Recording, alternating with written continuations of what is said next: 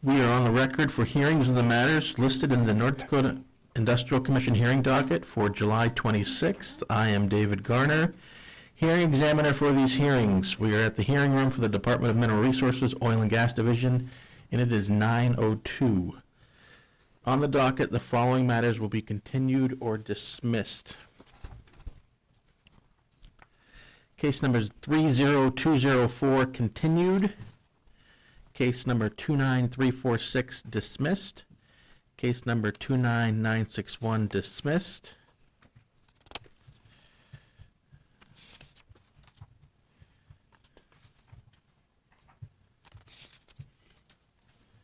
Case number 30228 continued.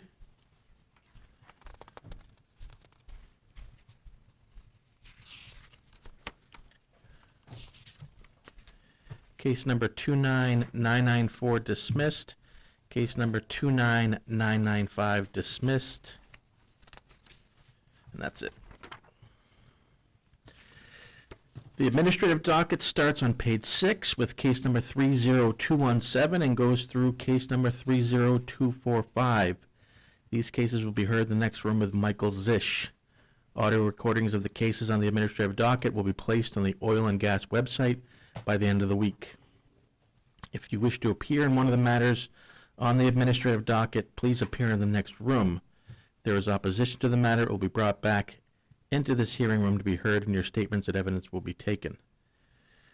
We'll begin with moving to case number 30200, a motion of the Commission to review the injectivity test into the North Souris Spearfish Pool through the Fulcrum Energy Operating LLC 8-33-1-8 Corinthian Scarpole Well, located in the southeast-northeast quarter of Section 33-164-77, Bottineau County, as authorized by Commission Order 31473.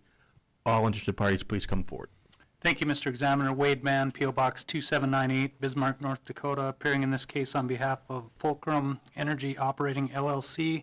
I have two witnesses appearing telephonically, Jesse Arndt and Chelsea Kraft, and I'll attempt to call them now.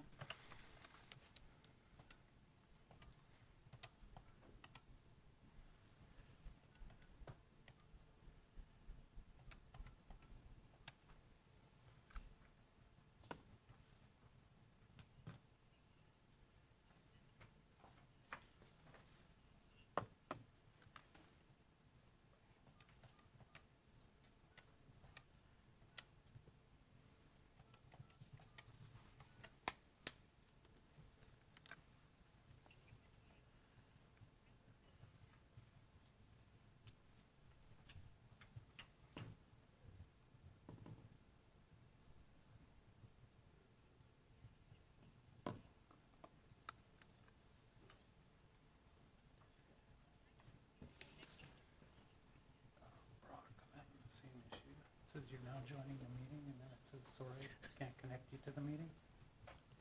We just used the team meeting. This isn't Teams, I think. I think this might be a different one. Let me give me the email. It's this one right here. Yeah. Do you know what service it's going through? Let me check the calendar and see. You might want to go on a break here if we're going to try to figure this out. Oh, it is Teams. We just used the Teams meeting yesterday, so I know our teams are working. We use Teams on OGR. Well, here. You want to take a break here? We will take a short break to clear this up.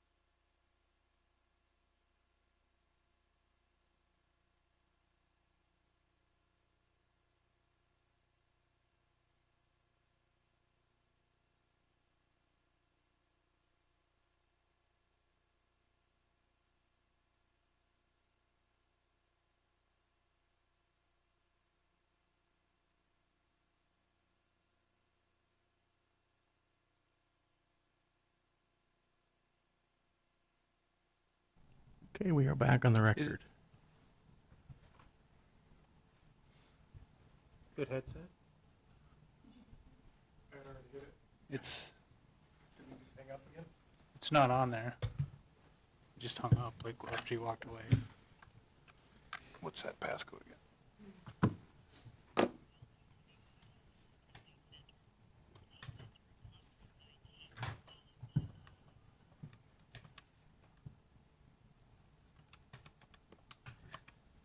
That's it told me I'm joining the meeting, but then after that it said it couldn't.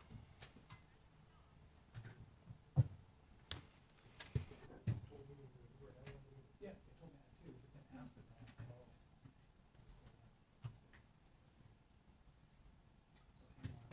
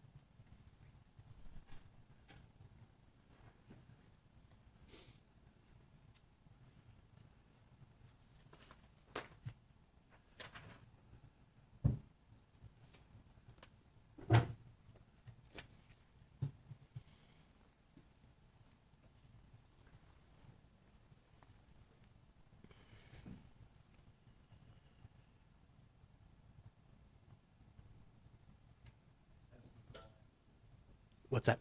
I've asked them to call in. Okay.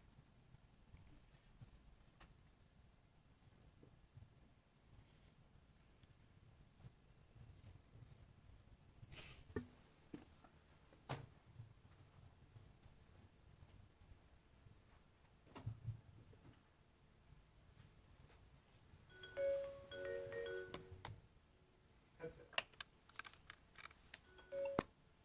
Heidi? This is Jesse Orange. Jesse? All right, is Chelsea, do you have Chelsea with you as well? No, I think everyone has called this number as well. Is it just not a conference line? No.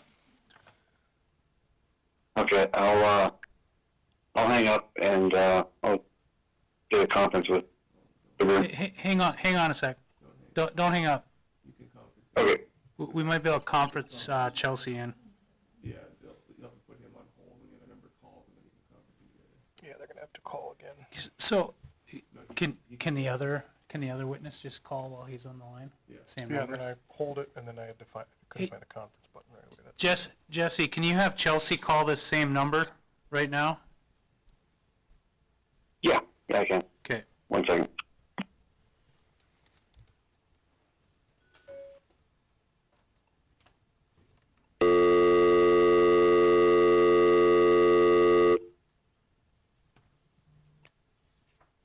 there we go. Jesse, are you there? Hello. Yeah, this is Chelsea. I'm here. All right, we got them both. Okay. Mr. Arndt, How are you? do you solemnly swear or affirm under the penalties of perjury the testimony you're about to give in this matter will be true and correct to the best of your knowledge and belief? I do. Jesse, can I have you state your name, by whom you're employed, in what capacity, and give us your business address? Certainly. My name is Jesse Orange. I'm a production engineer for Fulcrum Energy Operating. with the business address being 240 St. Paul Street, Suite 502, Denver, Colorado. And Jesse, have you previously testified before this commission? Yes, I have. Okay. And have you prepared some exhibits for the hearing today? Yes, I have. Geology-related exhibits? I'll be covering the operations exhibits labeled 6 and 7. Are you going to cover one? Is Chelsea going to cover 1 and 2?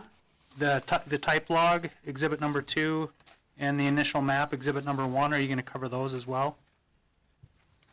I will be covering the geology at the 4 exhibit. Okay. Mr. Examiner, I think this might flow a little bit better than if we called Chelsea first and to kind of go through those and then follow up with the operational exhibits at the end. All right, then I'll swear in Ms. Kraft then. So, yeah, it's Chelsea Craft. Yep. Ms. Kraft, do you solemnly swear or affirm under the penalties of perjury that the testimony you're about to give in this matter will be true and correct to the best of your knowledge and belief? Yes, I do. Chelsea, can I have you state your name, by whom you're employed, in what capacity, and give us your business address? My name is Chelsea Kraft. I'm employed by Fulcrum Energy Capital, and our business address is 240 St. Paul Street, Suite 502, Denver, Colorado, 80206. And Chelsea, have you previously testified before this commission? No, I have not. Can I have you briefly take us through your educational background and work experience? Yeah, no problem.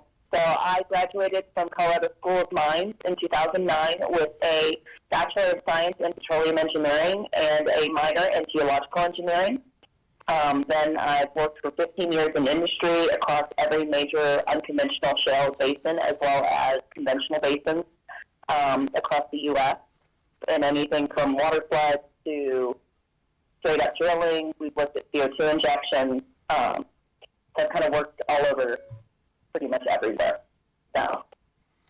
And Chelsea, do you have familiarity with the injectivity test that was, I guess, initially started by Ballantine and now has been taken over when you acquired those assets? Yes, I reviewed it. Okay. And have you prepared some exhibits relating to the hearing today? Yes, I have. Okay, I'd move the testimony of Ms. Kraft be received as that of an expert. Motion granted. And Chelsea, if we could start with what we've got marked as exhibit number 1, just kind of walk us through that structure map and the sort of the wells that are kind of at issue. Okay. So this is a structure map created by our geologist, and it looks at the structure of the subsea depth of the spearfish. And then the highlighted blue well is the injection well. And then all of the green wells around it are the monitored wells, and they're all producers currently. Okay. Let's move on to exhibit number 2, the type log that you have. And that's just the general type log for the spearfish. Pretty straightforward, showing where the top, the lower, and the base of the spearfish are, as well as the limestone for this area. Sure. And then before we move into exhibit 3 and some of the specifics, can you just give us a broad background of the injectivity test that was started by Ballantine and that you've since taken over and evaluated here? Okay. From what I looked into with the injectivity test, Ballantine wanted to see if you could inject water into the spearfish and get a boost of oil, such as you would get from a traditional water flood, as you see in most conventional plays. So they began injecting water into this well, and then I'll show you on the engineering the results of that injection. Sure. So we're able to successfully inject water into it. Okay. So then let's move on and kind of go into a little bit more detail starting with exhibit number 3. It's got the figure 1 on the top. If you can kind of walk us through that exhibit. Okay. Figure 1 is another geological map. It's just showing you all the producers, and then that dashed blue line is the injector. For me, when I do engineering testimonies, I try to have a map in there as well as everything else. So it's very similar to the map that was on the geological exhibit, just without contours. Sure. Then let's move on to exhibit number 4. It says figure 2. So this figure, this is a production plot from one of the direct offsets. When I looked at it, the most effective wells were going to have from this water flood based on it being a single well injection and it kind of being a line drive, the best way to describe it. However, that's not 100% correct because in horizontal water floods, you don't 100% know where the water's going and how much of it's going into each crack along that wellbore. So the two offset producers that are right next to this injector would have the most results from this water flood.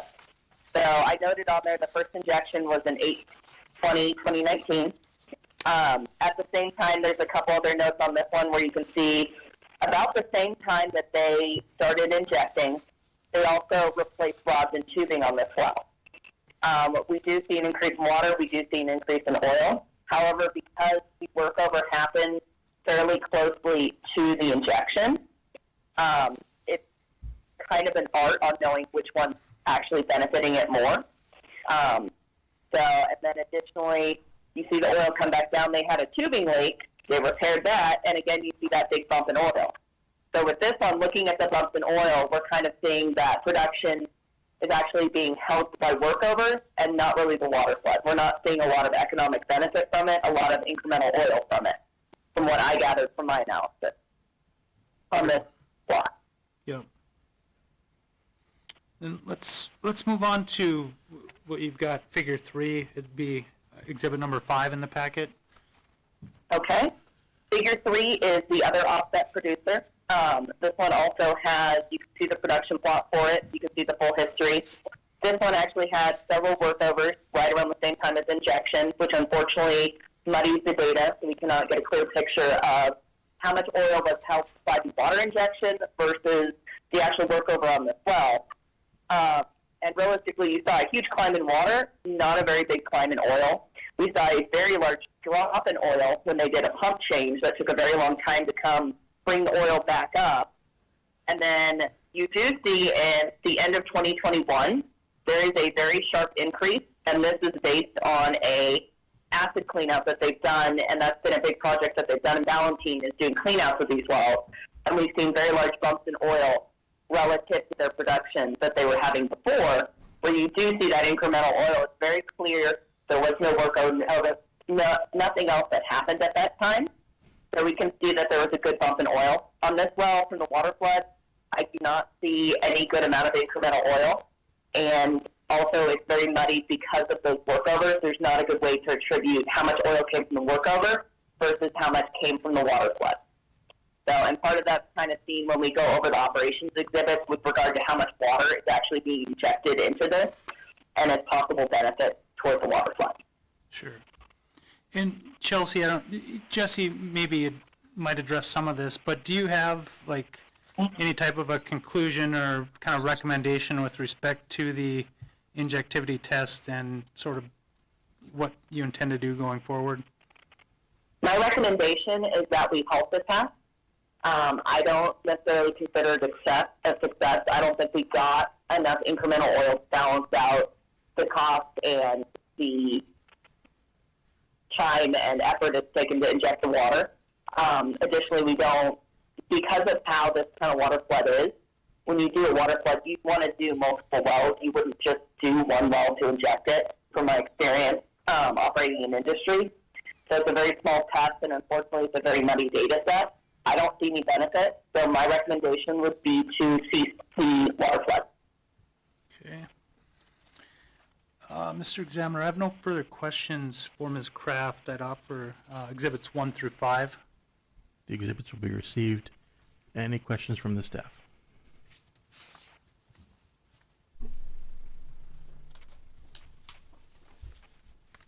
Chelsea, on Exhibit 5, you talked about the cleanout, Yeah, and you note that the cleanout was occurred November 23rd of 2022, is that right? that's 21. That number's a little bit unfair. Hey, Chelsea, you kind of cut out there. Can you repeat that? The cleanout was done by the number on the graph, supposed to be 20, I apologize. I'm sorry, you're cutting out again. I don't know. Okay, can you better now? Go ahead. Okay, the number is supposed to be 2021. So it's just a little unclear on the graph. I apologize for that. But that cleanout was done in November of 2021, not 2022.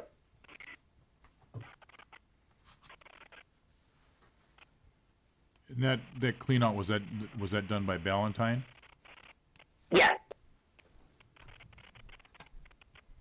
And has Fulcrum performed any of those clean outs? We've looked into them. We've done a couple. They've been successful. We have gotten uplifts with them. So we're currently evaluating taking a more scientific approach versus what Valentine was doing with some isolation and everything. So, but we wanted time to actually evaluate it since we did just pick up this asset. Okay, thank you. Mm-hmm.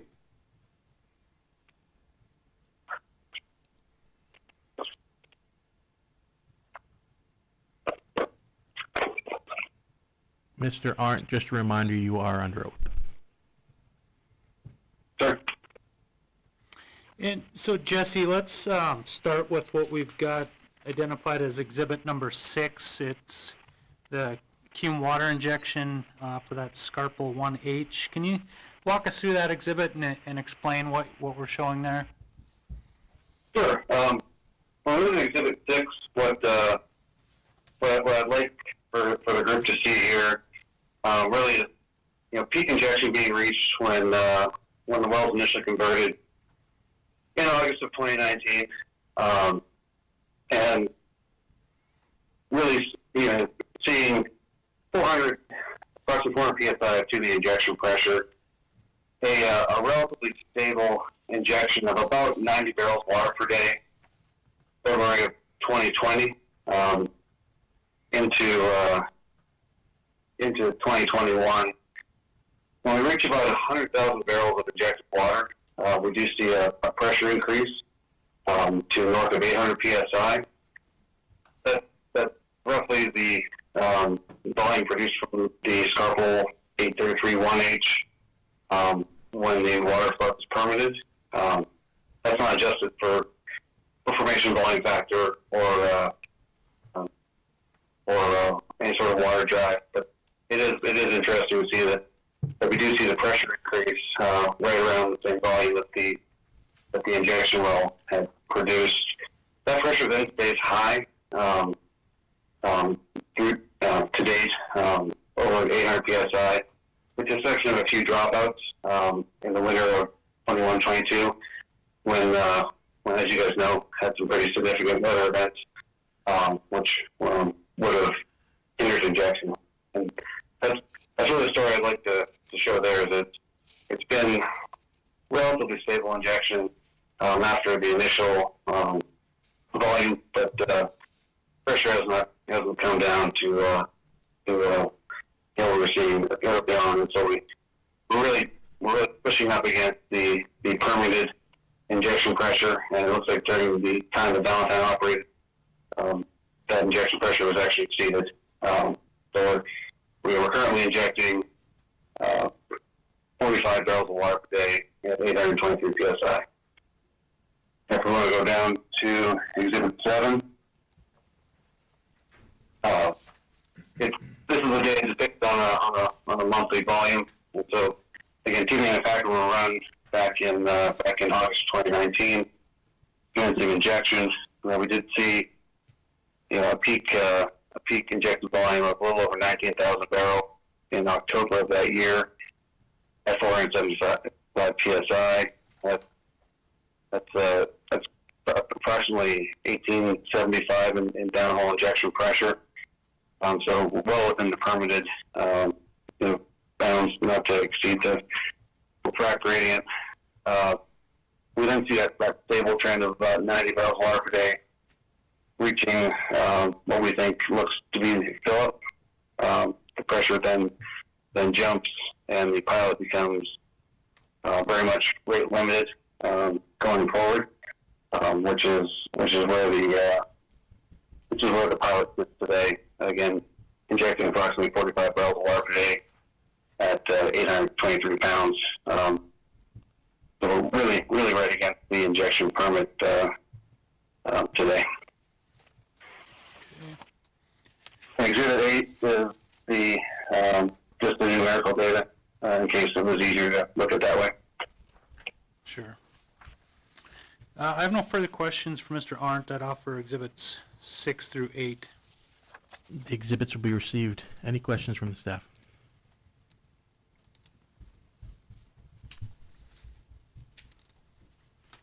Jesse, at the last review hearing, Valentine indicated they're gonna do clean outs in the 3 Scarpo wells here in question, and apparently they only did that in one of them.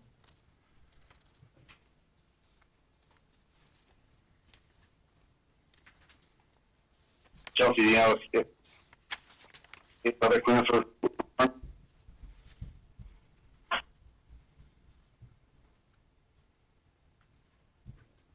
I'm not aware of other cleanups being performed. Okay, thank you.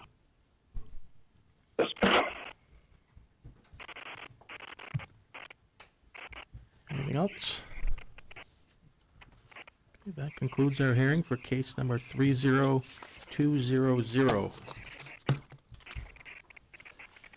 Case number 30201, application of Marathon Oil Company for an order amending the applicable orders for the Kildare Bakken Pool to allow the Elaine 41-5H well to be drilled and completed in such fashion that portions of the wellbore may be less than 250 feet from the eastern boundary of the spacing unit consisting of sections 5 and 8, Township 145, Range 94, Dunn County, North Dakota, as an exception to the applicable well location requirements.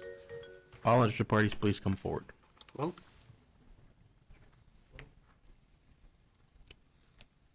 Hi, yes, we can hear you.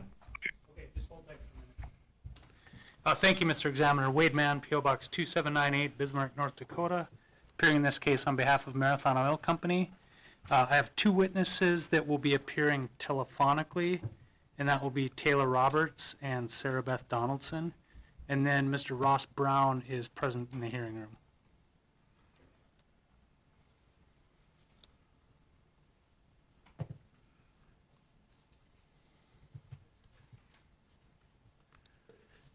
Is it Ms. or Mr. Roberts? Mr. Mr. Roberts, Good morning. do you solemnly swear or affirm under the penalties of perjury the testimony you're about to give in this matter will be true and correct to the best of your knowledge and belief? Yes, sir. Taylor, can I have you state your name, by whom you're employed, in what capacity, and give us your business address? Sure. My name is Taylor Robert. I'm a senior land professional for Marathon Oil Company with a physical address of 990 Town and Country Boulevard, 77024 in Houston, Texas. And Taylor, have you previously testified before this commission? Yes, sir. And have you had your qualifications received as that of an expert? Yes, sir. Okay. And have you put together some land exhibits relating to the hearing today? Yes, sir. Okay, I'd move the testimony of Mr. Roberts be received as that of an expert.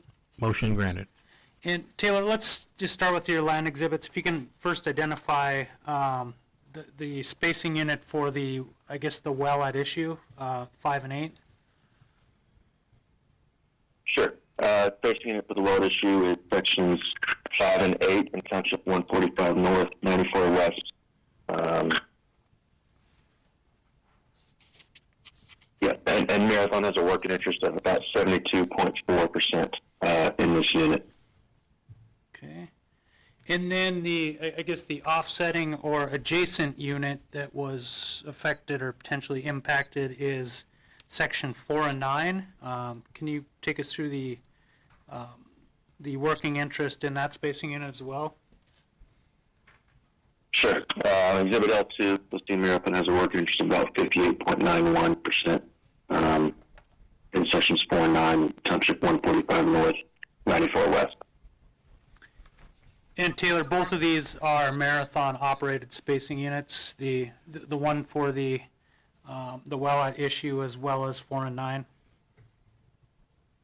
Correct. Both are operated by Marathon Oil. Yeah. And Taylor, is it your understanding that with respect to exception location cases, that there's certain requirements in the rules in section 18.1 that require notice to be sent to all working interest owners, unleased mineral owners, and any of Marathon's lessors in that adjacent unit? Yes, sir. And through council, you provided that notice to the owners in 4 and 9? That is correct. Okay. I have no further questions for Mr. Roberts. I'd offer the land exhibits. The exhibits will be received. Any questions from the staff?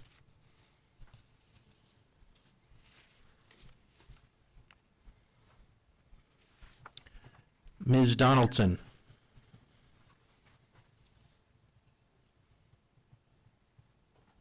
Yes, I'm here. do you solemnly swear or affirm under the penalties of perjury the testimony you're about to give in this matter will be true and correct to the best of your knowledge and belief? Yes, sir. Sarah Beth, can I have you state your name, by whom you're employed, in what capacity, and give us your business address? Sarah Beth Donaldson, advanced geologist at Marathon Oil Corporation for 10 years, located at 990 Town and Country Boulevard, Houston, Texas, 77024. And Sarah Beth, have you previously testified before this commission Yes, I have. and had your qualifications received as that of an expert? Yes. Okay. I'd move the testimony of Ms. Donaldson be received as that of an expert in this case. Motion granted. And Sarah Beth, let's start with G1, if you can just briefly touch on that structure map for us. Okay. Depicted in G1 is the Upper Bakken Shale structure map with a contour interval of 20 feet. The existing 1280 acre spacing unit is shown in the red dashed polygon, which has an average dip of less than a degree. The pink line from A to A prime is the cross-section shown in Exhibit G2. Okay. And just move on to that cross-section and take us through that briefly. Yeah. The cross-section from A to A prime shows our primary target intervals for this area, both the Middle Bakken and the Three Forks First Bench. The Middle Bakken and Three Forks thickness are consistent across the cross-section with a thickness variation of only 5 feet. All right. And then let's move on to G3. If you can kind of take us through that development map and identify, I guess, the well at issue, and then what the sort of the current status of development is in those spacing units. Yes, sir. Depicted in G3 is our plan of development for our 1280 acre spacing unit in sections 5 and 8, and the two reduced setback wells on either side of the common boundary between the two stand-up 1280 acre spacing units. The two reduced setback wells, the well of interest, the Arlene 41-5H in red, and the Arlene 11-4 TSH in blue. Both have been drilled, and they reached TD on June 14, 2023, and June 26, 2023, respectively. These wells will be super fracked together with an estimate start date of early October 2023. We believe that since this well was drilled at a minimal distance beyond our 250-foot hard line, the max of only 10 feet at TD, we do not believe we are encroaching on the correlative rights of this, as they remain protected with both reduced setback wells completing together. Okay. That is all the questions I have for Ms. Donaldson. I'd offer the geology exhibits. The exhibits will be received. Any questions from the staff? Sarah Beth, the Elaine well is in, is in the Middle Bakken, Yes, it is. and the Arlene well's in the First Bench in the Three Forks? Correct. Okay, thank you.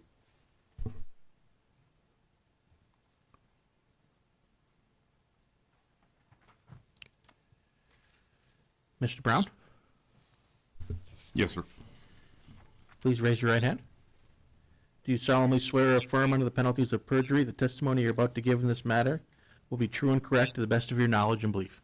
Yes, sir. Ross, can I have you state your name for the record? Yeah, Ross Brown, And who do you work for? Marathon Oil, Okay, and what's your position with Marathon Oil? senior drilling engineer, Okay, and what's your business address? 990 Town and Country Boulevard, Houston, Texas, 77024.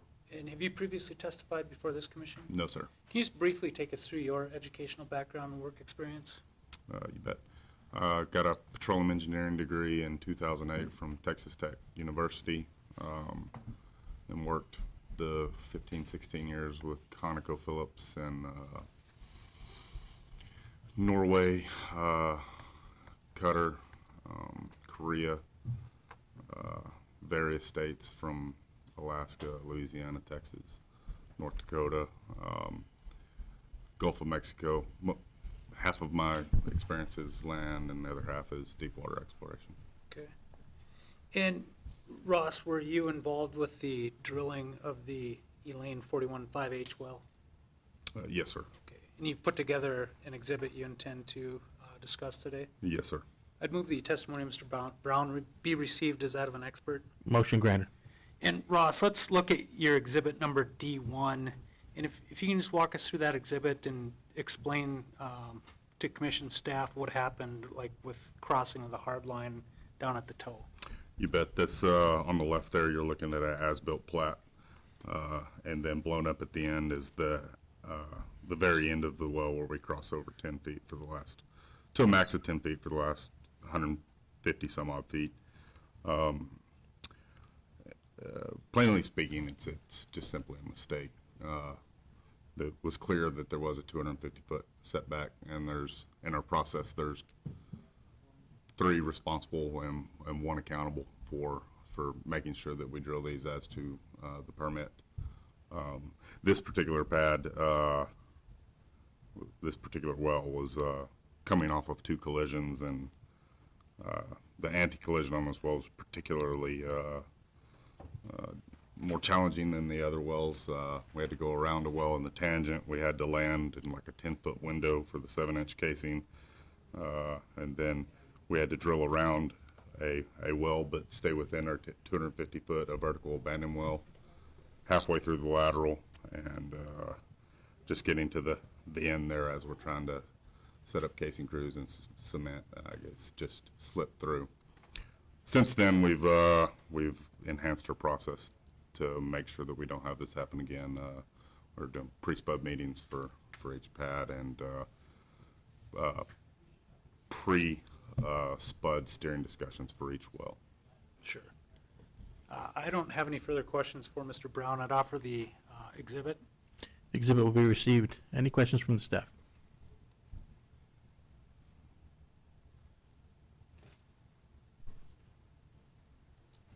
Ross, the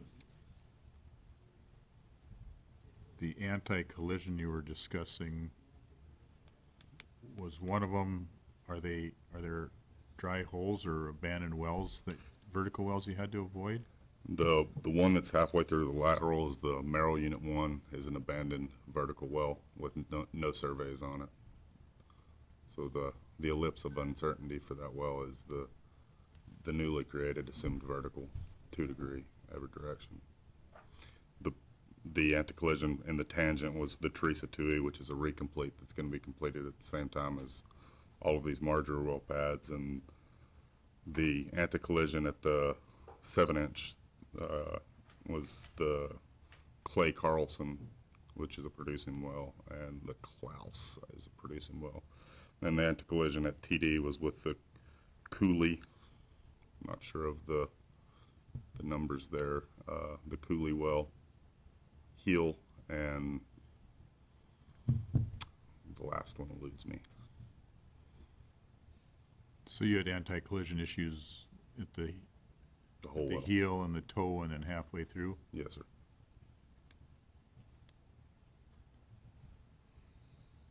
And was the well just walking to the east on you at the end? I mean, and what caused it to, looks like it, obviously it deviated to the east there. Yes, sir. for the most part, as we get closer to TD, the reactive torque does tend to walk to left side. But that's it should have been corrected with the slide, but missed that opportunity to do so. Okay, thank you.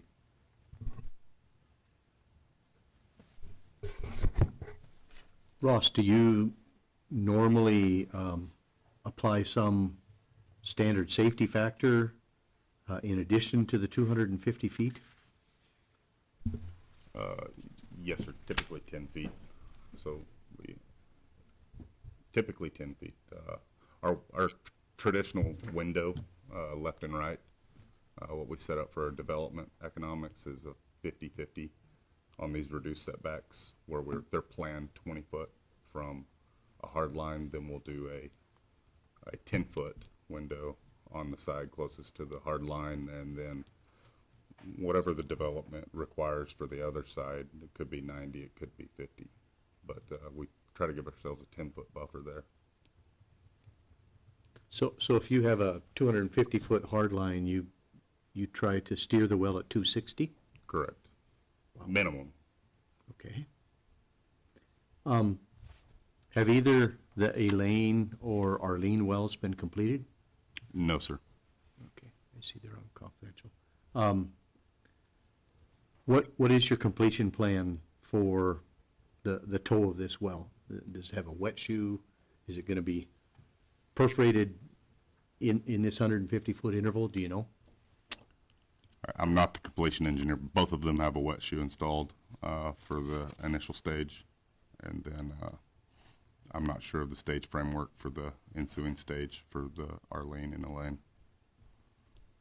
Could you provide that information in a supplement? Show us what the shoe of the, I guess we're talking the Yes, sir. Elaine well, and the first stage completion would look like? Yes, sir.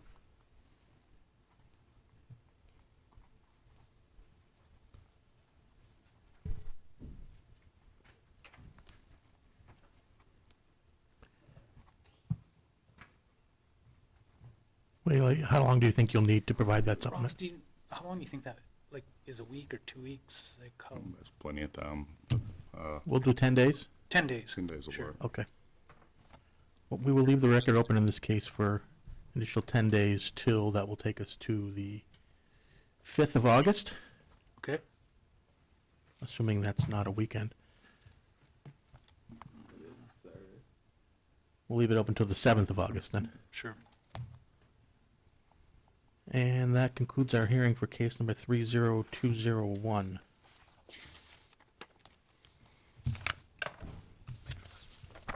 Case number 30202, application of Hess Bakken Investments 2 LLC for an order amending the applicable orders for the Big Butte Bakken Pool to establish an overlapping 2560-acre spacing unit described as sections 5, 6, 7, and 8, Township 156 North, Range 94 West, Montreal County, North Dakota, and authorize one horizontal well to be drilled on such unit. All interested parties, please come forward. Thank you, Mr. Examiner. Wade Mann, P.O. Box 2798, Bismarck, North Dakota, appearing in this case on behalf of Hess Bakken Investments 2 LLC. I have 3 witnesses appearing telephonically: Derek Abrahamson, Othman Elhelu, and Othman hasn't testified before, so I'll have him spell his name for the record. And then Aisha Keshmir.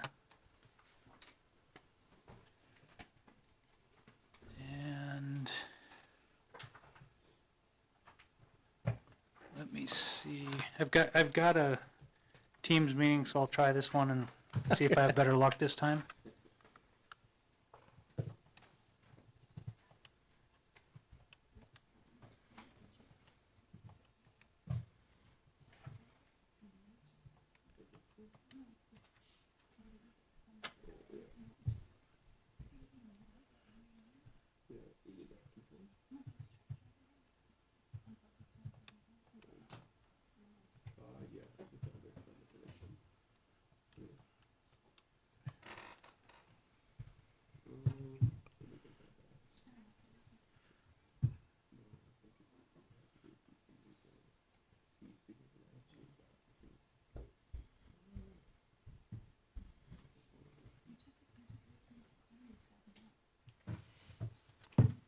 Wade Mann.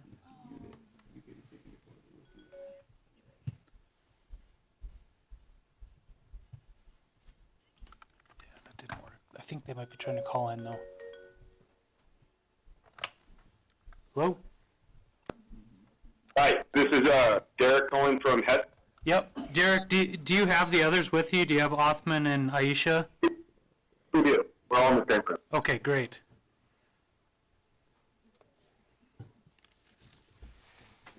Mr. Abramson, Yes, sir.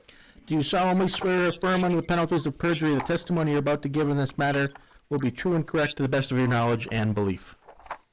No, I do.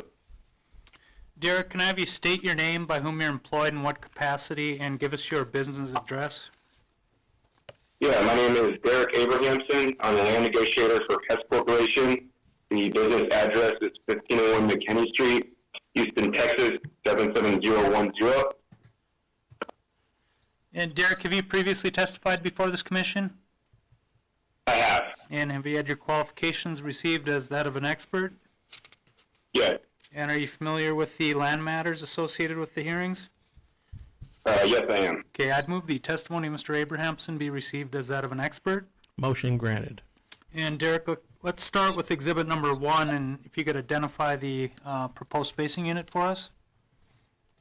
Sure. Exhibit 1 is a location map of Township 156 North, Range 94 West, Montreal County. In blue is the existing stand-up 1280 DSUs, one being section 6 and 7, and the other being sections 5 and 8. And in green is the requested 2560 DSU. And let's move on to exhibit number 2. Can you take us through the working interest in the spacing unit? Exhibit 2 is a land plat of the proposed 2560 spacing unit. In yellow is the Hess-operated Ian Nesset, being section 6 and 7. In the Ian Nesset DSU, Hess owns roughly 88% working interest, and in blue is the Hess-operated Ian Lone Tree Farm, being sections 5 and 8. And in that DSU, Hess owns roughly 80%. And the combined working interest for the 2560 spacing, Hess would own roughly 84% and Northern 10%. Okay. I have no further questions for Mr. Abrahamson. I'd offer exhibits 1 and 2. The exhibits will be received. Any questions from the staff?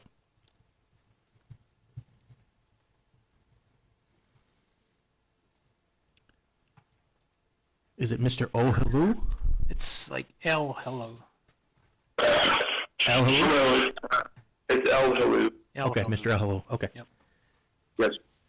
Do you solemnly swear or affirm under the penalties of perjury the testimony you're about to give in this matter will be true and correct to the best of your knowledge and belief? Yes, sir. I swear. Othman, can I have you state your name for the record and then also spell it for us? Sure. My name is Othman Elhalou, OthmanElhelou.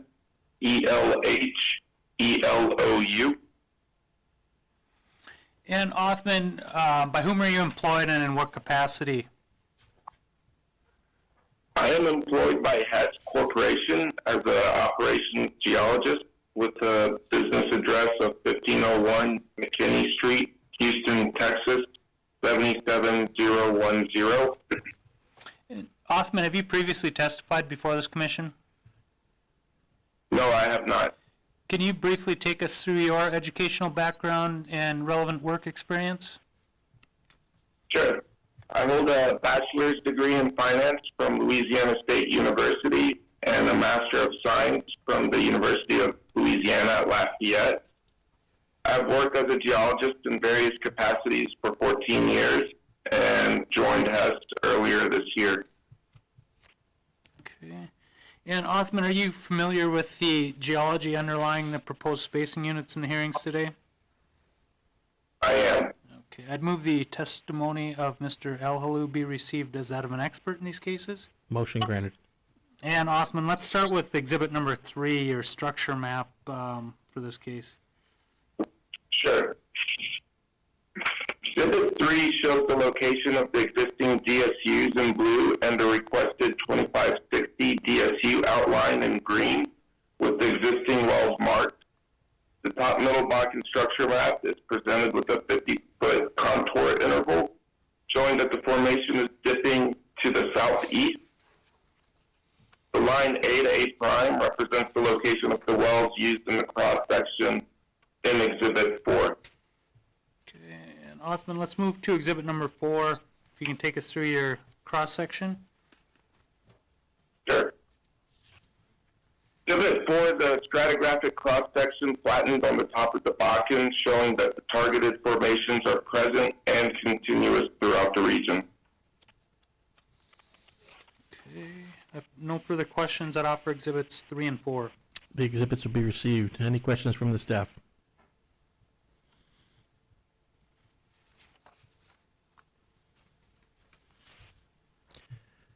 Ms. Keshmir, Yes, sir. do you solemnly swear or affirm under the penalties of perjury the testimony you're about to give in this matter will be true and correct to the best of your knowledge and belief? Yes, I do. Aisha, can I have you state your name, by whom you're employed, in what capacity, and give us your business address? So my name is Aisha Kashmir. I am a reservoir engineer employed by Hess Corporation, located at 1501 McKinney Street, Houston, Texas 77010. And Aisha, have you previously testified before the commission? Yes, I have. Have you had your qualifications received as that of an expert? Yes. Are you familiar with the engineering-related matters associated with these spacing units? Yes. Okay, I'd move the testimony of Ms. Kashmir be received as that of an expert. Motion granted.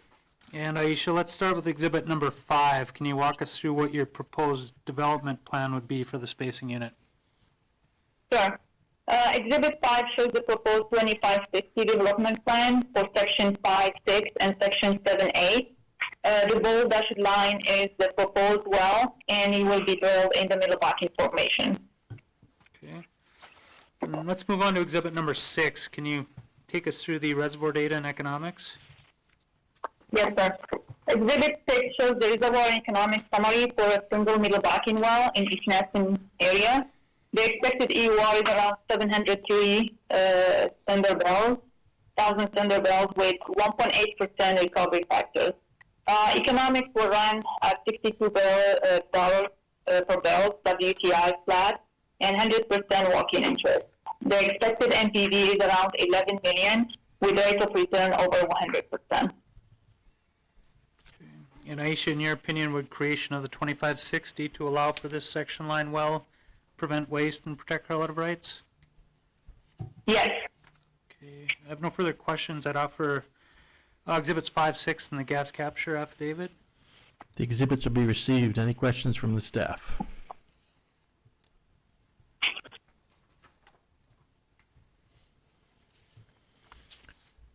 That concludes our hearing for case number 30202. Case number 30203, application of Hess-Bakken Investments 2 LLC for an order amending the applicable orders for the Robinson Lake Bakken Pool to establish an overlapping laydown 1280-acre spacing unit described as sections 2 and 3, Township 154 North, Range 93 West, Montreal County, North Dakota, and authorize one horizontal well to be drilled on such unit. All interested parties, please come forward. Thank you, Mr. Examiner. Wade Mann, P.O. Box 2798, Bismarck, North Dakota, appearing in this case on behalf of Hess-Bakken Investments 2 LLC. And I have the same 3 witnesses testifying in this case. Mr. Averson, just a reminder, you're still under oath. Yes. And Derek, let's start with your exhibit number 1 in this case, and if I could have you identify the proposed spacing unit. Yes, Exhibit 1 is a location map showing the requested 1280 spacing, and in blue is the existing 1280 DSUs, one being sections 3 and 10, and that's in Township 154 North, 93 West. The other being section 2 and 35. Section 2 is in 154, 93 West, and section 35 is in 155 North, 93 West. And let's move on to exhibit 2, if you could take us through the working interest in the proposed spacing unit. Yep, Exhibit 2 is the land plot of the proposed 1280 spacing unit. In yellow is the Hess-operated Ian Horst, consisting of sections 3 and 10, and Hess owns roughly 94% working interest. And in blue is the Hess-operated Ian Hermanson DSU, in sections 35 and 2, section 35 being in township 155, and Hessler is roughly 85% and Whiting 9%. And the total of the proposed 1280 spacing unit is 90%, Hessler 90% and Whiting 5%. Okay, I have no further questions for Mr. Abrahamson. I'd offer Exhibits 1 and 2. The exhibits will be received. Any questions from the staff?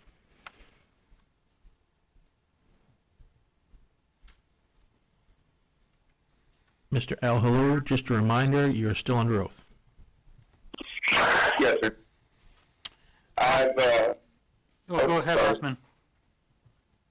I was going to go over Exhibit 3. Yep. Exhibit 3 shows the location of the existing DSUs in blue and the requested 1280 DSU outline in green with the existing wells marked. The top middle bottom structure map is presented with a 50-foot contour interval showing that the formation is dipping to the southwest.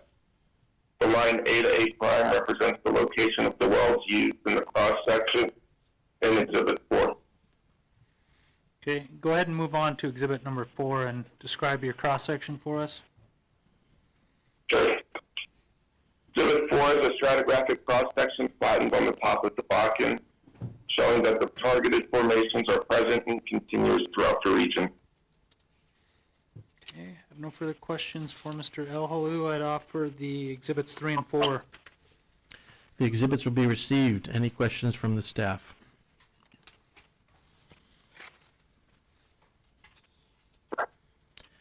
And Ms. Keshmir, just a reminder, you are still under oath.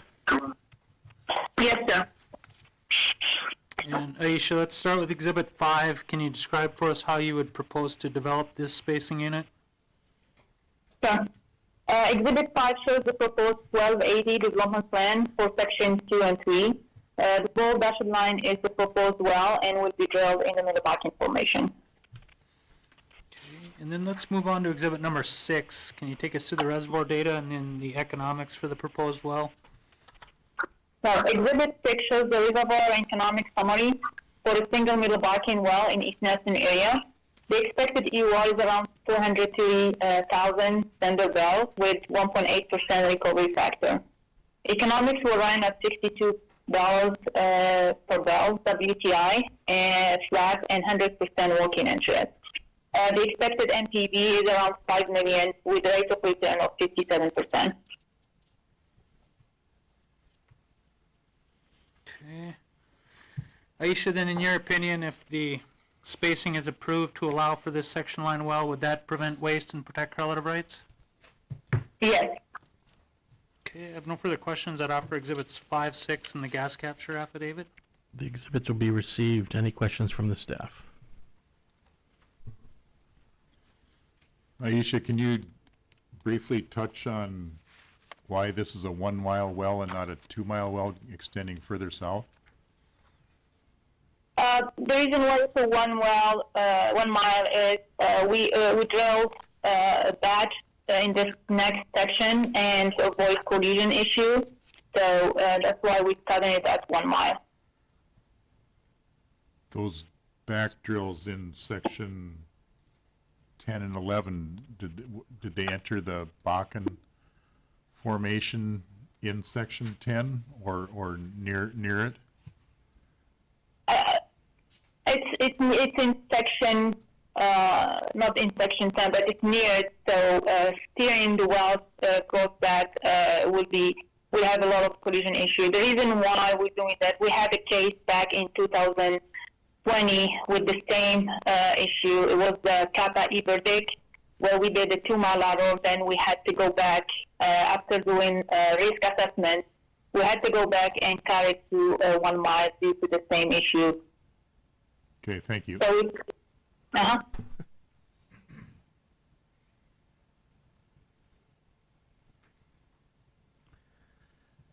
That concludes our hearing for case number 30203.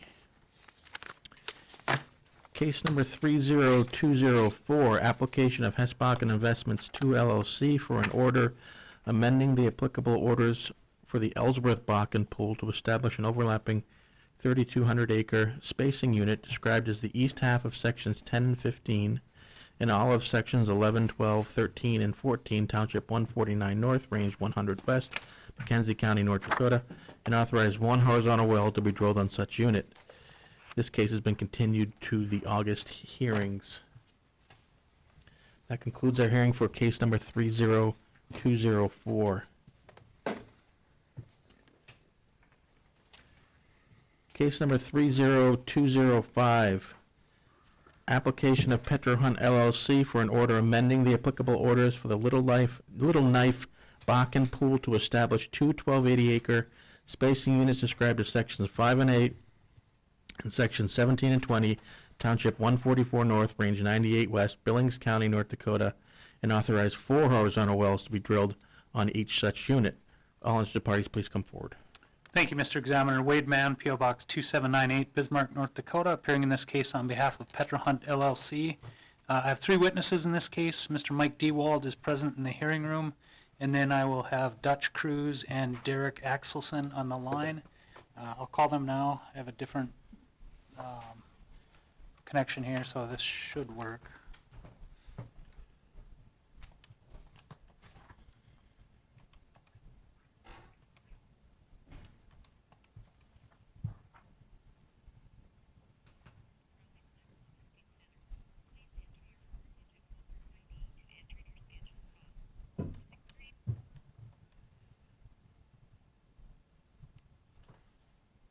Hey, Dutch, are you there? You got Derek there? Okay, we're live in the hearing room.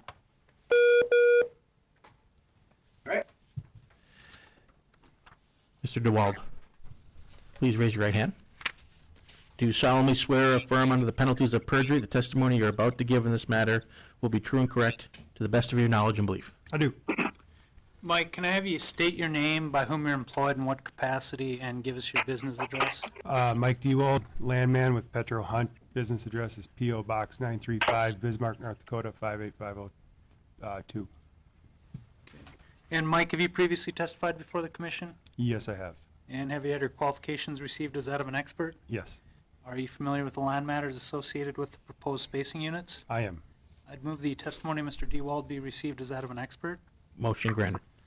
And Mike, let's start with exhibit number 1. If you can identify the first of these 2 spacing units in the working interest. Yes, so the first 1280 in this case is 14498, section 5 and 8. And this exhibit shows the working interest breakdown for this proposed 1280 with Petro Hunt with a little over 51% working interest. And then let's move on to the other proposed 1280. If you can identify that for us and the working interest in that one. Yes, the second 1280 in this case is 14498, section 17 and 20. And this exhibit shows the working interest breakdown. For this 1280, and Petro Hunt has a 22.5% working interest. And Mike, would Petro Hunt intend to communicate with the other working interest owners with respect to operatorship in these spacing units? Yes. Okay. I have no further questions for Mr. Dewald that offer exhibits 1 and 2. The exhibits will be received. Any questions from the staff? Mike, do you know the history of why these 4 sections are not spaced at this time? I don't. It's the only remaining unspaced 4 sections in the area, and I'm not sure. Okay, thank you.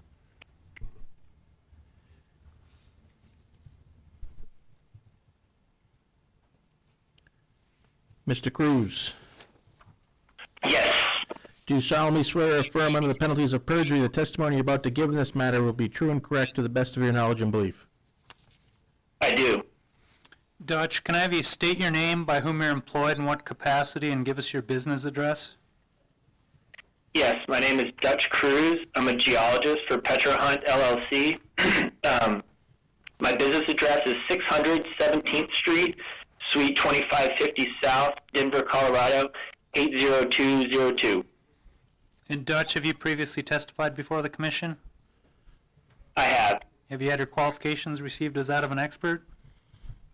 Yes, I have. Okay. Are you familiar with the geology underlying the proposed spacing units? Yes, I am. Okay, I'd move the testimony of Mr. Cruz be received as that of an expert. Motion granted. And Dutch, let's start with what we got marked as exhibit number 3. If you can take us through that structure map. Yeah, so this is a map of the two proposed spacing units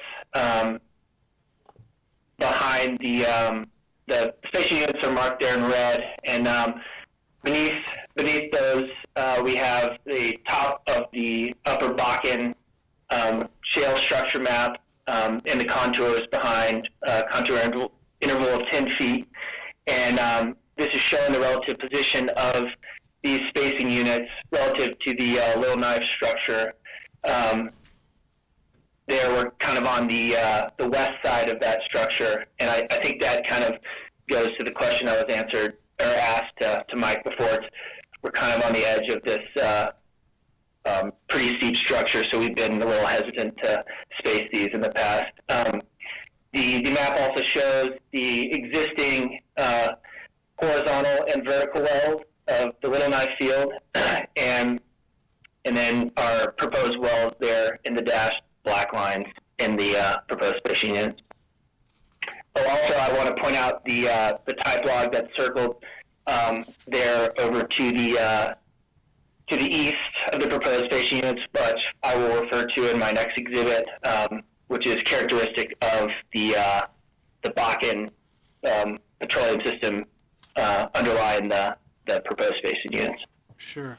And let's move on to that type log. If you can kind of walk us through that.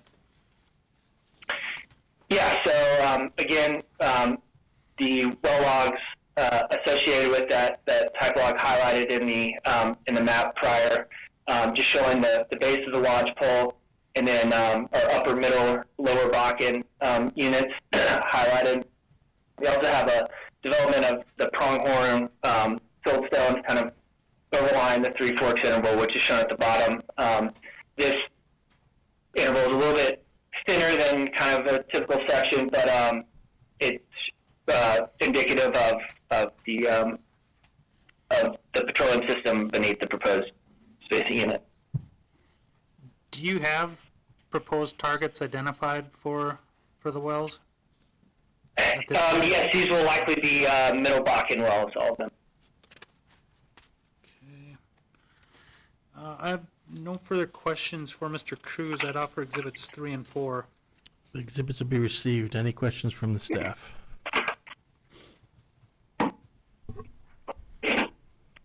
Dutch, on exhibit 3, these 8 wells, will you try to drill these from common pads? Yes, we will. Do you have any? Now, I'm not sure the particulars of the land, so that's subject to that. But yes, we would try to drill them all from the same pad if possible. So all eight from one pad if it's possible. Yes. Okay, thank you.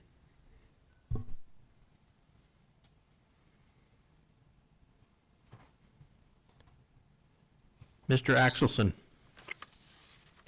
Yes, I'm here. do you solemnly swear or affirm under the penalties of perjury the testimony you're about to give in this matter will be true and correct to the best of your knowledge and belief? I do. Derek, can I have you state your name, by whom you're employed, in what capacity, and give us your business address? Yes, I'm Derek Axelson. I'm a reservoir engineer for Petrohunt LLC, and our address is 2101 Cedar Springs Road, Suite 600. That's Dallas, Texas, 75201. And Derek, have you previously testified before the commission? I have not. Can I have you briefly take us through your educational background and work experience? Sure. So I've been employed by Petrohunt as a reservoir engineer for just over 6 years following the completion of my bachelor's degree in petroleum engineering from LSU in 2017.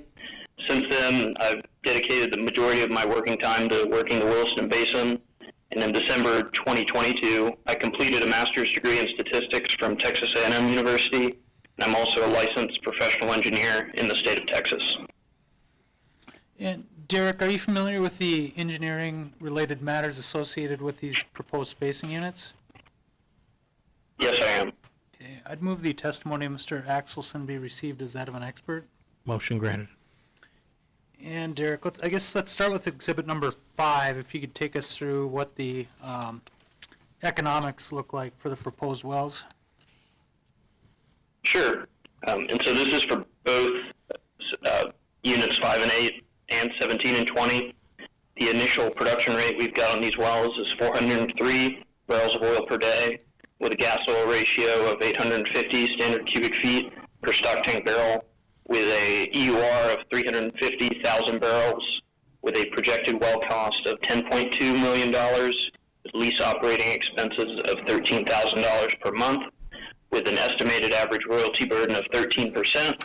And the economics are run using a NYMEX oil price of $75 and a NYMEX gas price of $2.70, and that culminates in a payout time of 2.5 years with an undiscounted return on investment of 1.7 with a 22.80% rate of return. And let's move on to exhibit number 6. If you can take us through the reservoir data in this area. Sure. So we'll run through all these parameters that culminate in the how we got to the UR. The lithology is a dolomitic siltstone with a bottom hole temperature of about 300 degrees Fahrenheit, with a oil gravity of about 40 degrees. The gas specific gravity is a 0.93. The GOR is 850 standard cubic feet per stock tank barrel. Each of these spacing units is 1,280 acres. The middle Bakken in this area is relatively thin. The average thickness is 18 feet. The average porosity is 7% with a average water saturation of 28%. The formation volume factor using the standing correlation is 1.63. That's reservoir barrels per stock tank barrels. And so all of these together gives you a volumetric original oil in place of 5.5 million stock tank barrels, thereabouts. So the estimated ultimate recovery, as I said, was 350,000 stock tank barrels per well.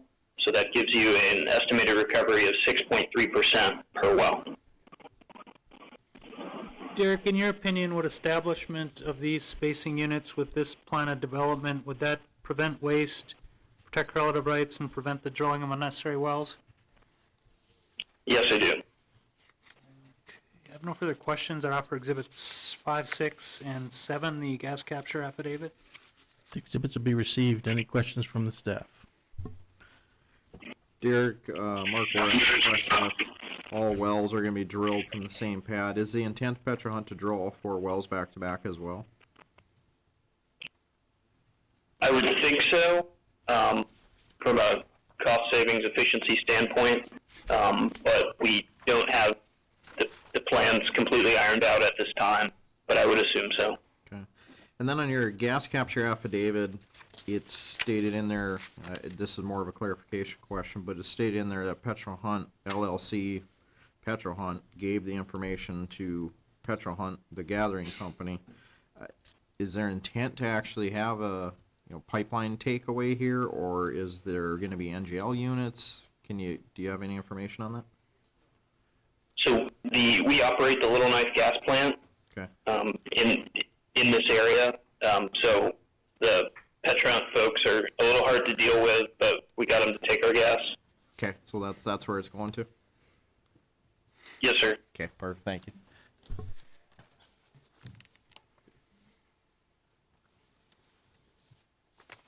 That concludes our hearing for case number 30205. At this point, we'll take a 15-minute break, go off the record till 10:30.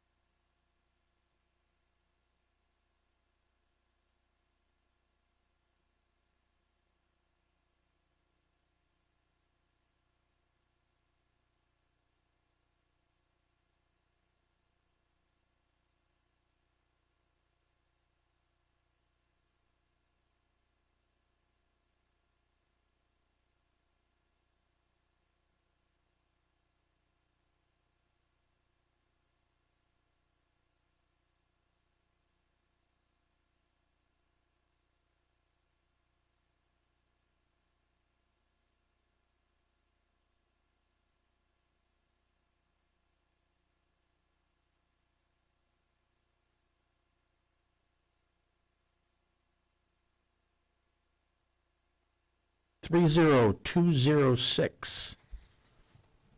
Application of Oasis Petroleum North America LLC for an order amending the applicable orders for the camp and/or Indian Hill Bakken Pools, McKenzie County, North Dakota, to establish 2 overlapping laydown 19-20-acre spacing units described as sections 3, 4, and 5, and sections 8, 9, and 10, Township 152 North, Range 101 West, and authorize 5 horizontal wells to be drilled on each such unit.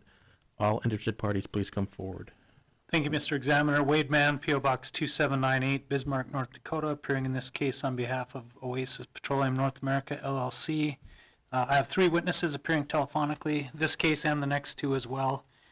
Greg Sandberg, Randy Lambert, and Andrew McLean, and I believe they're all 3 on right now. Mr. Sandberg, Yes, sir. do you solemnly swear or affirm under the penalties of perjury the testimony you're about to give in this matter will be true and correct to the best of your knowledge and belief?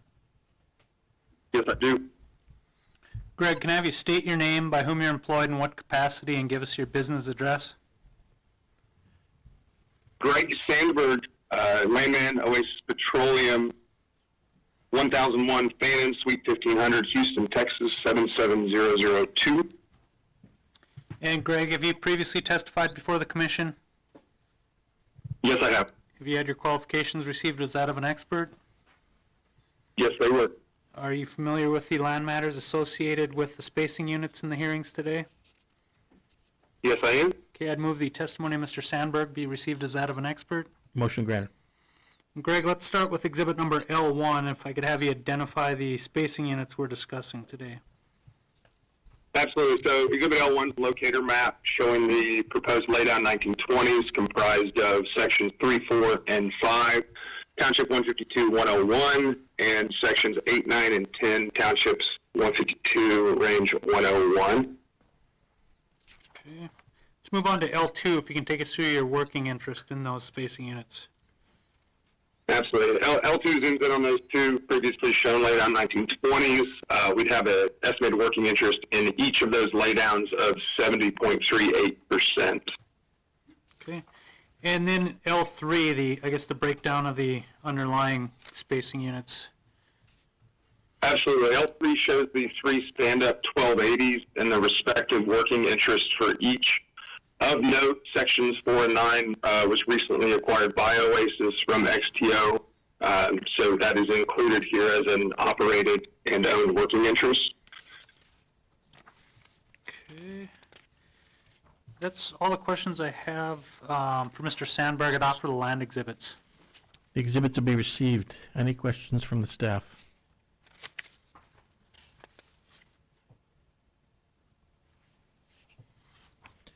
Mr. Lambert, Yes.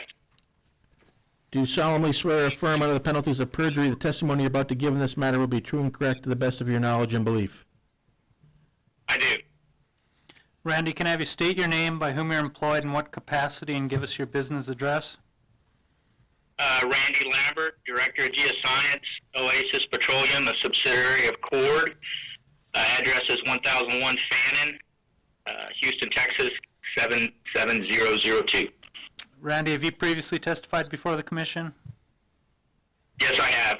Have you had your qualifications received as that of an expert? Yes, I have. And are you familiar with the geology underlying the spacing units to be discussed in the hearings today? Yes, I am. Okay, I'd move the testimony of Mr. Lambert be received as that of an expert. Motion granted. And Randy, let's start with G1, if you can walk us through your structure map. Yeah, G1 is a structure map on top of the Upper Bakken Shale. Contour interval's 20 feet. Just shows gentle dip to the east, less than ½ degree. All wells are shown in a light gray, and the type log is called out and labeled for the area. And also the acreage in question, the 1920s proposed, are shown too. Okay. Let's move on to the ISOPAC map for these spacing units, G2. Yeah, G2, just a gross interval thickness or ISOPAC map for the Middle Bakken. Same information is displayed on the previous map. Expect 40 to 45 feet across these 1920s for the Middle Bakken. Okay. And then describe your type log for us, G3. Type log, just typical triple track display showing the Bakken petroleum system. Obviously, the Middle Bakken called out in yellow. That's our target interval for all wells drilled across these 1920s. Okay. I have no further questions for Mr. Lambert. I'd offer the geology exhibits.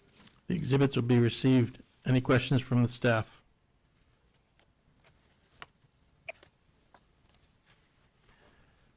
Mr. McLean, Yes.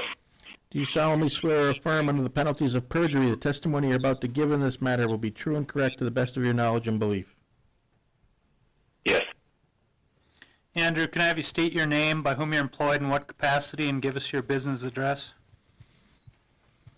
Yes, Andrew McLean. I'm a development engineer for Oasis, a subsidiary of Cord Energy, 1001 Fannin Street, Houston, Texas, 77002. Andrew, have you previously testified before the commission? Yes. Have you had your qualifications received as that of an expert? Yes. Okay, and are you familiar with the engineering-related matters associated with spacing units discussed today? Yes, I am. Okay, I'd move the testimony of Mr. McLean be received as that of an expert. Motion granted. And Andrew, let's start with E1, if you can, I guess, first take us through your proposed development plan for the northern laydown 1920. Sure. Yeah. So the northern laydown 1920 is actually a little bit taller in the north-south direction. So we've got 5 wells here, laydown, pretty evenly spaced with the typical setbacks, 150 east to west and 500 north to south from the section lines, and all Middle Bakken targets. Okay. And then let's move on to E2, the other laydown 1920 to the south. So these sections are more standard dimensionally, and but we have 5 wells still in the unit there, similar 150 east-west and 500 north-south setbacks. Okay. Let's move on to Exhibit E3 then, if you can walk us through the reservoir data and then the economics for the proposed wells. Sure. So reservoir properties, 8,000 psi for reservoir temperature or pressure. Reservoir temperature about 250 degrees. If we look at the OOIP for again we're 1920, but for 1280 we're around the 15.8 to 16.6, and recovery factor for 5 wells 15% gets us to 875 MBO per EUR. And so you can see with a price deck of 65 per BO and $3 per MCF that we're around to 2.17 for a PIR 10. Andrew, in your opinion, would establishment of these 2 laydown 1920s with this development pattern prevent waste and protect relative rights and prevent the drilling of unnecessary wells? Yes. Okay, I have no further questions for Mr. McLean. I'd offer the engineering exhibits and gas capture affidavit. The exhibits will be received. Any questions from the staff?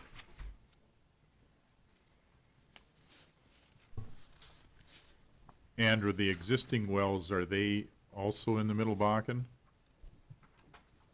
Yes, they are. And does Oasis or Cord do anything different with the completion when they cross those wells? So I'm getting some feedback here. When we drill, we will get some actual survey data to kind of evaluate the risk and decide on a plan forward for if we needed to potentially not frack into one zone or another because of proximity. Okay, thank you. Yep. All right, that concludes our hearing for case number 30206. Case number 30207. Application of Oasis Petroleum North America LLC for an order amending the applicable orders for the Elk Bakken Pool, McKenzie County, North Dakota, to establish 2 overlapping lay-down 1,600-acre spacing units described as the east half of Section 14, all of Section 13, Township 152 North, Range 102 West, and all of Section 18, Township 152 North, Range 101 West, and the east half of Section 23, all of Section 24, Township 152 North, Range 102 West, and all of Section 19, Township 152 North, Range 101 West, and authorize 4 horizontal wells to be drilled on each such unit. All interested parties, please come forward. Thank you, Mr. Examiner. Wade Mann, P.O. Box 2798, excuse me, Bismarck, North Dakota, appearing in this case on behalf of Oasis Petroleum North America, LLC, and I have the same 3 witnesses in this case. Okay, Mrs. Sandberg, just a reminder, you're still under oath for this case and the next one. Yes, sir. Thank you. And Greg, let's start with your L1, if you can identify the 2 spacing units that we're discussing today.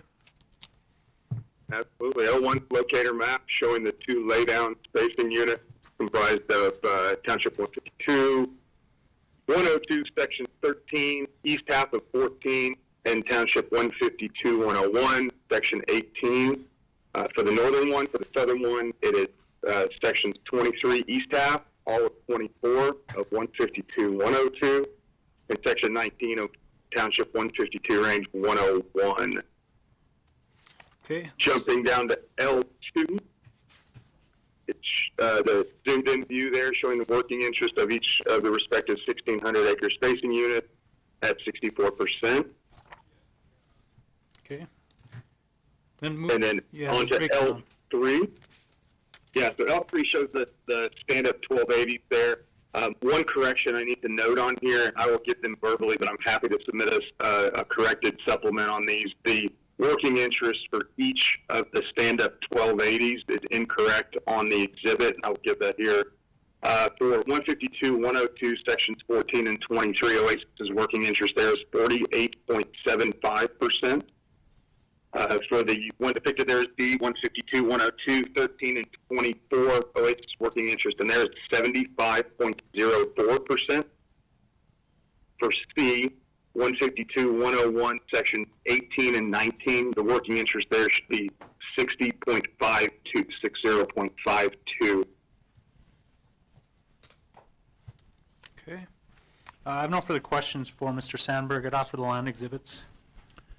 The exhibits will be received. Any questions from the staff?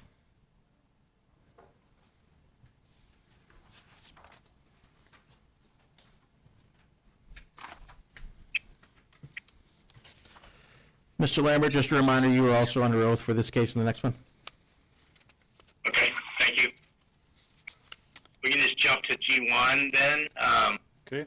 It should look very familiar to the last case. I have the same type log reference. This is a structure map, top of the Upper Bakken Shale. Again, gentle dip to the east. And the 1,600-acre spacing units outlined in gold and blue. So we jump to the next one, G2, gross interval thickness map. Again, we're in that 30 to 35 foot interval thickness for the Middle Bakken. All relevant information on the map as previous.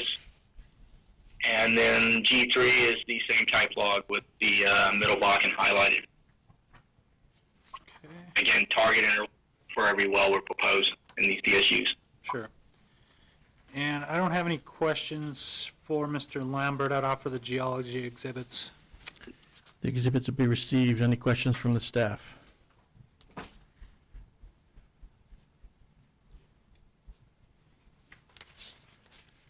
And Mr. McLean, just a reminder, you are also under oath for this case and the next. Yes, sir. Andrew, let's start with Exhibit E1, and if you can describe for us your proposed development plan in the northernmost laydown spacing unit. Sure. Sure. So, as mentioned, we're in the east half of Section 14, and then all of Section 13 in 152, 102, and then all of Section 18 in 152, 101. Four Middle Bakken wells, setback of 150 from the east and west, and 500 from the north-south. Okay. And then E2, if you could take us through the development on the southern 1600. Yep, similar shape of the spacing unit here, where we're in the east half of 23, all of 24 in 152, 102, and then all of Section 19 in 152, 101. And similar spacing here with 4 Middle Bakken wells, with the standard setbacks, 150 east and west and 500 north-south. And moving on to E3, can you take us through the reservoir data and then the economics for the proposed wells? Yeah, reservoir properties were similar, around 8,000 psi, 250 degrees. Slight difference on the OOIP, but fairly similar with 4 wells in place. The EUR per well is 752. And then with the same price tag, we're looking at TIR 10 of about 1.8.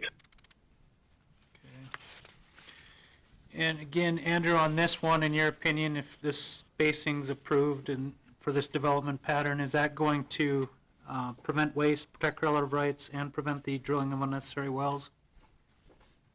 Yes. Okay, I have no further questions. I'd offer the engineering exhibits and gas capture affidavit. Exhibits will be received. Any questions from the staff? Andrew, what are your plans for those 2 Chord Energy wells that you'll be crossing? Yeah, similar to how we discussed in the Lee, if we have survey information after we've drilled it that tell us we have some higher risk there, then we may take a risk-based approach to whether or not we need to, skip stimulating one section or another. Okay, thanks.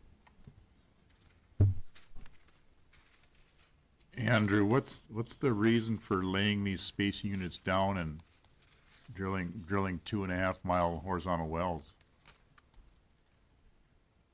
The economics to get 2.5 milers is better just in general than what we do for 2 mile. And then when you look at what we'd have to do for surface locations to get these, this would turn into maybe 3 stand-up facilities and everything. The capital ends up being worse as well. So this just ends up being a better economic decision.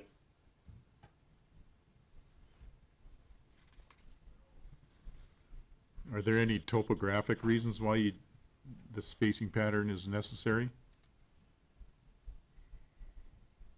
So like at surface for where we would have pads? Correct. No, primarily driven by the economics of the longer laterals, getting same mineral resource capture with fewer wells, fewer longer wells.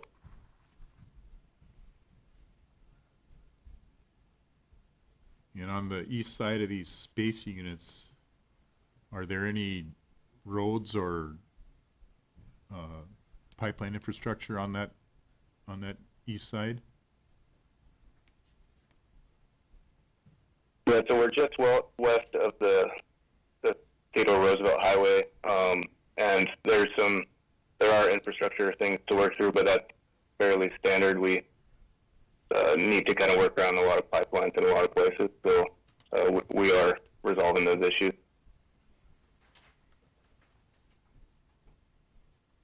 What are the economics on a 1,280 acre spacing unit well?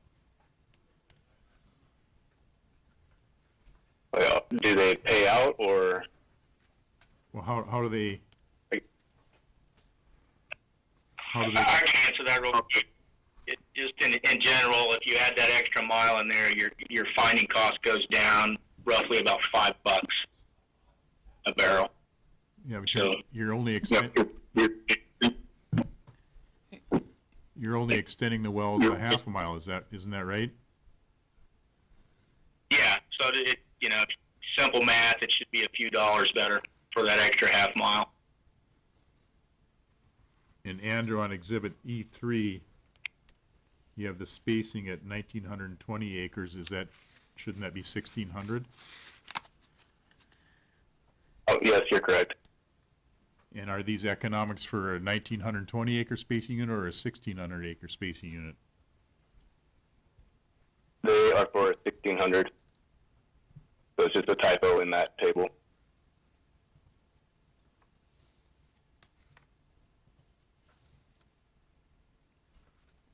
In the previous case, you were drilling 5 horizontal wells.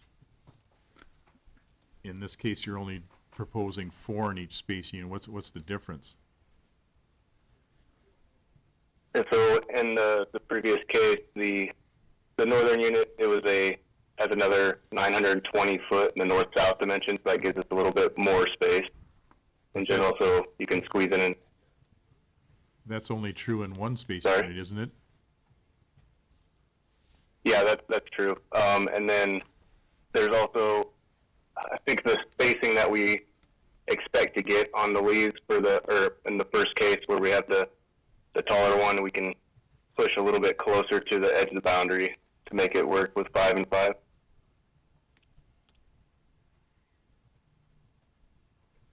And, yeah. Your hydrocarbon core volume was a little higher in the lead by about another 1 million barrels. So, it justifies, with typical recovery factors we use, it justifies sticking another well in there too.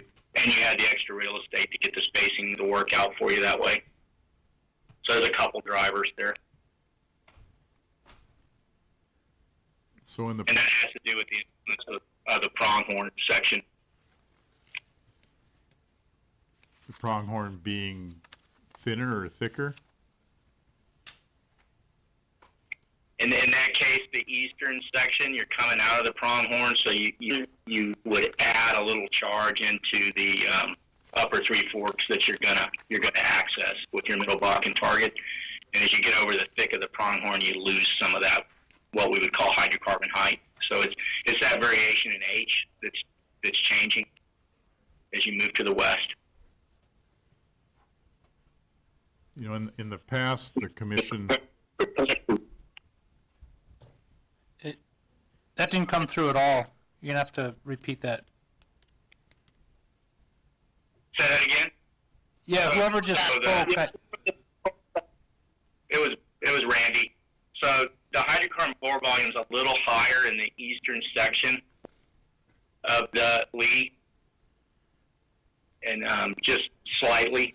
And when you do the math, and with typical recovery factors we see out here, and the additional 900 plus feet in the makeup section on the northern portion of that 1920, you can economically justify drilling an additional well to get, improved recovery. so in sections 14 and 23, they've been developed on a stand-up 1,200 acre basis so far?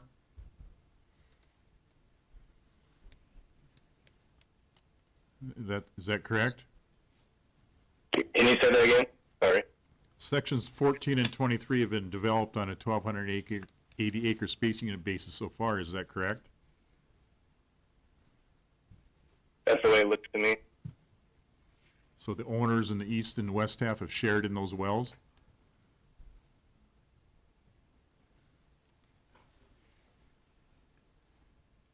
This is Greg Chamber from Land. Yes, that's the case. The owners in the east half and the west half of section 14 and 23 have shared in the revenue of those wells. So now the wells that are gonna be drilled in the east half of 14 and 23, those owners are gonna have to share that production with owners in two other sections outside the spacing unit? That's correct.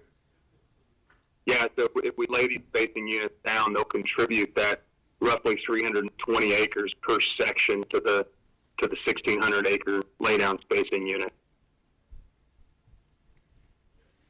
But shouldn't the owners in the west half get their share of their fair share of the oil out of the east half?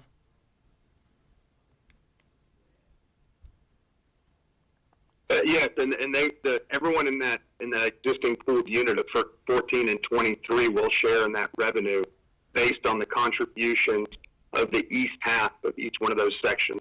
Apologies if I wasn't clear on that. So the owners in the west half are not being cut out of these wells. They're sharing by virtue of the underlying 1280 spacing. But their share will be diluted, will it not? That's correct, it will.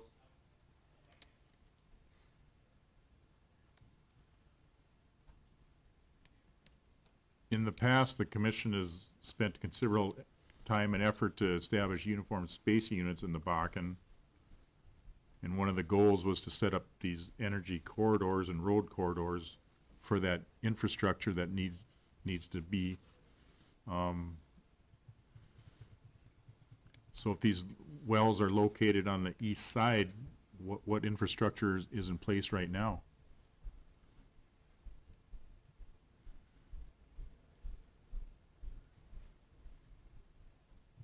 I'm gonna have to get back to you with some more information on the infrastructure.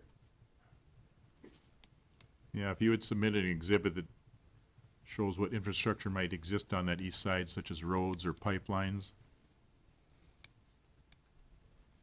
Will do.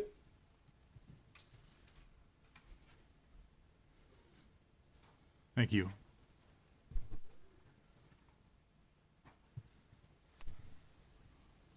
I would also like to have this is Lynn, I'd like to have a supplement exhibit that showed the economic analysis, the same way you've done in Exhibit E3, but for a 1280 well.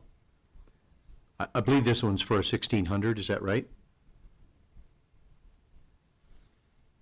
Yes. Yeah, I would like to have an economic analysis for a 1280 in the same format, please. Okay.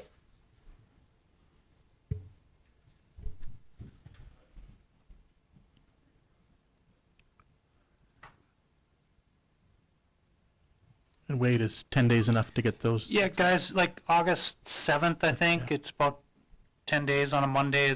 Would that be enough time to get that supplemental information filed? Yeah, that should work. Okay. We will keep the record open in this case until August 7th. And that concludes our hearing for case number 30207.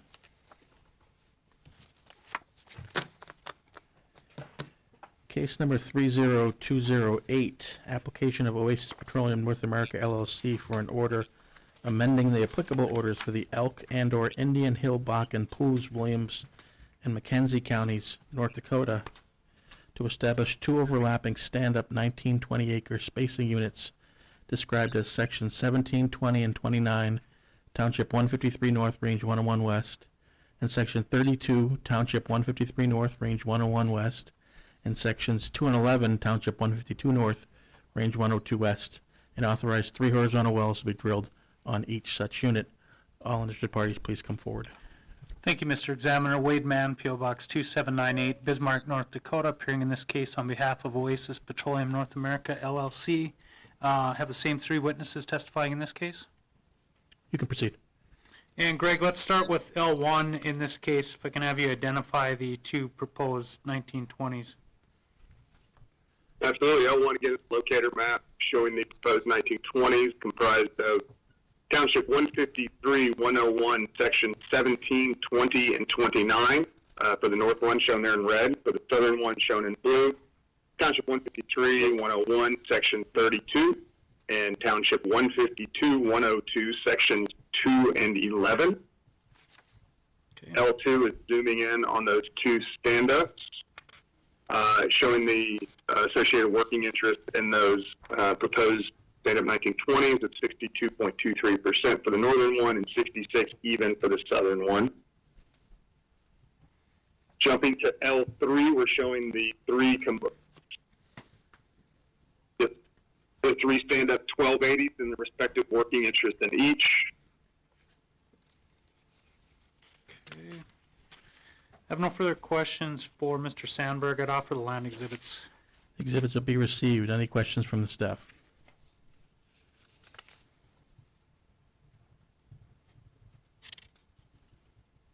You can proceed. Okay. Randy, let's start with your G1, if you can take us through your structure map. Yeah, structure Upper Bakken, a very similar area. All these cases are adjacent or almost adjacent to each other. So same type log reference, proposed 1920s referenced. So we're immediately north of the last case and west of the first case we showed. Sure. Go ahead and go Next through slide. Yeah, ISOPAC. Good. Gross interval thickness, again, we're in that 35-ish foot thick gross interval thickness for the Middle Bakken. All new proposed wells will target the Middle Bakken. And then G3, same type log referencing the petroleum system and Middle Bakken highlight. Okay, I have no further questions for Mr. Lambert. I'd offer the geology exhibits. The exhibits will be received. Any questions from the staff? You can proceed. Okay. Andrew, let's go through Exhibit E1, if you can describe your proposed development plan for the northernmost 1920. Sure. Stand up 1920 in section 17, 20, and 29, and 153 north, 101 west. 3 middle Bakken wells around the existing parent well. Setbacks are typical 500 east to west and 150 north south. Okay. And then move on to E2, that southern 1920. Sure. Stand up 1920, section 32 from 153 north, 101 west, and then section 2 and 11 of 152 north, 102 west. 3 middle Bakken wells with the standard setback 500 east west, 150 north south, and then you can see the one well where we will have a interesting lateral shape to kind of work around the existing parent wells. Mm-hmm. Okay, and then E3, if you could take us through the reservoir data and then the economics on the proposed wells. Sure. Fairly similar reservoir properties, around 8,000 psi and 250 degrees Fahrenheit. The OOIP, again, around the 13 to 14 million barrels, and those three wells, the EU are expected to be around 875. So with the price deck mentioned before, we're looking at a PIR 10 of around 2. Okay. Andrew, in your opinion, would establishment of the 1920s to allow for these longer laterals, would that prevent waste, protect relative rights, and prevent the drilling of unnecessary wells? Yes. Okay, I have no further questions. I'd offer the engineering exhibits and gas capture affidavit. The exhibits will be received. Any questions from the staff?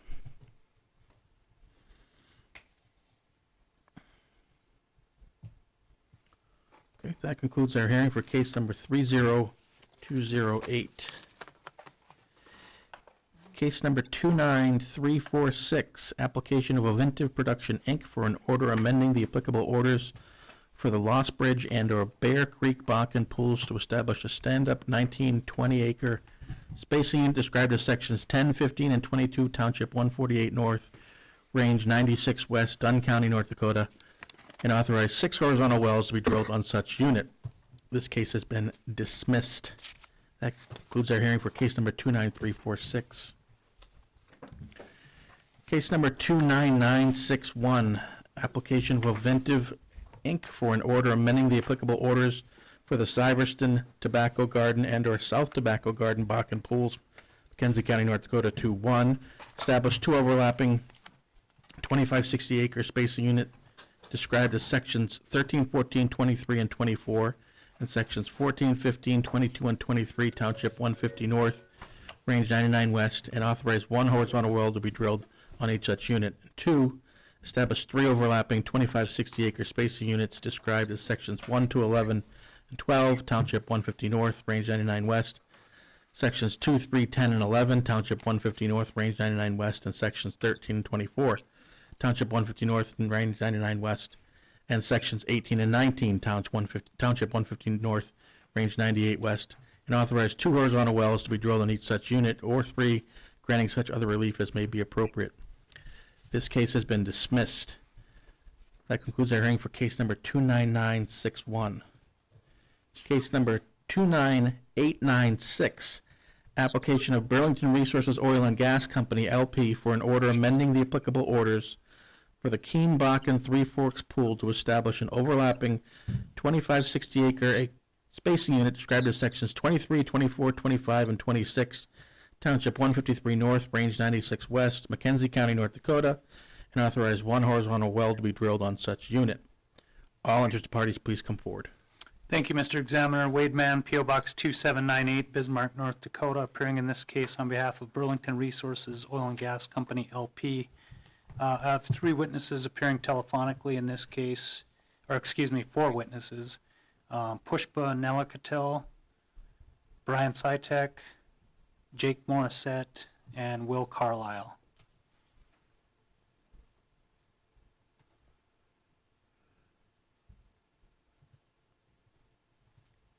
Okay, correct me on this one if I need it. Is it Mr. Nellikatel? I think there's another appearance, I think, Oh, I'm sorry. probably. That's fine. Lawrence Bender, P.O. Box 1855, Bismarck. Thank you. Lawrence Bender, P.O. Box 1855, Bismarck, appearing on behalf of Grayson Mill Operating LLC. Just if I may, Wade, is the phone ringing Yeah, for another call? I don't know, can we combine Can them? we get the Grayson Mill witnesses are calling in at the same time? How do we? I didn't know they were going to do that, but Oh, shoot, I gotta call it again. We missed him. are we on the internet now, or did you turn us off? We're on, we're still live. Okay. If the Grayson Mill witnesses can hear me, perhaps you can call in now and we'll try to connect you.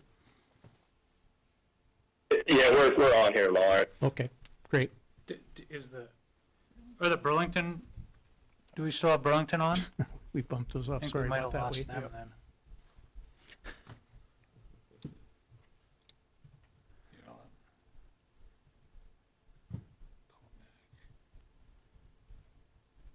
I apologize, Wade. That's all right.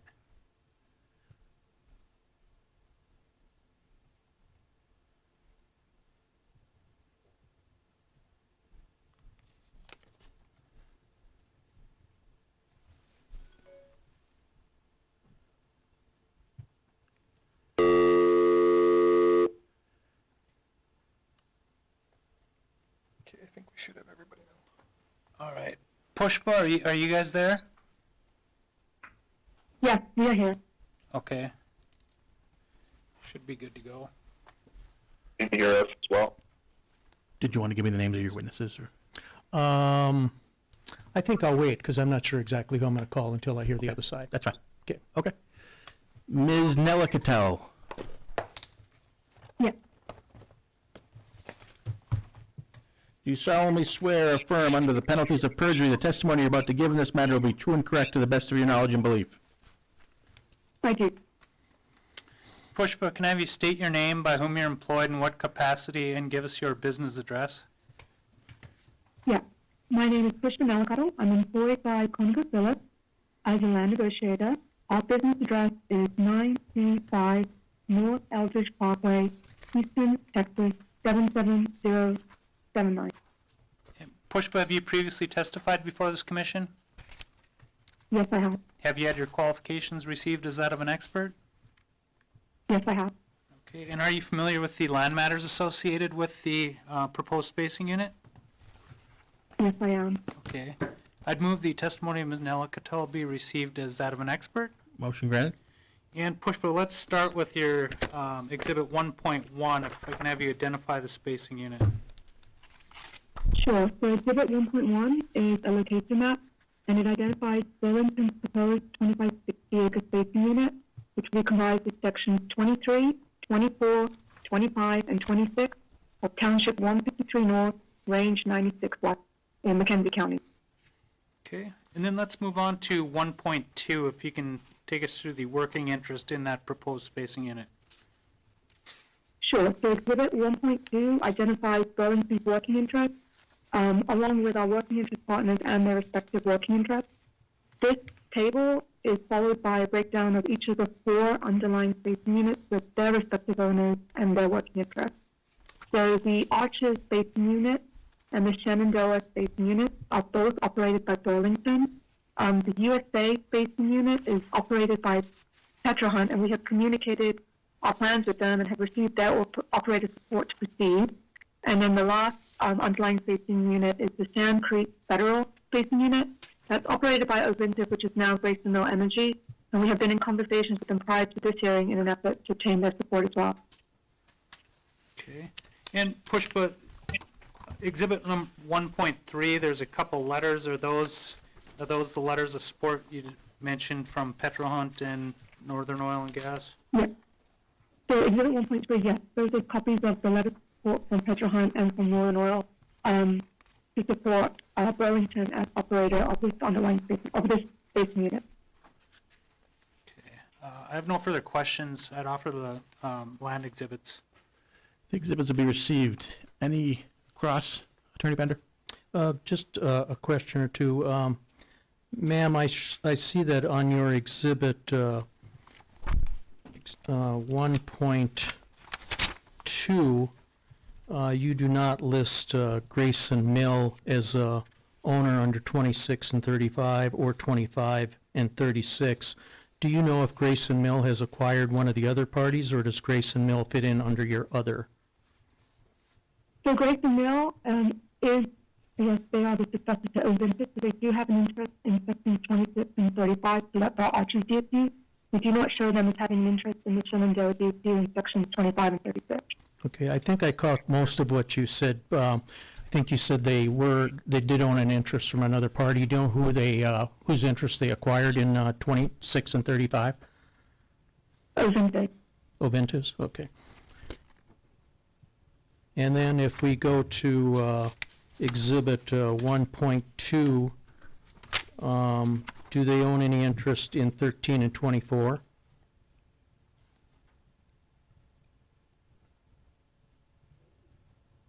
I believe they do not. Okay, and in 14 and 23? Yes.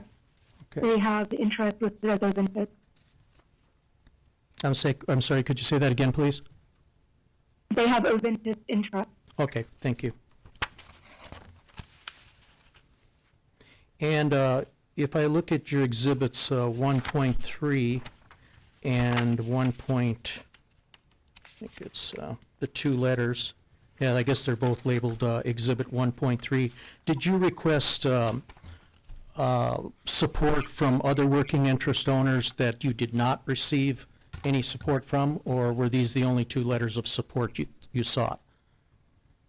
We received, or we sought letters of support from every single working interest party. These are the only two that we received in the time frame that we requested it, which was late last week. We have been in communications with Continental and XDO to receive letters of support from them as well. Okay. And is it a fair statement that the two owners that did support Petro Hunt LLC and NOG own a larger interest in the southern portion of your proposed 2560 than in the northern portion of the 2560?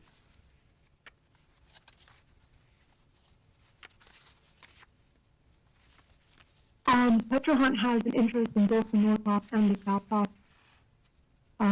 Northern also has an interest in the north half and the south half of the unit. Yeah, thank you, I appreciate that, but do you know if they have a larger interest, either party have a larger interest in the southern rather than the northern? I would have to calculate that since that's a combination of multiple units.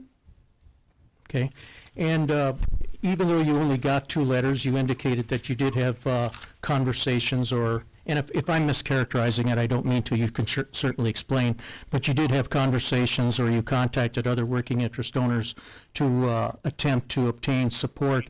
Those who did not support, did they give you reasons why they would not support? We haven't received any parties indicating that they would not support us. Have you had? The exception being Grayson Mill. Yeah, I understand. I'm sorry, what did you say at the end? The exception being Grayson Mill. Okay.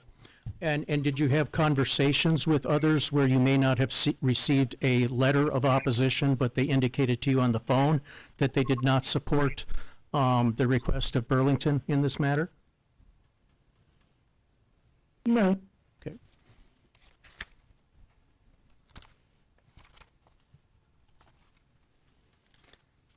I don't have any other questions of this witness at this time. Any questions from the staff?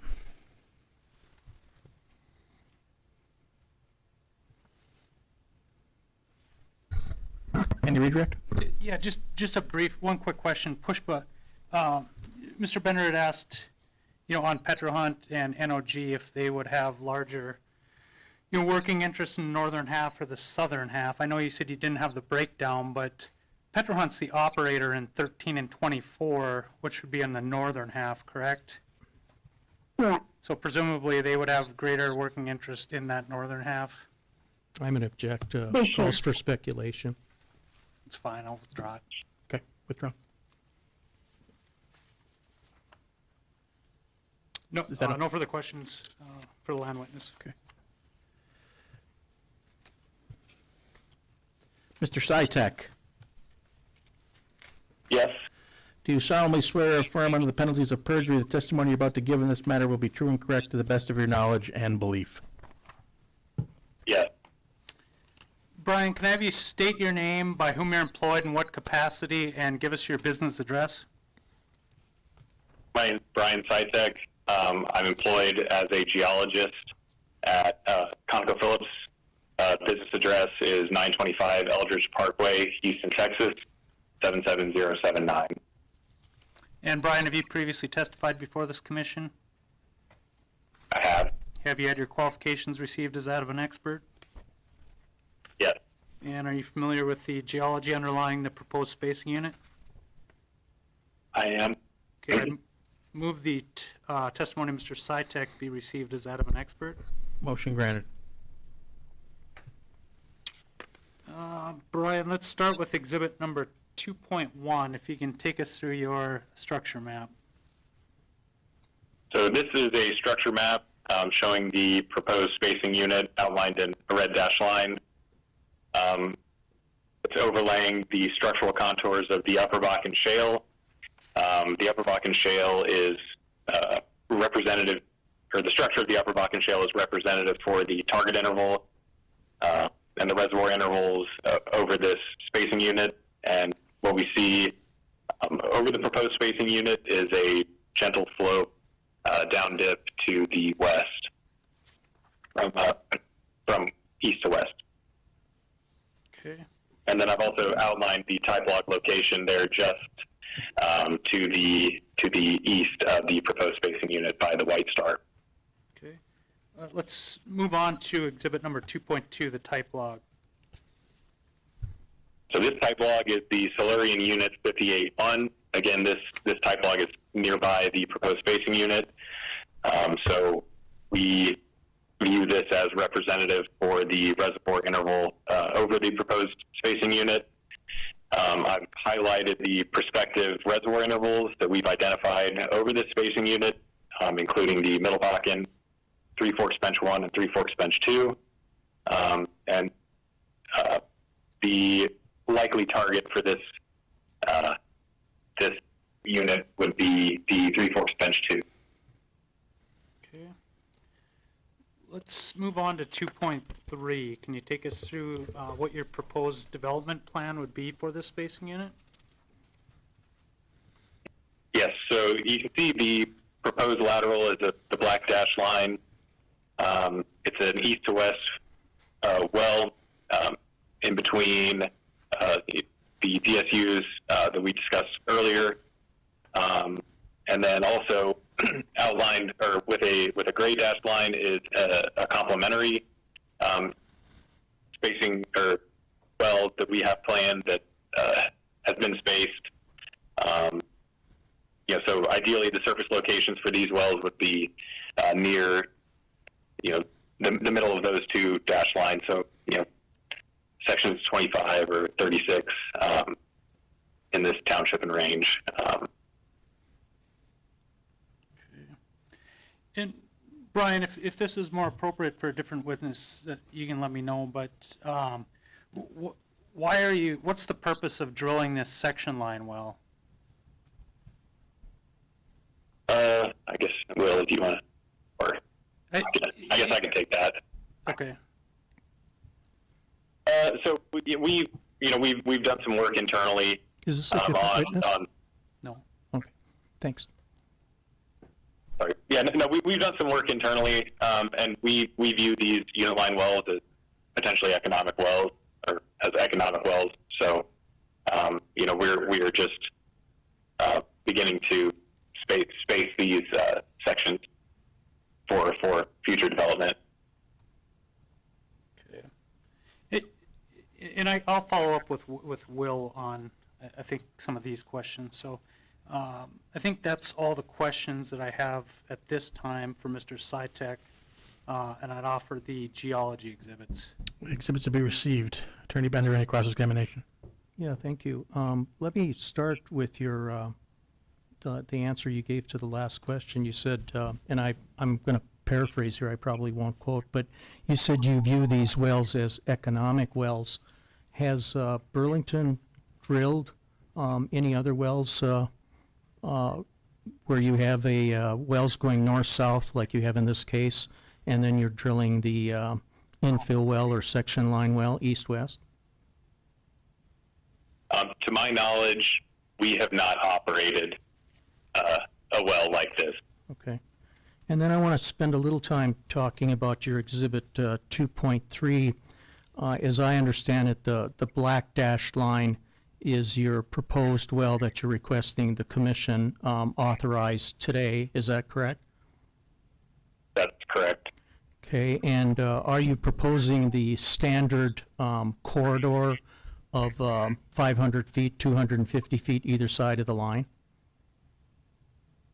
Yes, I think that's correct. Okay, and do you know at this point in time, even though you're requesting a corridor of 500 feet, do you know where the well will be located? At this time, I mean, just as kind of a standard design, or I guess, I don't know if I call it design, we're assuming that we will drill the well along the section line, but we will, do a full, kind of review of potential locations along that corridor and take any risks into account before we decide on a final lateral footage, I suppose.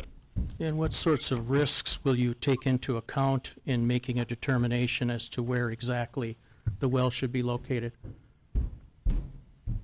I believe that it would primarily be an anti-collision report. Okay. And do you have more concerns about anti-collision if you're crossing well bores that might lay in the path of your proposed section line well?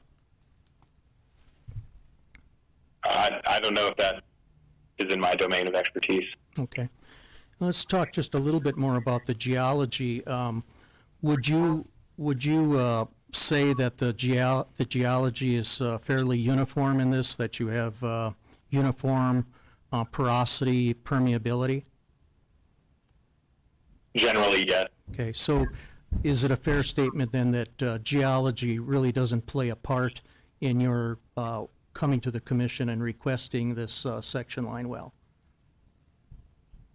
I mean, aside from the view that this is a high-quality reservoir area, I mean, that certainly helps drive our decision-making, so. Okay. And if I have specific questions about economics, would the next witness be better prepared to answer those questions? I believe so. Okay. Let me just ask you one question before I do move on.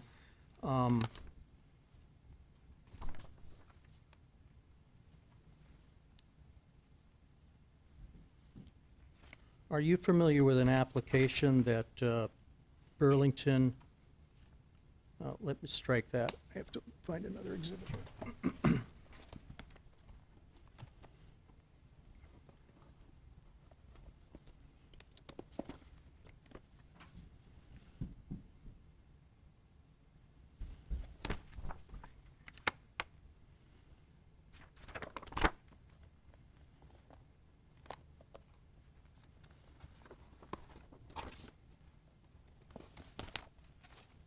Are you familiar with an application that Petro Hunt brought before the commission back in November of 2016, requesting to drill a section line well? I'm not familiar with that. Were you with Burlington back in 2016? I was not. Okay. No further questions. Any questions from the staff?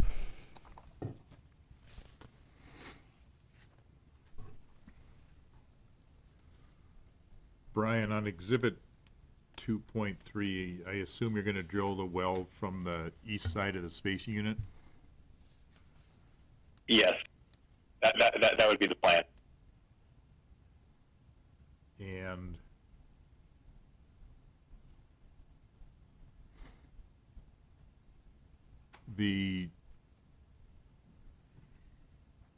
looks like the wells along the common boundary between sections 23 and 26 are going to pose your biggest anti-collision risk?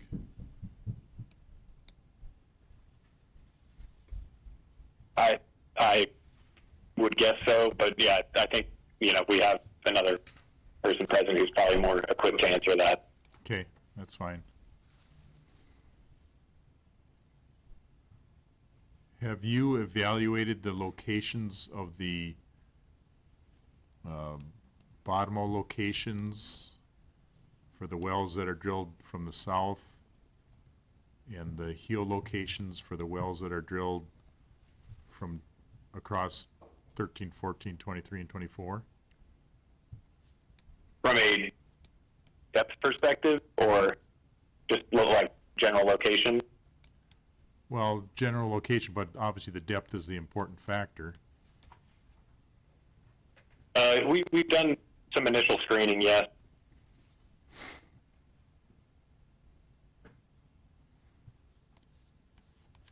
Do you know, or a later witness can answer this, what the closest location to the north lines of 25 and 26, any of those toes are at? We could probably, I don't know if we have that, offhand, but we can probably get that information from the surveys if you would like that. Yeah, I think that would be appropriate. The commission will do their own analysis, but we can compare it to what Burlington comes up with. Okay, yeah, we can provide that.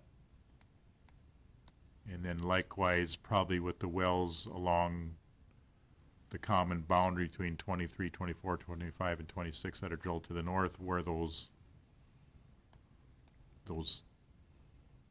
I assume the curve where it penetrates the top of the Bakken formation. Of course, your plan is to drill this in the Three Forks too, is that right? That's correct. So probably relative to the location of the Three Forks formation, do a similar analysis on those heels going north. And I guess there probably is one toe coming from the, couple toes coming from the north. Anyway, all those wells along that common boundary, if you can do an analysis on the location of the heels and or toes and in relation to the top of the Three Forks formation as far as depth wise. Okay. Yeah, we can provide that. Okay, thank you.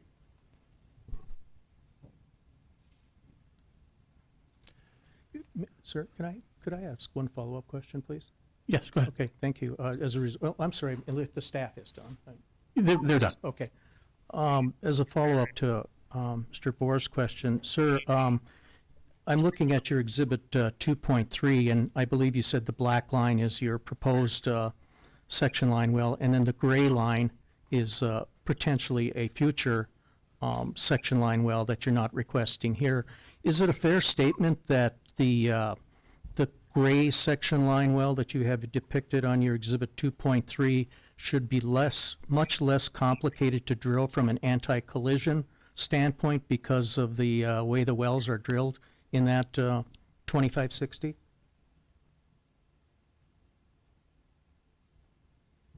Looking at it from a map view, I would assume that's a fair statement, but yeah, without doing the full AC report, I guess. Well, let me just break it up. Let me just break it up to a few more questions then. Certainly you don't have in your situation where you're going to propose another section line well with the gray line, you don't have a situation where your section line well would be crossing drill backs. Is that a fair statement? Yes.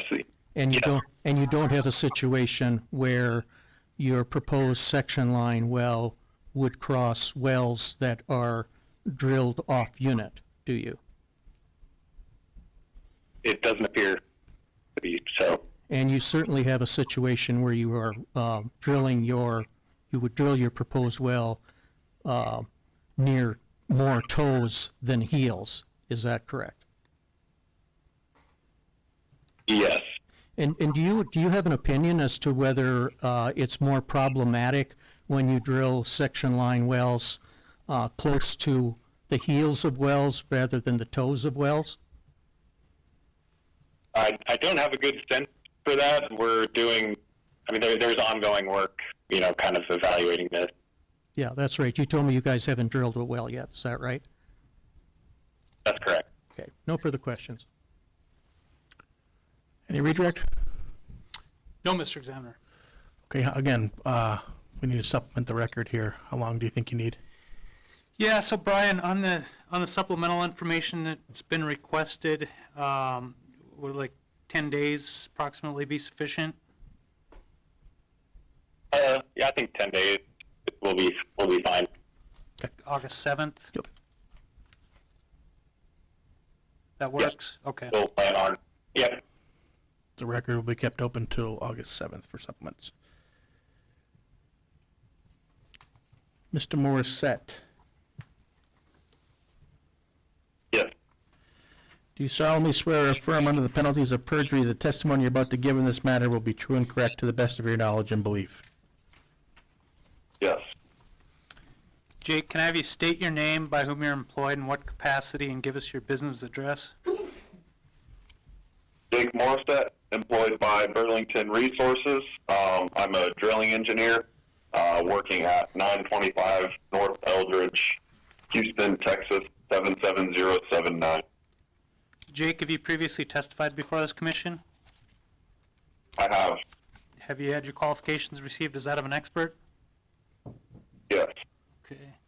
And are you familiar with the proposed well that would be drilled if this is approved? Yes. Okay. I'd move the testimony of Mr. Morris that be received as that of an expert in this case. Motion granted. And Jake, I guess let's start with Exhibit 3.1. And initially, can you take us through that exhibit and explain how you would propose to drill this well? Yes. So we plan to do the standard 3-string design. The standard surface casing set past the base of the Fox Hill. The 7-inch production casing run into the 3 Forks Bench 2, landed out, and then a 4.5-inch liner with the standard 10K lateral. And Jake, you're familiar with the development that's already taken place in the existing wells and their locations, is that correct? That is correct, based on Exhibit 2.3. Yeah, and you're aware that there are heels of some existing wells that are, back built into the Burlington Resources unit in 26 and 35, correct? Yes, I'm aware. Okay. So can you elaborate a little bit on what you would do with respect to, avoiding those heels and protecting those heels as you would drill the well? Yeah. So, as Brian mentioned before, we haven't done the full detailed well plan yet, and so we don't have a detailed anti-collision report. But so I can speak for this in the general sense that we're drilling in the second bench 3 Forks. These offsets were bench 1. Generally speaking, there are some geomarkers between the two, and so we would be using those as we're steering to avoid the well bores. There are, some additional things like, near bit tools that we can run to better understand where we're at and target. But that's generally speaking, it's going to be the geologic separation. In addition, we do have the full 250, we have the 500-foot unit line corridor, 250 feet on either side of the section line there, where we may have to finesse. Again, we haven't, finalized that lateral location, but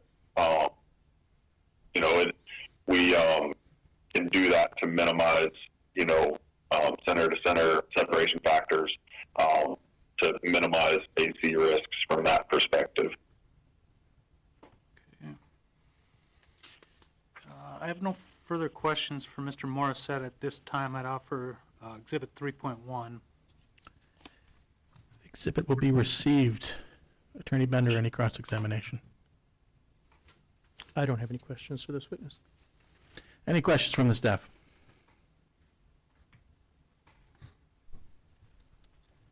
Jake, would you expect drilling in the second bench of the Three Forks that many of the anti-collision risks will be mitigated?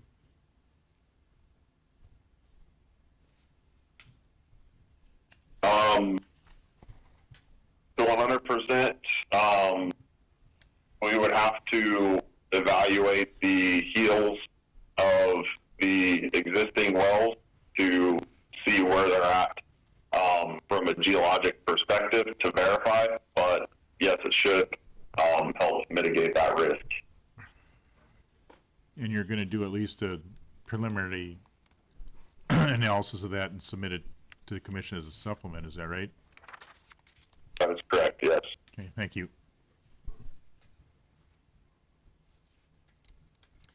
I do have a follow-up question. Go on, follow up. To that question. Sir, in response to Mr. Bohr's question, you indicated that, and I'm paraphrasing again, that it may mitigate some of the risk by drilling in the second bench of the Three Forks. Is there still a potential risk of drilling in the second bench of the Three Forks and fracking up into the first bench of the Three Forks or even the Middle Bakken with this well, if it's close to the existing wells? Can't say no to that. Okay. That risk does not exist at all? I'm saying the risk exists. Okay, and drilling into Three Forks, the second bench of the Three Forks, does not eliminate that risk.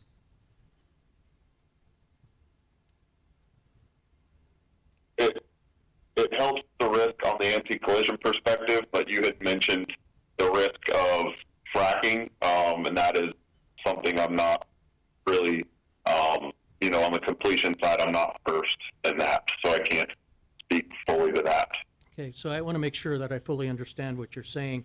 Is can you testify that there is a risk of fracking into the shallower formations like the first bench of the Three Forks or the Middle Bakken, or can't you, or can you not offer an opinion as to that? I don't have the information to answer that from the fracking and completion side. My expertise is on the drilling side with the anti-collision. Okay, so if I understand your testimony, your testimony is limited to anti-collision. It's not broad enough to cover issues of fracking up into shallower zones. Is that a fair statement? Yes, sir. Okay, thank you. No further questions. Any redirect, Attorney Man? No, Mr. Examiner.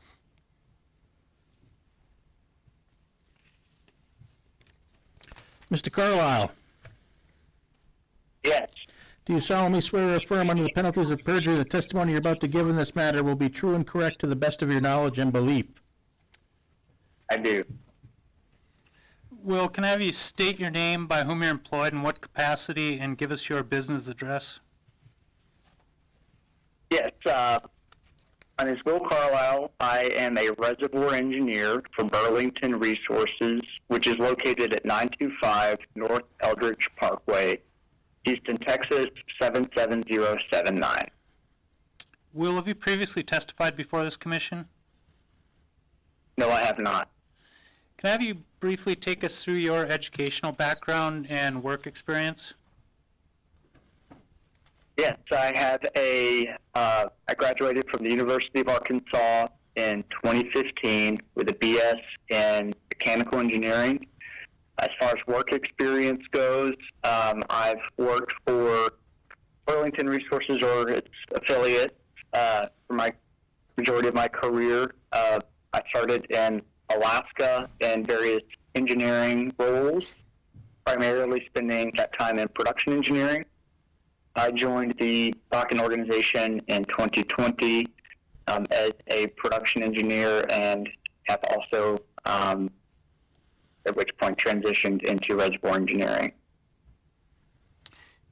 Will, are you familiar with the engineering related matters, including like evaluation of the reservoir and economics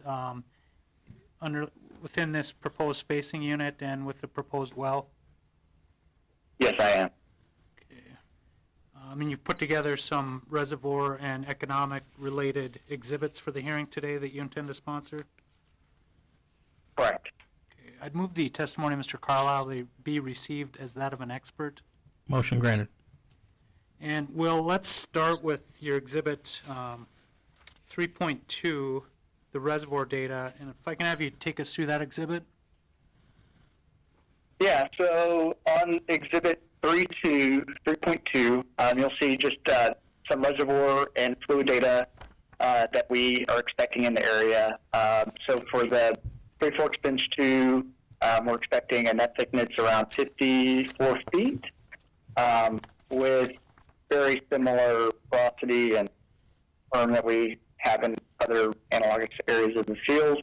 The primary thing I want to point out on this data sheet is the oil recovery expected from this well being 550,000 barrels of stock tank barrels, which that well alone will contribute to an oil recovery factor of 2.2% of the 2560 unit. Okay. And then, should I move on? Let's move on then to 3.3. If you can take us through what the economics look like. Okay. So starting with the gross well cost of $10.5 million for this high-level economic screening, the well cost was burdened with an extra $1 million of isolation costs, given the just the corridor and the unique orientation of the wells. So wanting to prove that with the increased cost that it is still economically a viable well.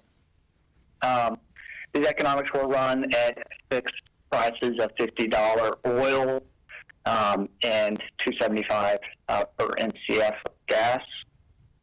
With an oil recovery factor, as previously mentioned, of $550,000. This does have a positive present value, a net discounted cash flow of $517,000. On a gross perspective, that's closer to $3.2 million. Has a payout of under 3 years and a rate of return of 28%. Okay. And Will, in evaluating the reservoir and the economics, did you take into account and review the fact that there's the existing production from these other spacing units, the two Burlington spacing units to the south and the Grayson Mill and the Petro Hunt to the north?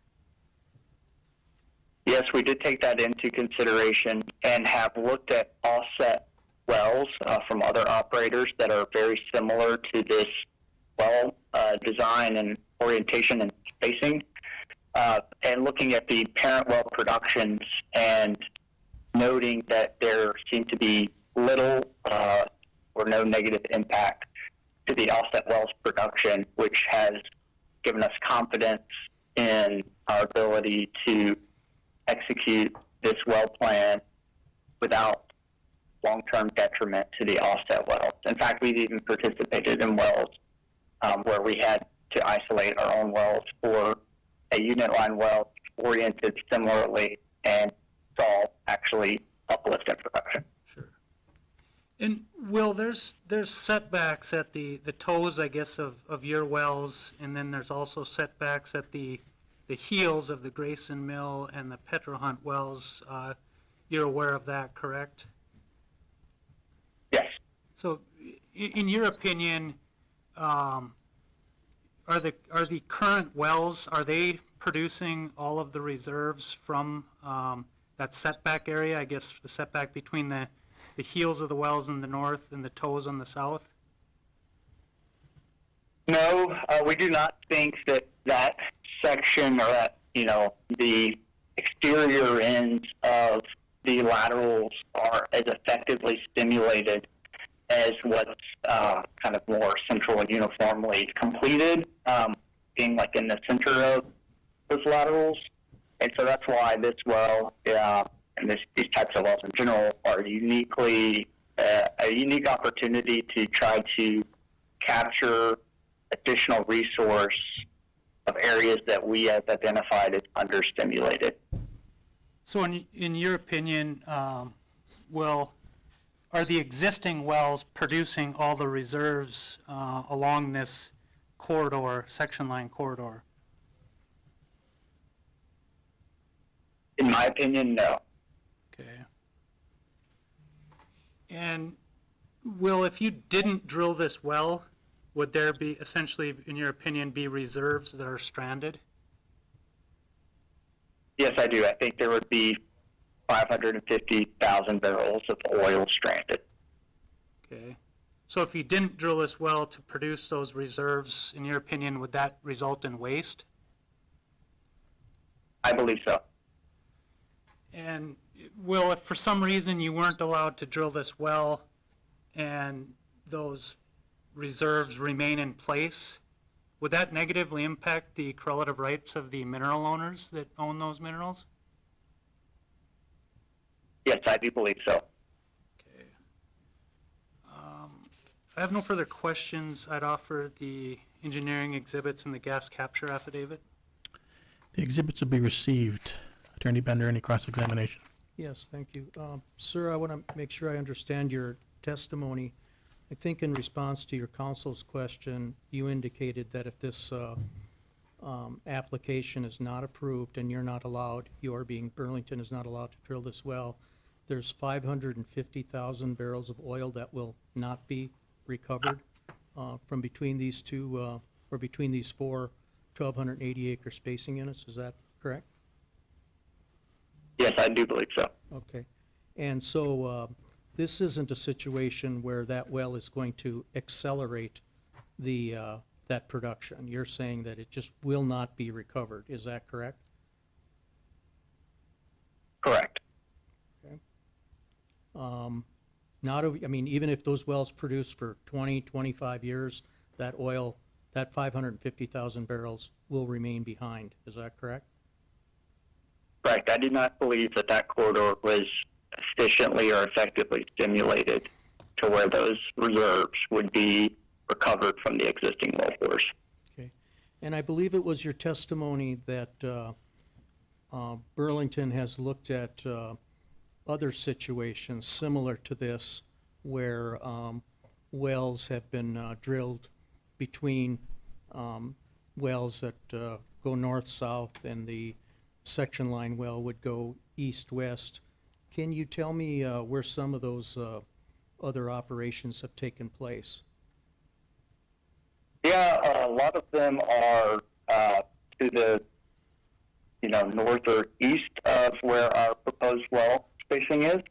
You can actually see some of them on Exhibit 2.3, actually directly southeast on the Van Heist Trust. That's one well in particular that we were using as a proxy, as a corridor unit line well. There are other wells that are beyond the scope of that exhibit that were used for offset comparisons. And you went pretty quickly, and perhaps I can spot it if you talk a little bit more about it. But let me ask a few questions, not spotting it here on your map. But is it a situation where the section line well is going to be or has crossed drill backs or has crossed portions of the well bore that are drilled off unit? I can't answer that specifically without more information, so I do not know that answer offhand. Would you agree with me that that does further complicate things when you're trying to drill a section line well that does cross drill backs or wells that are drilled offside the section line or outside the unit boundary, excuse me? I do think that adds an additional layer of complexity, but this is a very complex business, so it's another problem to be solved. Would you agree with me that there's more of a potential for problem when you're drilling a well perpendicular to the heels rather than the toes? We have a drilling expert here present, and I do not feel my testimony is adequate to answer that. Would you agree with me that the proposed well that Burlington has for today's hearing, at least with respect to the Burlington-operated wells, the well will be encountering more toes with respect to Burlington wells and more heels with respect to Grayson Mill wells? Does appear that way, yes. Who are some of the operators of these other units that you've looked at to, I guess, form your opinion or your conclusion that this sort of operation can be done successfully? Petro Hunt and Cord. Okay. So are you familiar with the Petro Hunt application that was brought in November of 2016 for a 2560 allowing a east-west section line well between some stand-up 1280s? No, I am not. Were you with Burlington back in November of 2016? I was working for ConocoPhillips, an affiliated company. Okay. Yes. Was the Bakken in North Dakota one of your areas of responsibility at that time? I was not supporting the Bakken in 2016. Okay. I was supporting a different business unit. So if I were to ask you questions about that hearing that took place, and it was a Petro Hunt hearing, you really wouldn't know anything about it. Is that a fair statement?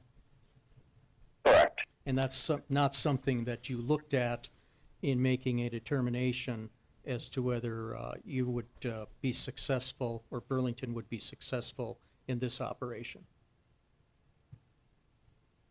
Correct. I do not know anything about it. If I told you that Burlington had some concerns at that hearing and pressed the commission to alter the size of the corridor, would you know anything about that? Would not. Would that surprise you if I told you that in that case that was heard in November of 2016, that Burlington did have some problems with the location of the well and asked for the corridor to be made smaller than the typical 500 foot? I do not have details of that, although I would say I'm not surprised because that date also predates a lot of the offset wells that we have been using to quantify and qualify the opportunity here. Okay. And I asked your geologic witness questions about potential concerns about fracking up into shallower zones or formations, and he gave me an answer, but basically told me that was perhaps more of a drilling engineer question. Would that be your response as well if I were to ask you questions in that regard? Yeah, your question confuses me, but feel free to ask me the question directly, and I'll give you my opinion if possible. Okay, I'll try to make this brief. I know there were some concerns from your geologic witness about anti-collision, and but do you have any concerns that even if you are drilling in the second bench of the Three Forks, that you could cause potential problems to wells that are drilled in the first bench of the Three Forks or the Middle Bakken as a result of the fracking operation, not hitting the wells with the well bore or the bit, but just fracking up into those wells and causing damage to the casing? I'm sorry, could you reword your question or ask it maybe a little more succinctly? I missed the question in there. Oh, that's fine. I'll withdraw the question. Okay. I have no further questions. Any questions from the staff?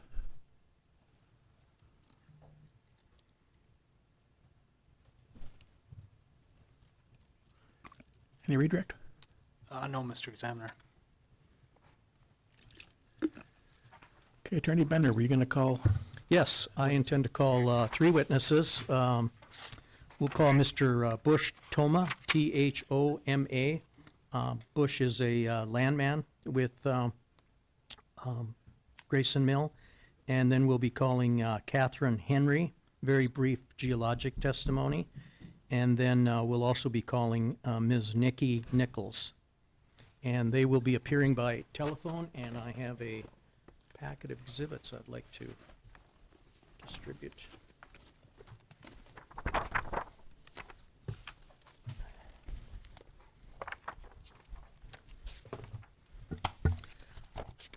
First witness will be Mr. Toma.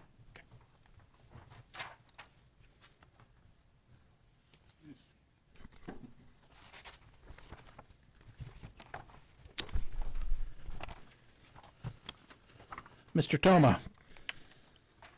Yeah. Do you solemnly swear or affirm under the penalties of perjury the testimony you're about to give in this matter will be true and correct to the best of your knowledge and belief? I do. Bush, state your full name for the record, please. Bush Toma, And Bush, by whom are you employed? Grayson Mill Energy, What capacity? senior landman. And in that capacity, have you testified before the commission previously? I have. Had your qualifications accepted as that of an expert? Yes. Offer the further testimony of this witness that of an expert. Motion granted. Bush, let's turn to the packet of exhibits, and very briefly, the hour's getting late here, so it's about noon here. Let's go to Exhibit L1 in the packet, and I'll have you describe L1 for us.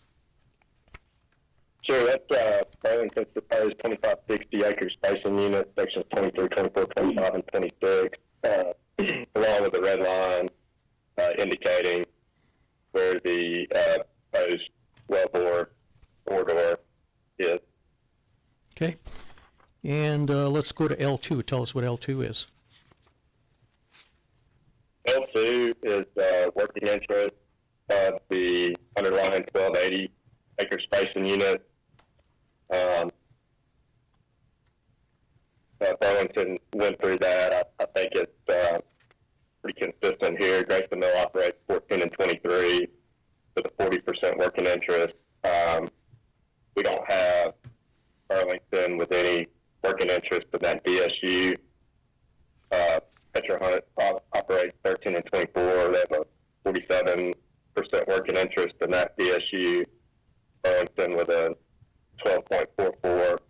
Grayson Mill doesn't have any interest. The Southwest 1280, sections 26 and 35. Grayson Mill has a 15% interest, and then 25 and 36. Our records indicate 2.6%. And to quickly summarize, Bush, Grayson Mill has a larger interest in the northern portion of the proposed 2560 than the southern portion. Is that a fair statement? Yes, that's correct. And Grayson Mill's interest, as you have it reflected on this exhibit, reflects the acquisition from Ovintiv. Is that correct? That's correct. Okay.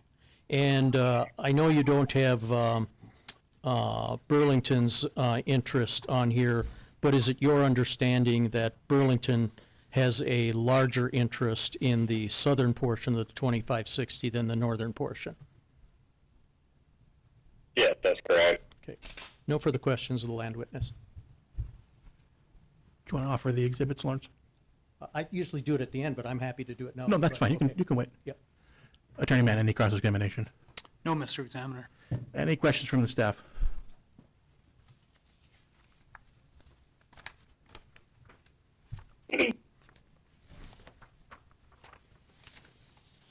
Ms. Henry? Yes. Do you solemnly swear or affirm under the penalties of perjury the testimony you're about to give in this matter will be true and correct to the best of your knowledge and belief? Yes. Catherine, state your name for the record, please. Catherine Henry, And Catherine, by whom are you employed? Grayson Mill Energy, In what capacity? geologist. And in that capacity, you've testified before the commission previously? Had your qualifications accepted as that of an expert? Yes. Offer the further testimony with this witness that of an expert. Motion granted. Catherine, very briefly, direct your attention to Exhibit G1. Tell us what G1 is, and then briefly discuss what's contained upon it. G1 is a structure map of the upper Bakken Shale with 25-foot contours. And then I've also highlighted our type log in yellow, the Mogan 1 to the northwest of the unit. Okay, and Highlighted the unit in black. okay, and then G2. G2 is just that reference type log. I have our information listed on the left with the associated thicknesses listed on the right. Okay, and I'm going to paraphrase testimony that the Burlington geologic witness presented, but I think it's a fair summary that he indicated that the geology was fairly unremarkable. Would you agree? Yes. No further questions of this witness. Attorney Mann, any questions? No questions. Any questions from the staff?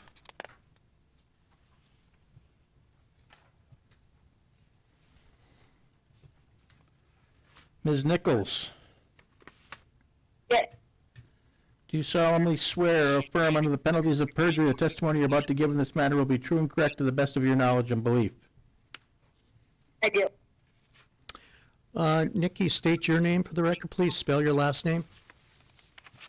Nikki Nichols, Nichols. And Nikki, by whom are you employed? By Grayson Mill Energy. In what capacity? As a reservoir engineer. And you've testified before the commission previously and had your qualifications accepted as that of an expert? Yes, I have. Offer the further testimony of this witness that of an expert. Motion granted. Okay, Nikki, let's go to the next exhibit in the packet, Exhibit E1. I'll have you identify Exhibit E1, and then I'd like you to walk through the exhibit for us and point out some of the important aspects of the exhibit with respect to the application that's before the commission today. Sure. Exhibit E1 is a depiction of the proposed 2560 spacing unit, and it includes the existing well bores that are currently online and producing in the 4 1280 units that will make up this larger unit. You can see the Middle Bakken wells are depicted in blue, and then the Three Forks wells are in sort of reddish purple there. Along with the as-drilled well surveys, you can see the completion vintage is listed for each well. So the Grayson Mill operated unit, those wells were completed in 2013 to 2018. Petro Hunt wells, 2017 and 2020. The Burlington wells are 2014, 2015. You can also see the bolder highlighted portions of the laterals are the completed portions of the lateral. The skinnier portions of the lateral, especially the ones that you see, the Grayson Mill operated wells, those are the non-completed backfilled portions of the lateral, and we have also called out where the first take point and last take points are relative to the section line for the completed and producing portions of these well intervals. It's worth noting it's not listed on here, but our furthest backfilled of one of the Grayson Mill operated wells into the Burlington unit to the south in section 26 is 300 feet backfilled into that section.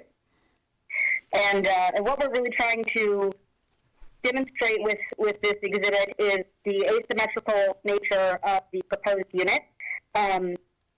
In wellbore geometry and which wells we think we're going to be more affected by this proposed well as an infill. I think depletion concerns are higher to the wells in the northern 2 units, so the Grayson Mill operated and the Petro Hunt operated, for several reasons. Those wells are more modern completions, and I have some additional detail in a later exhibit, but those are larger completions, more modern. They have higher proppant loading, so more effective stimulation. from that respect, and then also the fact that they're the heels of the wells in those two units, and generally on completion and reservoir engineering principles, you would expect to have a more effective stimulation at the heel of your wellbore than you would out at the toe. Just due to where you have higher pump rates, you would expect. And you would expect to place more proppant and stimulate that portion of the lateral more effectively. Okay, Nikki, let me ask you a couple questions.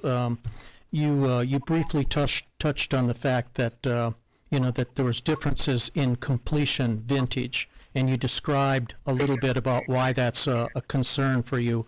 Where do Grayson Mills wells fall in terms of being an advantage or disadvantage with respect to completion vintage? Do you understand? Grayson Mills. Go ahead. I believe I understand your question, but if I am misunderstanding, please let me know. Sure. So our wells, the most recent of them were brought on in 2018. That completion size, or average completion size across the entire unit, is about 827 pounds of proppant per lateral foot. With that, you would expect to, have an increased stimulated reservoir volume with that higher proppant loading compared to the Burlington-operated Shenandoah unit, for example. Those are 2014 wells more on average and have 400 pounds of stimulation. So you would expect, while you're contacting larger reservoir volume, you would expect to get more contribution from the reservoir. So you would have higher depletion concerns.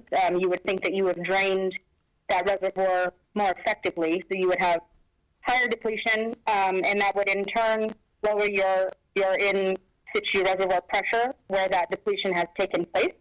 And since that is, towards the heels of the unit, you would think that would cause a pressure sink. So if you had a new frac going in as it is proposed, that depletion would sort of suck some of that new frac energy into it, and those wells would be disproportionately affected compared to wells that have smaller completions and less depletion risk. Okay. And you talked a little bit about heels versus toes, and I think I heard you testify. If you did not, please supplement your answer when I finish my question here. But is it your opinion that a well drilled on the section line is going to have more negative impact on the heel of a well than on the toe of a well? Yes, that is my opinion. Again, because of the depletion concern, just where the pressure sink exists, you're more likely to see a frac hit at that portion of the lateral. Not only that, if you do see a negative impact, for example, if you take a frac hit to the existing wellbore and you see, a sand bridge or something like that, you get you have a higher risk of losing communication with your entire wellbore rather than only the, furthest toe section of the lateral. So if you lose 100 feet at the toe, then you only lose part of the wellbore, versus if you lose communication at the heel, you lose contact potentially with the entire well. And is it true that Grayson Mill has a disproportionate amount of heels up against the proposed section line well than as opposed to Burlington, where they have more toes, you have more heels? That is correct. Okay. And then let's talk a little bit about, and once again, you touched on this, but I just want to clarify this for the record. Grayson Mill also has a significant number of wells that are either drilled off unit or are back-build wells. Can you describe the disadvantage of that scenario versus with respect to Burlington's request to drill this section line well? Sure. So that back build, especially for the existing Three Forks producers, goes about 300 feet into the Burlington unit to the south. So essentially, if you're 250 feet on either side of the unit. So even if you stay 255 feet off that section line within the allowable corridor, you would still be crossing existing wellbores. So that is where the anti-collision concerns do come into play. Not only that, but you would have a larger portion of your wellbore that will be potentially communicated with in a direct, more vertical manner than if the wells were completely in the northern unit. So that would, again, in my opinion, increase your likelihood of seeing a frac hit or at the very least some sort of frac interference. All right, let's go to the next exhibit, Nikki, Exhibit E2. And as you did with the previous exhibit, first identify it and then briefly discuss what's contained upon it. Sure. E2 is our G&E estimation of single well economics for the proposed Three Forks 2 wellbore. Our view of the recoverable oil is about 440,000 barrels for a total EUR on an MBOE basis of 984,000 barrels of oil equivalent. The economics that I ran here are assuming $8.9 million of gross CapEx, so that's CapEx on an 8/8 working interest basis. Assuming 100% working interest, running this view of the economics to PV10 on a gross basis is $2.5 million. I ran this at $70 near-term price, and then eventually working its way down to a $60 tail, which is roughly current strip. How do these So those single well economics? Sorry, Laura. Just want to reiterate that the single well economics here are $2.5 million. Okay, and I apologize for interrupting you. I thought you'd finished. So how do these economics fit into what you or other members of your team would recommend to management in terms of drilling wells? Are they good economics? Are they poor economics? These economics do not meet our internal threshold for participating in a new well. So if we were to receive a non-op proposal from Burlington for this well, this would not meet our internal threshold for participation. And I know you didn't have an opportunity to see the Burlington exhibits, but they had a higher well cost, so their rate of return was 28%. So with a 31%, their 28%, their economics wouldn't meet your threshold either. Is that correct? That's correct. Okay. Do you have an opinion with respect to the testimony that was offered by the Burlington witness that all these reserves will be new reserves, or do you believe there's some acceleration going on here so that you would recover reserves that are otherwise going to be recovered from the other wells that are currently drilled? I think most likely you have probably a combination of those two things. There certainly is some portion of the reservoir that has not been stimulated. I would say that that's especially accurate, more so to the southern two DSUs, so the Burlington-operated units, where those are smaller completions and they are towards the toes of those wells. So I would say that probably the southern portion of this section line well, you will definitely be contacting more new reservoir than you would be on the northern portion of the unit. And then I think you will get into some reserve sharing, not the perhaps acceleration, but I would expect, given the depletion concerns that I've already discussed, you would get interference between some of the existing wells that already exist and this new well. So I think there would be shared reserves as well. And if that's the case, if some of the reserves from the 1280s to the north get shared with this proposed increased density, or excuse me, this proposed section line well, that would reduce the economics even further. Is that correct?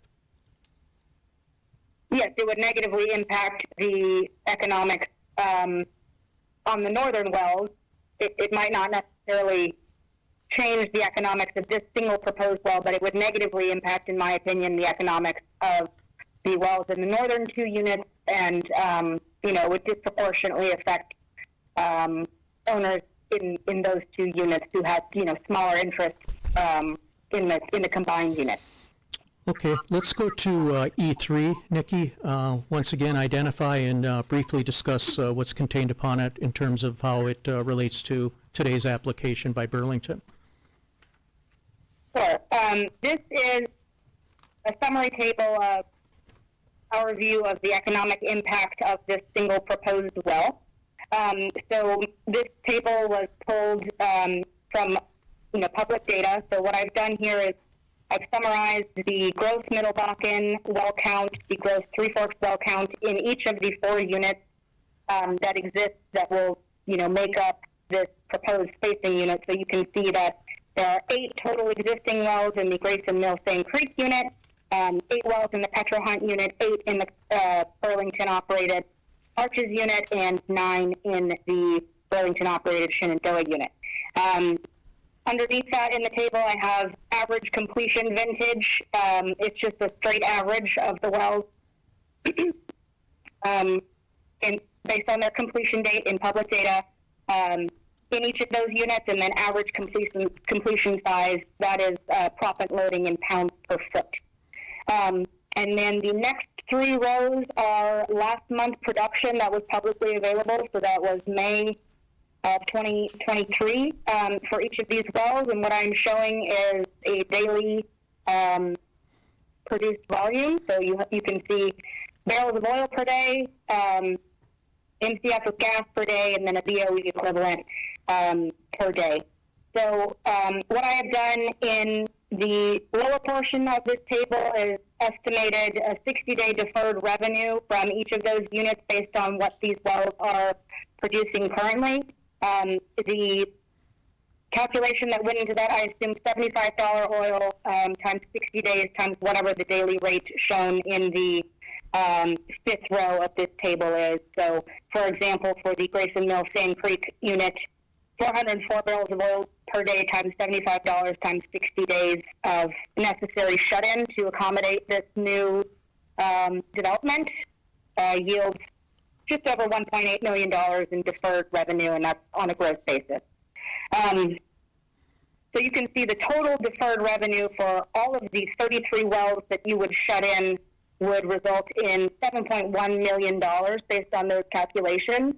And that is deferred revenue. Underneath that, there are 2 downhole protect shut-in scenarios that I have shown the potential cost of. It is Grayson Mill's opinion based on some of our own recent operations where we have crossed existing well bores that we would need to perform downhole shut-ins to adequately protect the existing wells and to make sure that drilling could be completed safely of the new well. So that cost is about $200,000 on average per well. So times the 8 wells that we would have to do it for, that would be $1.6 million. If every single well would require that, that's a potential cost of $6.6 million. And then underneath that, the final line here is if you only shut in at the surface. So that's assuming about $15,000 of isolation cost per well for surface-only shut-in. You can see that that's certainly a less significant cost than the downhole shut-ins, and in my best estimation, you would need to do a combination of downhole shut-ins and surface hole shut-ins to adequately accommodate this new development. I think downhole shut-ins are going to be more necessary for the wells where you're crossing keels, and then I think surface hole might be more appropriate where you're more near the toes.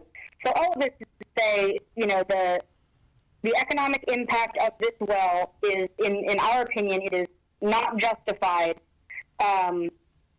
based on the single well economics, either that I presented in Exhibit E2, the $2.5 million of PV10 that you would create by drilling this one well compared to the $7 million in deferred revenue and potential of another $6 million in downhole shut-in costs, or even if you go with the valuation that Burlington presented, which I believe was $3.2 million PV on a gross basis relative to those other numbers. I think that this is wasteful and it's not economically justified. Plus, none of these economics that you have depicted on your Exhibit E3 take into consideration any risk of potential damage to the existing well bores, does it? That's correct. So if you see risk to the potential well bores, obviously your production number would decrease, or you would potentially need to perform a lateral clean out to go get that production back online, which could be in the range, it depends, the severity of the clean out that's needed, but that ranges from another $300,000 to $500,000 per well. Okay. Let's go to Exhibit E4. Tell us what E4 is. E4 is somewhat supplemental. So this is a depiction of the Petro Hunt Van Huyst Trust unit that Burlington, we did discuss this wellbore, and I believe that it is a wellbore that they are pointing to show that there is not negative economic impact to the existing wells. However, what we're trying to point out here is that the geometry of that unit is very different from the existing proposal in this 2560, in that there are, you're not crossing the backbuild portions of the heels of any wells like you would be in this scenario. And then the first take points of all the existing wells are much larger distances than any of the proposed wells in this unit. So it's really a comparison with about 350 feet is the closest, but probably more on average around 500 feet in the Petro Hunt Van Huyst unit versus 170 feet in the currently proposed unit that would include the GME Sand Creek well. And Nikki, I assume you were on the phone listening when I had an opportunity to ask the Burlington witnesses some questions about if they knew anything about a hearing that was held before the commission back in November of 2016. Did you hear that questioning and the responses from the Burlington witnesses? I did, yes. Yeah. And is this your understanding, is this the matter that was considered before the commission back in November of 2016, the section line spacing for the Van Huyst Trust well? That is my understanding, yes. Yeah. And do you have an understanding that Burlington Resources owns an interest in the northwest quarter of, I guess that would be section, what's the section? I get to the south of 27. 34, I yeah. believe. Is it your understanding that that's where Burlington owns an interest? Yes, it is. And is it also your understanding that Burlington didn't oppose the drilling of the well, but wanted the well in a smaller corridor, and that corridor only going in 150 feet into that southern portion of the 2560? Is that your understanding? That is my understanding, and I think you can see that in the wellbore placement of that sort of edge line well, the Van Huyst Trust 28C271HS. I think that's okay. Evident there. Mr. Examiner, I believe that's all the questions I have for this witness. I know we've talked a little bit about the hearing in November of 2016. I would request that at least the exhibits be made a part of this record. I do have some copies, and I think it specifically sets forth that the corridor is smaller in this situation than the others, but that would be my request. So you're offering the exhibits you just handed out? No, Or additional? I'll offer that as well, but I also want to offer this. Okay. Oh, can you give me one so I can give it to Wade? Any objections, Attorney Mann? Yeah, I think it's really irrelevant and not necessary. I mean, this is a hearing from, 6 years ago, and, technology has changed there's a lot of different variables I mean, nobody's been here to sort of go through any of these exhibits and make them subject to any cross-examination. I mean, don't have the foundation, they're Petrohunt's exhibits. Petrohunt's not here. Petrohunt did submit a letter supporting Burlington's spacing and operation of the well here. I think it's just really unnecessary to include these.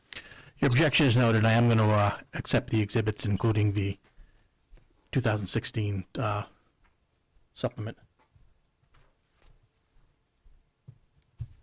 Any cross-examination, Attorney Mann? Just a couple questions.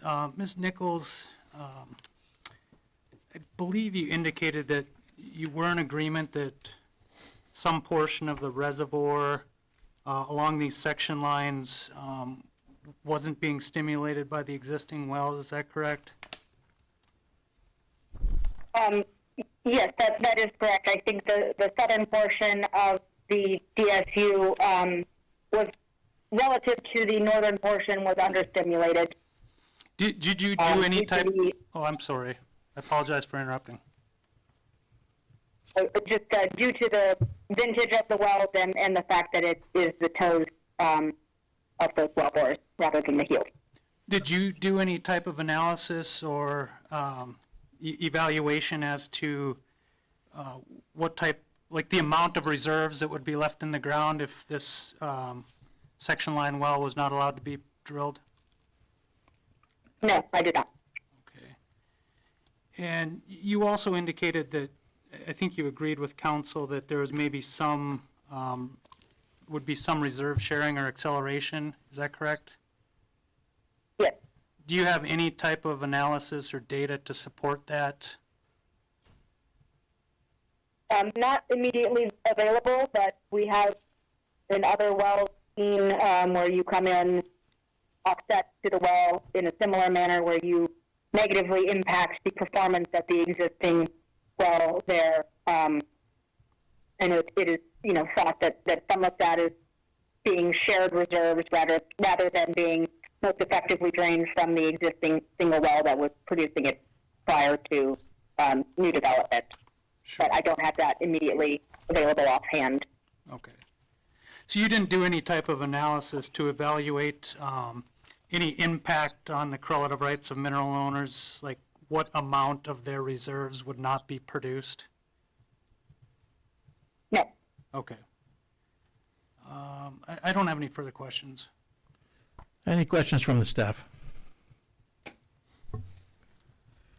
Nikki, has Grayson Mills seen in other cases where a well was shut in for frac protect that there was a negative impact on the production? Yes.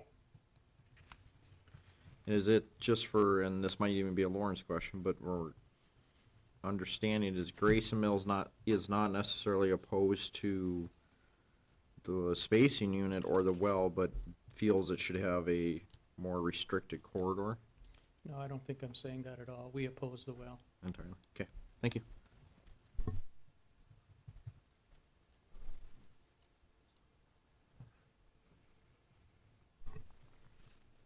Well, David just took my question, but, so there's no corridor that Grayson Mill would support in this application? No, I think the rationale for supporting the other, or not supporting, but the rationale for submitting the other exhibits was to demonstrate that if there's a potential negative effect, Burlington is right there out front and center opposing. But here, where they don't think it'll have any negative impact, they want to push forward.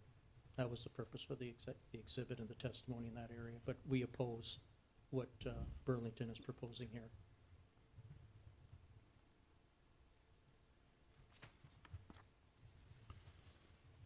So Nikki, on your exhibit E3, your deferred revenue, that's not lost revenue, it's just deferred? It would be deferred for the shut-in period, and then potentially lost if you see negative impacts to the wellbore. But yes, the way I'm depicting it right now, it is just deferred.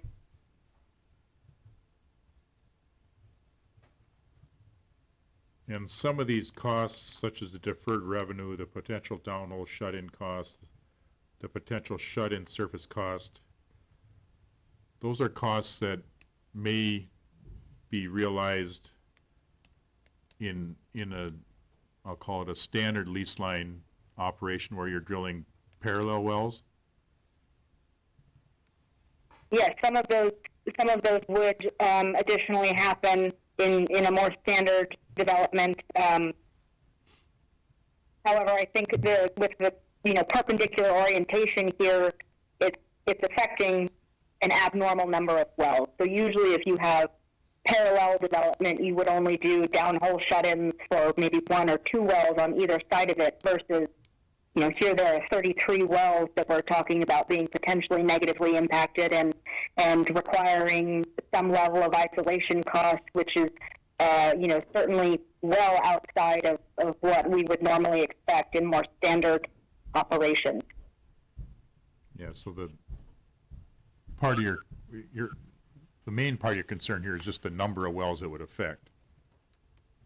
Correct, and I think it's the potential economic impact of this is not justified for the one new well. I don't think justifies the deferred revenue from 33 wells, and then certainly not the isolation costs from those 33 wells. I think it's wasteful in that manner. But you're not here to testify on behalf of Burlington and Petrohunt, are you? No, I'm not. So your concern is with the Grayson Mill wells, correct? Yes, primarily, yes. Absolutely is my concern.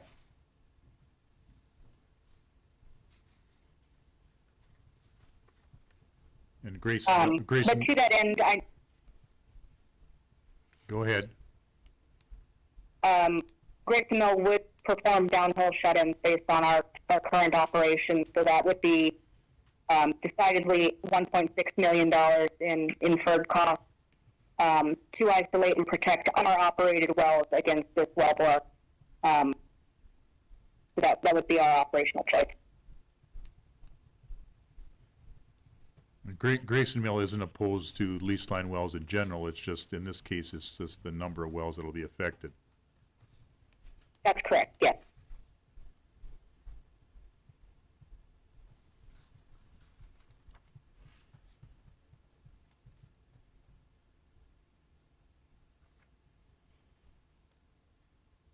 Okay, thank you.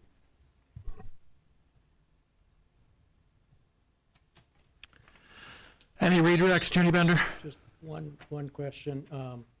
Nikki, in response to Mr. Bohr's question about having an objection because of the number of wells involved, is it true that Grayson Mill also has an objection considering the configuration of the wells? And what I mean by configuration is back-built wells and also wells that are drilled off unit. Yes, that's accurate, and from that, it's the operational risk that we are, concerned about. Nothing further. Offer the exhibits if I haven't done that. I believe you already did, and they've been accepted. That concludes our hearing for case number 29896. At this point, we'll take an hour break for lunch, return at 1:30.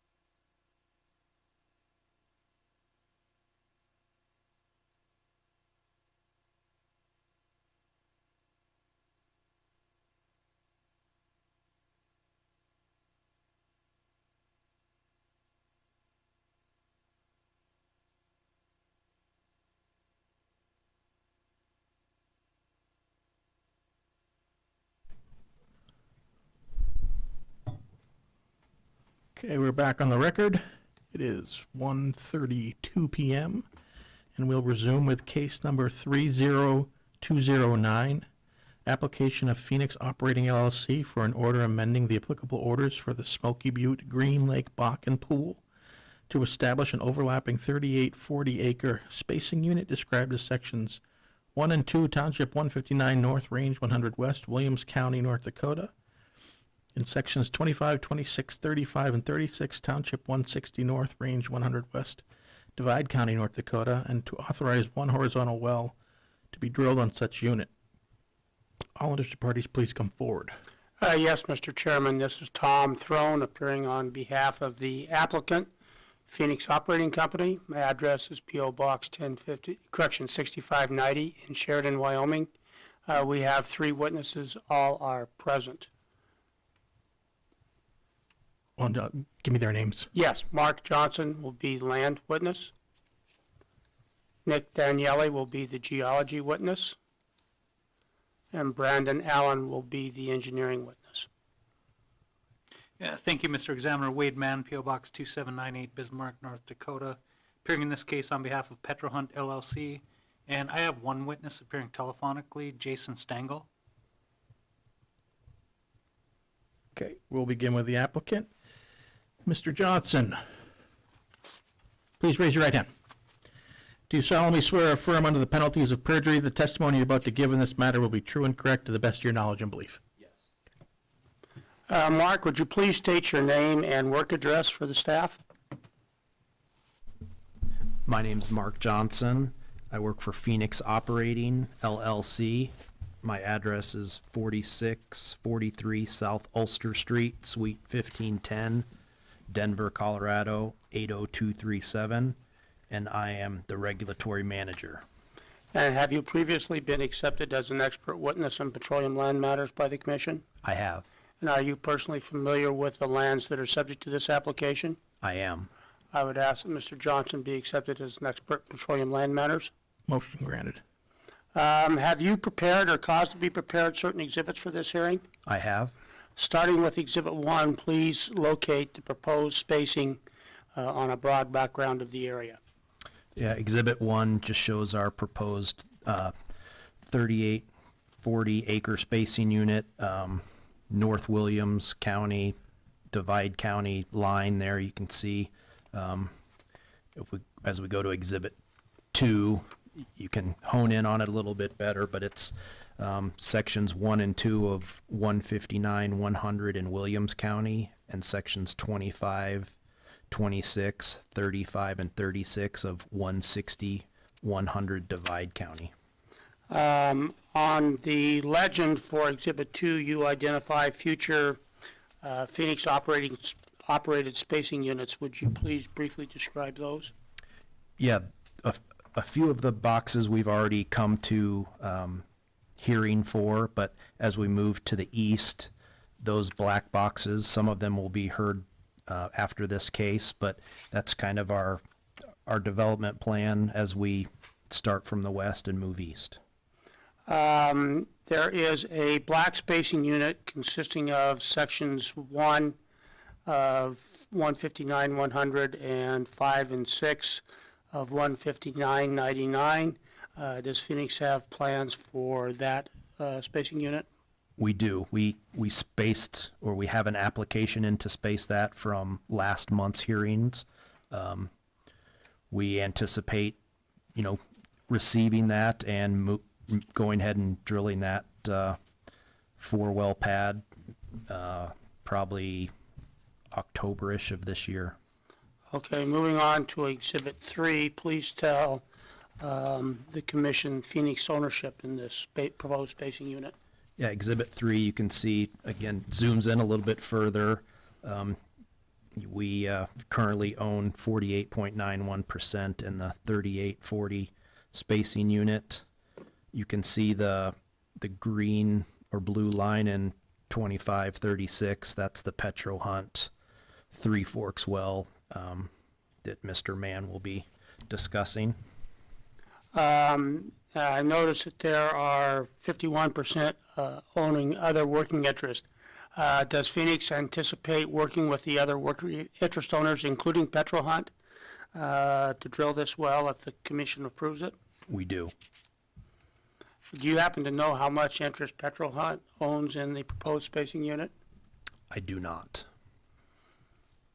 And as Exhibit 13, the gas capture affidavit, did you execute that as well? I did. I have no further questions for Mr. Johnson and would ask that Exhibits 1 through 3 and the gas capture affidavit, Exhibit 13, be admitted into the record. The exhibits will be received. Attorney Mann, any cross-examination? No questions. Any questions from the staff?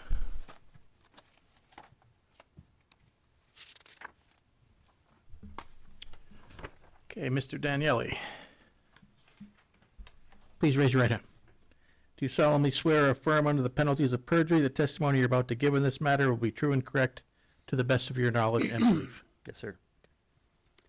And Nick, would you please state your name and address, work address for the record, and would you also spell your last name?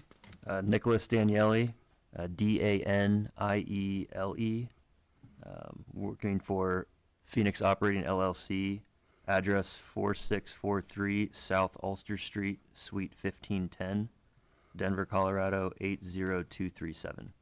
And in what capacity are you employed by Phoenix Operating? Vice President of Geology. Would you briefly give your educational and professional background for the staff? Sure. I received my Bachelor of Science from Marshall University, my Master's of Science in Geology as well from Colorado School of Mines. Started my career with Apache Corporation for 5 years, then worked for Centennial Resource Development for 6 years before joining Phoenix Operating. And you've testified before this commission as an expert previously, correct? Yes. And are you personally familiar with the lands that are subject to this application? Yes. I would ask that Mr. Daniele be accepted as an expert in petroleum geology. Motion granted. Have you prepared exhibits for this hearing? Yes, sir. Starting with Exhibit 4, would you please describe the structure map of the Middle Bakken? Yeah, so on this map, the proposed 38 40-acre spacing units highlighted in red. The structure map is a subsea structure map made on the top of the Middle Bakken. It shows a slight dip from north to south across the proposed unit. Middle Bakken horizontal wells are shown with a black dot, and Three Forks wells are shown with a purple dot. And does this exhibit have a dot on it that has a labeled type log? Yes. And does it also have a line AA prime? Yes. And is that your cross-section? Yes, sir. Moving on to Exhibit 5, would you please describe the cross-section and identify the type log? It's a cross-section from A to A prime. The first track is gamma ray, second track is resistivity, third track is porosity for each of the wells in the cross-section. The type log used for this unit is the middle well, the Easterby 111, with the Middle Bakken target highlighted in green. And does this exhibit also have the reservoir characteristics? Yes, sir. Would you please describe those for the staff? Based on the type log, the average porosity for the Middle Bakken here is 7%, roughly 30% average water saturation, and a gross thickness of 49 feet. Have you analyzed the geologic characteristics of the proposed spacing unit with the geologic characteristics of the other wells that are in the area? Yes, sir. Turning to Exhibit 6, please describe and identify the other wells. So I used two similar wells from the previous cross-section, the Easterby and the Forsberg 1. Those are the first two wells in B2B prime. I used these two to capture the toes of the highlighted Kraken wells that were densely spaced, the Lyman and the Elias wells. The third well on the upcoming cross-section will show the closest heel control I have to those wells, and then the fourth well in the cross-section will go down south into higher density spaced wells also. Do you happen to know what the interwell distance is of these additional wells that you have labeled as Kraken, Lyman, and the Elias wells? Yes, towards the heel to middle section of the lateral, it's about 1,100 feet, and they fan out to 1,600 feet towards the toes. Okay, and you also show an Exhibit BP prime on Exhibit 6. Yes, sir. Moving on to Exhibit 7, please describe the contents of that cross-section. So this cross-section set up the same way as A to A prime, gamma ray, resistivity, porosity, first 3 tracks. I highlighted at the bottom reservoir properties for each well. The Easterby R-type log, 7% porosity. The 3 wells, additional wells in the cross-section average about 8% porosity. Isopack thickness varies slightly from 49 feet in the first well to 47 to 51. And all have water saturations around the 30 to 32% range. So geology looks very similar. As an expert in petroleum geology, are there any significant geologic differences across any of the wells in this cross-section? No, sir. Are there any geologic reasons why you would, the wells in the southern part of your cross-section would perform differently than a well or wells in the proposed spacing unit? No. And again, what was the interwell distance? 1,100 feet towards the heels and middle of the Kraken wells, and then fanning out to 1,600 feet. Also to highlight the wells further south, those range in spacing from 900 feet to about 1,200 feet. Based on the well control data that you have around this proposed spacing unit, are you fairly confident that the geologic characteristics of the Middle Bakken will not be different than the surrounding wells that you analyzed? Yes, sir. Is the Middle Bakken present and continuous in the proposed spacing unit? Yes. And if this application is approved, will waste be prevented, relative rights protected, and the drilling of unnecessary wells prevented? Yes. I have no more questions for Mr. Daniele and would ask that, I believe, the exhibits 5, 6, and 7, 4, 5, 6, and 7 be admitted into the record. The exhibits will be received. Attorney Mann, any cross-examination?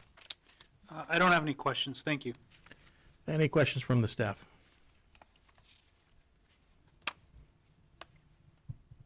Okay. Mr. Allen, please raise your right hand. Do you solemnly swear or affirm under the penalties of perjury the testimony you're about to give in this matter will be true and correct to the best of your knowledge and belief? I do. Brandon, would you please state your name and work address for the record? Yes, my name is Brandon Allen. I work for Phoenix Operating LLC at 4643 South Ulster Street, Suite 1510, Denver, Colorado 80237. And in what capacity do you work for Phoenix Operating? I'm the head of reservoir engineering. Would you briefly refresh the commission staff of your educational and professional background? Yes, I have a bachelor's degree in biochemistry as well as chemical engineering. I started my career, spent 8 years with Forest Oil Corporation, spent the next 7 years with Halcon Resources, and then my final stint prior to joining Phoenix Operating was with Brew and E&P Operating. And you've been previously accepted as an expert witness prior? Yes, I have. And are you personally familiar with the lands that are subject to this application? I am. I would ask that Mr. Allen be accepted as an expert witness in petroleum engineering. Motion granted. You prepared certain exhibits for this hearing, haven't you? Yes. Starting with Exhibit 8, please describe Phoenix's proposed wellbore. Exhibit 8 shows an example wellbore diagram indicating surface casing set at approximately 2,000 feet to cover the Pierre Shale. A 7-inch intermediate casing set into the Middle Bakken once we land in the Middle Bakken, and then a 4.5-inch liner set inside of that with the liner top just above the kickoff point. And are you familiar with Phoenix proposed drilling plan, development plan? Yes. Moving on to Exhibit 9, would you please describe it for the staff? Yes, Exhibit 9 shows our proposed unit development for this 3840 as well as our proposed unit development for a previously applied for 1920 acre spacing unit in 2635 and 2. We proposed for 4 wells to be drilled within the unit and 1 well to be drilled within the lease line for the 3840. The black box indicates the multi-well pad that we plan to drill all of the wells from. The Petro Hunt existing Three Forks well is indicated by the blue line in 2536. And when do you anticipate drilling the wells currently approved in the spacing unit for 26, 35, and 2? We expect to spud late August. And you anticipate batch drilling those wells? Yes, we do. And if this application is approved, would you drill the lease line well at the same time or with the same rig? Yes, we would. Have you had occasion to analyze the production history of other wells drilled in this area with interwell distance the same or similar to what you're proposing? Yes, I have. Turning to Exhibit 10, would you please describe your results? Yes, the Exhibit 10 indicates the wells that Mr. Daniele was referring to, the Kraken Lyman wells as well as Elias wells, whereby the interwell distance among common targets is approximately 1,100 feet. That would be directly offset to the 10,000-foot laterals on either side, also operated by Kraken. Using Exhibits 11A and 11B, describe your analysis of the production history of those wells. Yes, so the parent wells are the longest running wells on this cumulative oil and monthly production plot. And which wells are the parent wells? The parent wells are the Elias 1-21H and the Lyman Tracy 20-17 number 1 TFH. As indicated by the arrows in the black box on the cumulative production curves, that was the time of the offset infill development for the Elias number 2H, the Lyman number 3H, and the Lyman number 4H. As the plot depicts, the parent wells have returned on a cumulative production basis to the previous curves. You can see a little bit of the flattening, which is where the wells were shut in during drilling and completions operations, but were returned to production. And the infill wells are exceeding the production of the parent wells. And just to be clear, tell the staff which lines on Exhibit 11A are the parent wells by color and which ones are the offset wells. Yes, the parent wells are in shades of blue. The Elias 1-21H, which is a Middle Bakken well, is in the darker blue. The Lyman Tracy 2017 number 1 TFH is in the lighter blue. And then the child wells are on the left-hand side of the curve. And those are the Elias number 2H in orange, the Lyman number 3H in gray, and the Lyman number 4H in yellow. So is it your conclusion that drilling wells this close will not have adverse impact on the first well or the infill wells? That is correct. These are both indicators that the parent wells have returned to their previous curves, as well as the child wells are outperforming the parent wells. Those are both indicators of appropriate well density. Okay.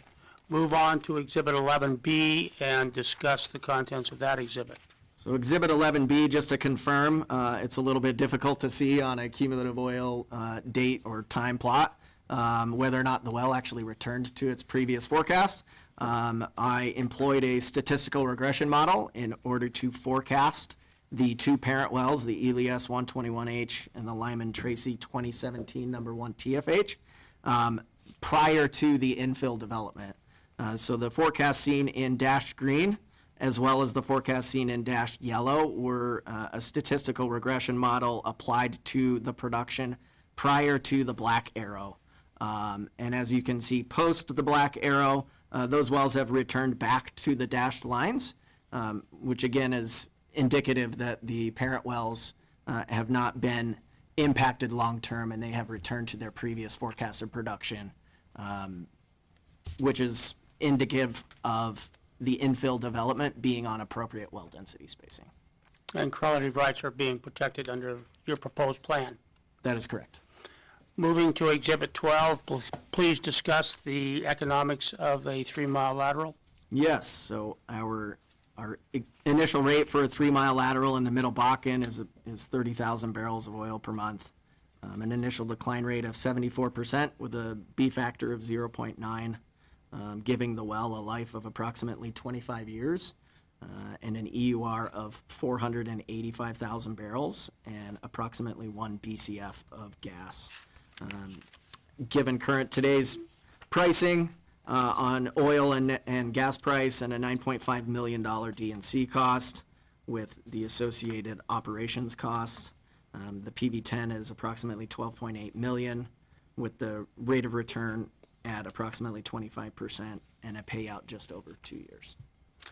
And as Exhibit 13, the gas capture affidavit that Mark Johnson testified to. Yes. I have no further questions for Mr. Allen, and would ask that his exhibits, starting with Exhibit 8 through 13, be admitted into the record. Exhibits will be received. Attorney Mann, any cross-examination? I'm not going to have any questions for the witness. Thank you. Any questions from the staff?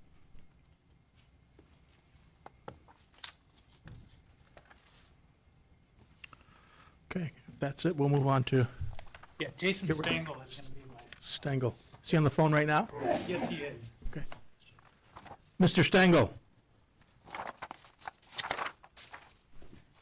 Jason, you there? Yes, Can you hear me? I can. Okay. Do you solemnly swear or affirm under the penalties of perjury the testimony you're about to give in this matter will be true and correct to the best of your knowledge and belief? I do. Jason, can I have you state your name, by whom you're employed, in what capacity, and give us your business address? I'm Jason Stengel. I'm employed by Petro Hunt LLC as a reservoir engineer. My business address is 2101 Cedar Springs Road, Suite 600, Dallas, Texas 75201. Jason, have you previously testified before this commission? Yes. And was that primarily on engineering-related matters? Yes. Okay. And you're familiar with the lands and the proposed spacing unit that are at issue today? Yes, Okay, and have you put together some exhibits you intend to sponsor? I have. Okay, I'd move the testimony of Mr. Stengel be received as that of an expert. Motion granted. And Jason, let's start with exhibit number 1 and sort of using that. Can, I guess initially just explain for us what Petro Hunt's interest is here in this spacing unit, and then also, what our opposition is, why we're opposed to this particular spacing and development. Yes. So I'll go ahead and start with the conclusion. We don't think Phoenix's application for a lease line well is necessary. We think the well is unnecessary and wasteful. That's because we think 4-well spacing is appropriate to drain the reserves within the DSU. With that said, I've got 3 exhibits illustrating my point. I'll start with the first exhibit being a map. To describe the map, you can see the section, townships, and ranges. You can see the DSUs that are the operator names over DSUs that they control. The well bores with solid lines are wells that have been drilled. The dotted lines are wells that have been permitted. The lease line well we're describing, or the application is asked for, is the dashed line in black just north of center on the map. You can see Phoenix's 1920 to the west and our Johnson 2536 to the east. The analog that I'm going to use to demonstrate why I think 4-well spacing is appropriate and why the lease line well is unnecessary is just down to the southwest, the 2 red DSUs that are highlighted there. Now, this is a general observation I've made for this area. As Phoenix previously mentioned, the geology is fairly consistent here, and I picked these 2 DSUs because they are the cleanest at demonstrating what I'm about to talk about. But you can observe it over in those Kraken DSUs that I described. It's just more obscure. It's obscure because of both lateral length, vintage of fracs, or vintages of the wells, the fracs themselves, and whether or not the DSUs have been fully developed. I picked these 2 DSUs that you see to the southwest in red because they were both drilled and completed by a single operator. The north DSU has only 1 well on production. You can see more than 1 well, but those have been drilled but not completed as far as I can tell. So the north DSU acts like a single well DSU. The southern DSU was drilled and completed with 5 unit wells and 2 lease line wells. And for simplicity's sake, for math reasons, instead of using the 2 lease line wells divided by 2, I just included the west one because the west lease line was drilled on the same pad as the unit wells. So again, I picked these 2 DSUs because they're the cleanest example of an observation I've made across this entire area. So that leads me to my second exhibit.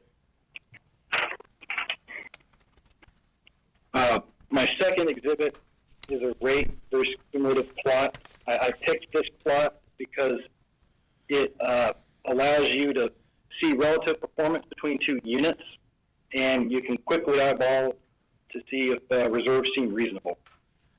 The orange line on this plot is the single well DSU, so it's just the well. The blue line on this plot is the the aggregation of the 6 wells in that fully developed DSU. I had gone through and projected out the reserves for all of the wells in these DSUs, and I drew out arrows pointing towards where I think the ultimate reserves are for the DSUs.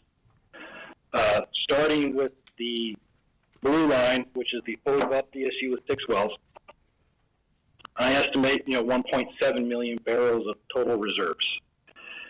The orange line, which is just that solo well, I estimate 445,000 barrels of total reserves. As you can see, that single well is effectively draining 26% of the fully developed DSU. This would tell me that 4 wells will adequately drain the barrels within the DSU, and lease line wells are effective, or anything more than 4 would be effectively unnecessary, and in this particular case would make Phoenix's lease line well unnecessary to drain the barrels. So that leads me to my third and final exhibit. This is a rate cum plot of all the wells in the 2 DSUs. The orange, again, is the single well. The light colored wells are the unit wells plus the lease line well and the fully developed DSU.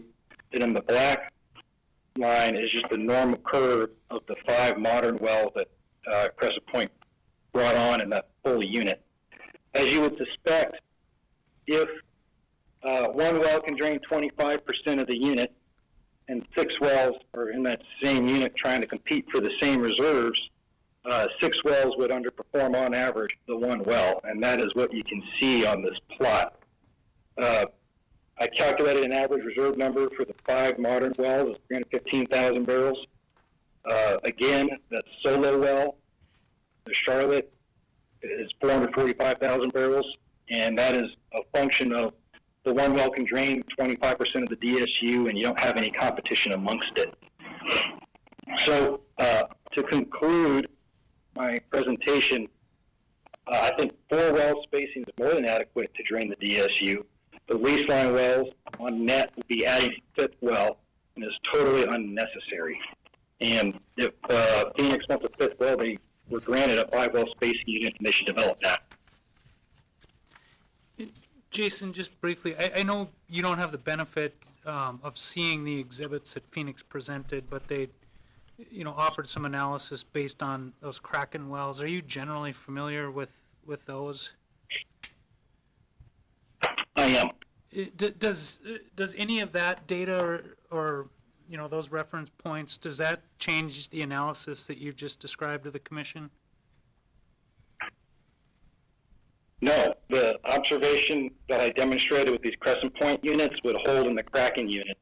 I think 5 wells is too dense. They could have done it with 4. That 5th well was unnecessary. Okay. And Jason, it's your understanding that when establishing spacing units, under 380807, that the commission, that they're required to look at establishing spacing units in a manner that's going to protect relative rights and prevent waste and prevent the drilling of unnecessary wells. Is it your opinion that drilling this section line well or lease line well, that would be drilling an unnecessary well in this case? Yes. Okay. I have no further questions at this time. I'd offer the exhibits. The exhibits will be received Attorney Throne, any cross-examination? Yes, a couple. Mr. Stengel, did you present any evidence of interwell interference with wells that are drilled as close as Phoenix is proposing? That would be my Exhibit 3. You can see that the densely filled unit wells are underperforming the solo well.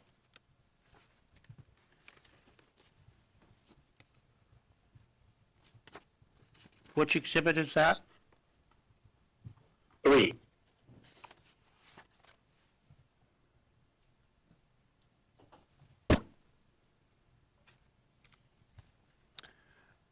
Without the additional wells, though, wouldn't there be some reserves left in the ground? That's your opinion that there would not be, is that correct? If they drilled it with at least 4 wells, yes, they would drain all the reserves. If they drilled it with 3 wells, I would argue they have left some behind, but they didn't need the 5th or 6th well, in my opinion. Okay, I have no further questions for Mr. Stengel, but I do have one rebuttal witness. Any questions from the staff?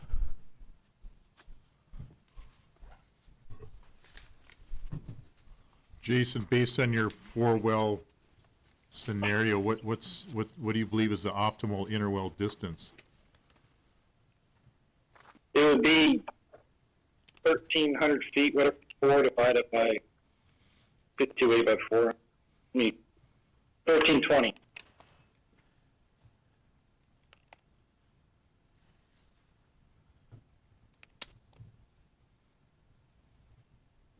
So in looking at, well, so your well in 25 and 36 is drilled roughly down the center line of the spacing unit? Yes. So on your scenario, you put one more well to the west of that? Personally, I would develop this on 3 well spacing. But that's just me. I could see why you would go to 4. So I would put one on the east and one on the west. So roughly 1320 from the west line of 25 and 36?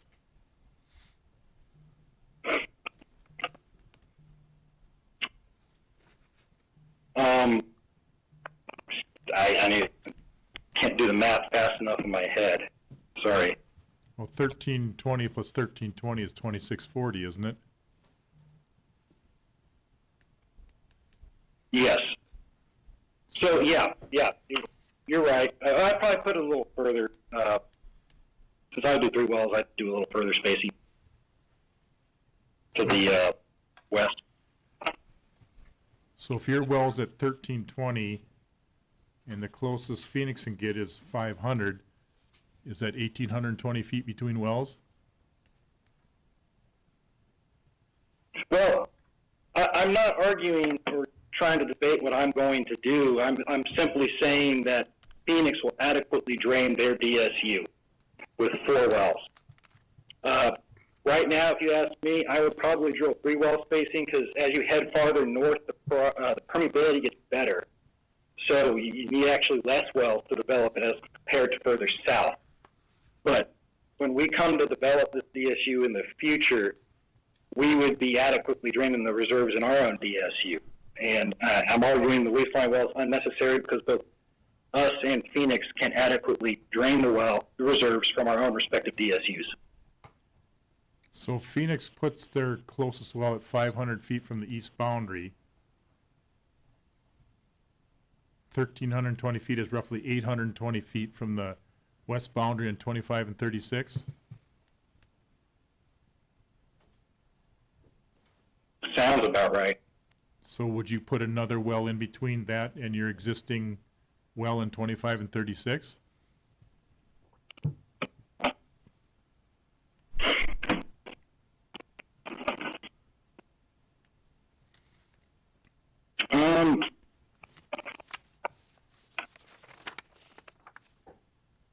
I'm not totally sure where we would put the well at this point in time.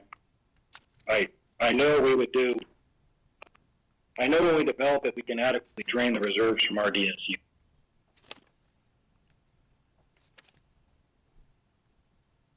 We wouldn't need the assistance of the lease line well to do that. But that depends upon where your well would be located, wouldn't it?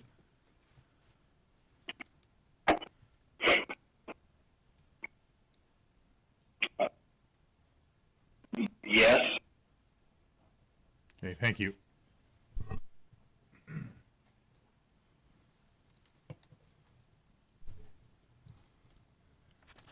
Jason, I'm looking at your exhibit number 3. And the 5 wells that you're talking about that underperform, that's the light colored lines kind of in the background, is that correct? Yes. And are those all then averaged together to create the norm 5 new wells projection you made? Yes. And can you identify for me which well is the really poor performer, the one that's far below the other 4? That would be the Reed 10-3, 158, 100. That's the original parent well from back in the day. That's a small frac, older vintage well. All right, thank you.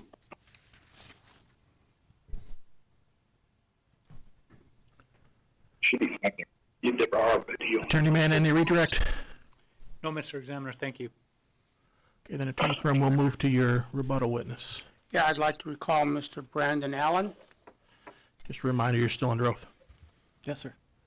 Mr. Allen, have you conducted an analysis of how many wells are necessary to recover the recoverable reserves in the spacing unit that we're talking about here in 26, 35, and 2? Yes, I have. Would you briefly go over those calculations for the staff? Yes. So based on the reservoir and geologic properties presented in Exhibit 5, I'll remind the staff of the average porosity of approximately 7%, average water saturation of 30%, and a gross average thickness of 49 feet, with a B sub OI of 1.5 reservoir barrels per stock tank barrel. The 3840 original oil in place is approximately 48 million barrels of oil. Using a very conservative estimate provided by the American Association of Petroleum Geologists for the recovery factor of a solution gas drive oil reservoir of 15%. That yields the total recoverable oil in the unit at approximately 7.15 million barrels. Provided that our type curve is accurate as we presented it in, forgive me, I'm scrolling back here. In exhibit was that? Sorry, exhibit 12 of 485,000 barrels. The amount of wells for the 3840 required to drain the 7.15 million barrels of recoverable oil in the 3840 would be approximately 15, just in the Middle Bakken alone. And to recover the reserves in the 26, 35, and 2 DSU, is the proposed lease line well necessary? Yes, it is. And if the lease line is not drilled, will waste be caused by leaving hydrocarbons in the ground that would otherwise be recovered? Yes, it will. I have no further questions for Mr. Allen. Attorney Mann, any cross? Nope, no questions, thank you. Any questions from the staff?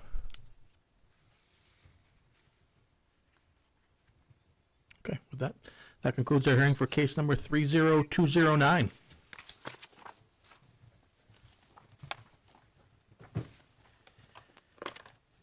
Case number 30210, application of Phoenix Operating LLC for an order amending the applicable orders for the Berg Bakken Pool to establish an overlapping 1920 acre spacing unit described as section 1, 159, 99, Williams County, North Dakota, in sections 25 and 36 16099, Divide County, and to authorize 5 horizontal wells to be drilled on such unit. All interested parties, please come forward. Mr. Chairman, Tom Throne, P.O. Box 6590 in Sheridan, Wyoming, appearing on behalf of Phoenix Operating Company. We have the same 3 witnesses this hearing and the future hearings that we had last hearing. And just as a reminder, for each hearing, you're still under oath, all 3 of you. You may proceed. Okay, Mark, just for the record, just state your name, please. Mark Johnson? And you're testifying as to petroleum land matters. Yes, sir.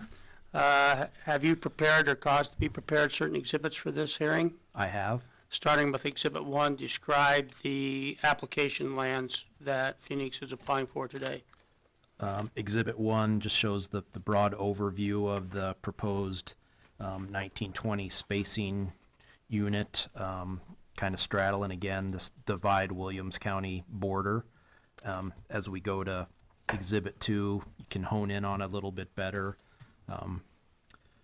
You can see the proposed spacing unit in red, sections 25 and 36 of 16099, and section 1 of 15999.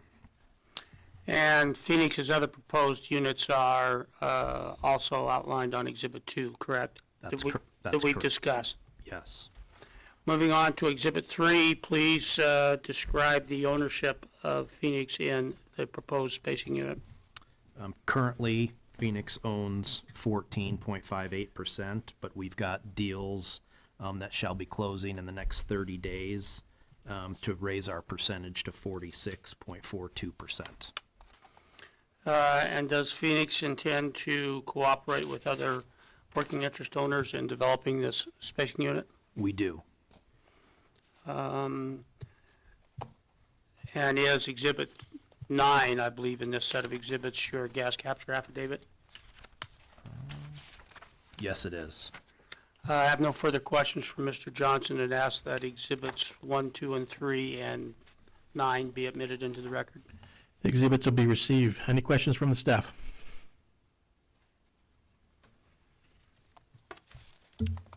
You may proceed. Okay. Oh, I'm sorry. Sorry, I'm slow on the button. Mark, the underlying 1280s in the area, well, particularly the 1280 of 25 and 36 has no wells in it. Should that spacing unit be eliminated? Yes, we would like that to be eliminated and move to the 3-mile lateral technology. Okay, thanks. Sorry about that. Okay, you can proceed now. Okay. Mr. Daniele, would you please state your name for the record? Nick Daniele? And you're testifying as expert in petroleum geology. Yes, sir. Have you prepared certain exhibits for this hearing? Yes. Starting with Exhibit 4, please describe the structure map. This is a subsea structure map on top of the Middle Bakken with a contour interval of 50 feet. Highlighted in red is the proposed 1920 acre spacing unit. Middle Bakken wells are highlighted in black and Three Forks wells are highlighted in purple or blue. The structure here is slightly dipping from north to south. And does the exhibit have a dot labeled type log? Yes, sir. And do you also have a cross-section on this exhibit? Yes, sir. Using Exhibit 5, describe the cross-section and the type log. It's cross-section A to A prime from west to east, showing gamma ray in tract 1, resistivity in tract 2, and porosity in tract 3. The type log used for the analysis of reservoir properties is the Abe well, the Thoring 1-4, with the Middle Bakken highlighted in green.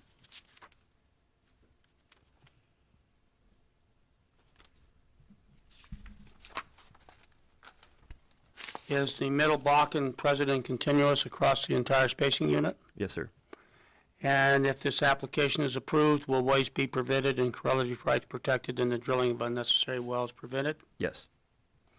I would ask that the exhibits be admitted into the record. Tender them for any questions. The exhibits will be received. Any questions from the staff?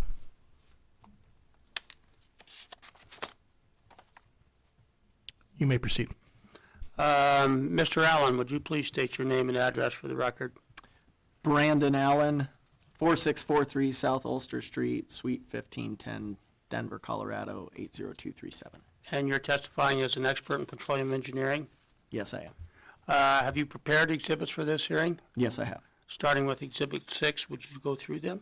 Yes, Exhibit 6 is an example wellbore diagram depicting the surface casing being set at approximately 2,000 feet to cover the Pierre Shale.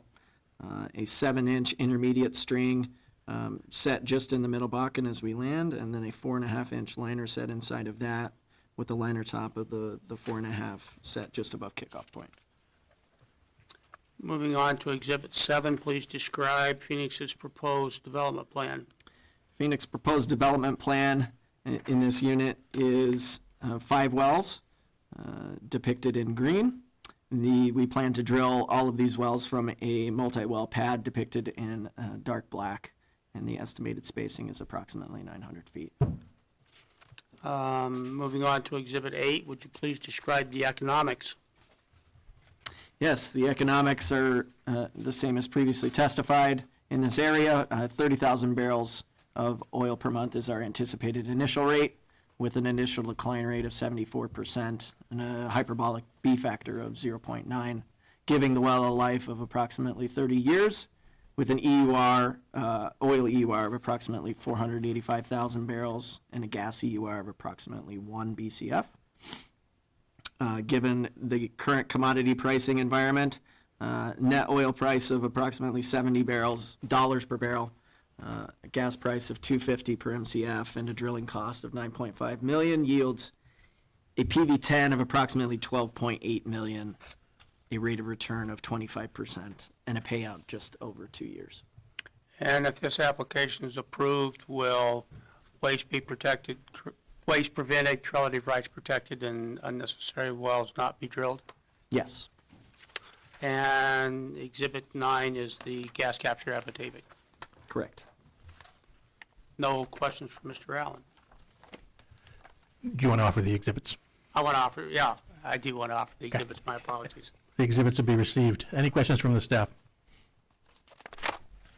Brandon, are the wells going to be batch drilled? Yes, sir. And when does Phoenix anticipate spotting the well? These wells will be spud up after our unit that we just testified to and the unit in 1 of 159-100 and 5 and 6 of 159-99. So estimated spud date is in the spring of next year. March, give or take. Okay, thank you. Brandon, the last case, my memory serves right, you're gonna drill 4 wells in the spacing unit. Yes, that's correct. In this case, you're gonna drill 5. What's the difference? The difference being a spacing test, as I testified before, we believe that the recoverable oil is higher than the well density that we are currently drilling on. So we want to test whether or not 5 wells in unit makes sense. And we believe that there's a strong case to be made from a reservoir quality and a geologic quality perspective that we can increase the density. But these are our first wells that we're operating in North Dakota. We don't want to go drill 12 wells in a section or in a unit. So directly south of you is a Kraken unit that looks like it's gonna be developed pretty much identical to what you're proposing here. Are you participating in those wells? I don't believe so, but I'm unsure. I'd have to. I don't believe we have an interest in those, but that is the impetus behind our spacing test. Is Kraken's development is on very similar spacing in similar geologic formation. Okay, thank you.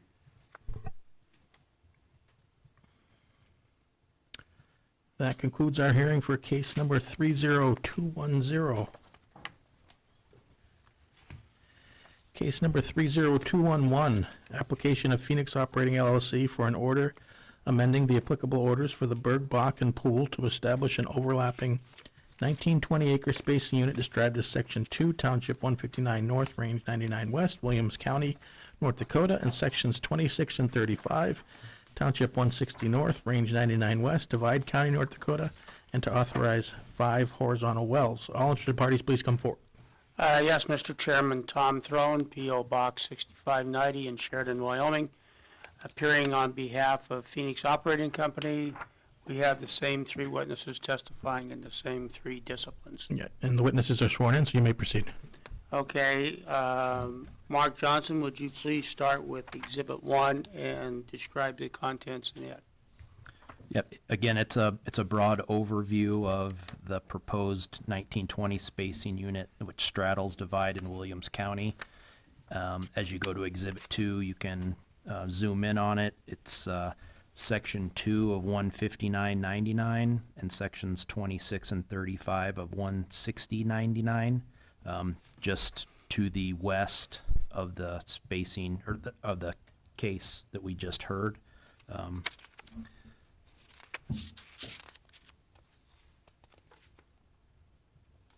And moving on to Exhibit 3, describe Phoenix's ownership in that proposed spacing unit. As of today, Phoenix owns 42.29% of the proposed 1920, and in 30 days, we anticipate that we will have 83.94% with deals that will be closing within the next month. Deals mean you're acquiring additional working interest Yes, from sir. other parties? Yes, sir. And is Exhibit 9 your affidavit of gas capture? It is. I would ask that Exhibits 1, 2, 3, and 9 be admitted into the record. The exhibits will be received. Any questions from the staff? Mark, same question. The current 1280 that's 26 and 35, should that be eliminated? Yes, sir. Thank you.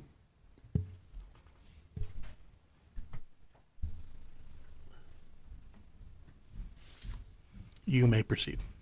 Okay, Mr. Daniele, looking to Exhibit 4, is there any significant geologic differences in this map than the one we presented in the last case, 30210? No, sir. Same cross-section as well. Okay, and Exhibit 5 is the same as what you just said? Yes. Okay.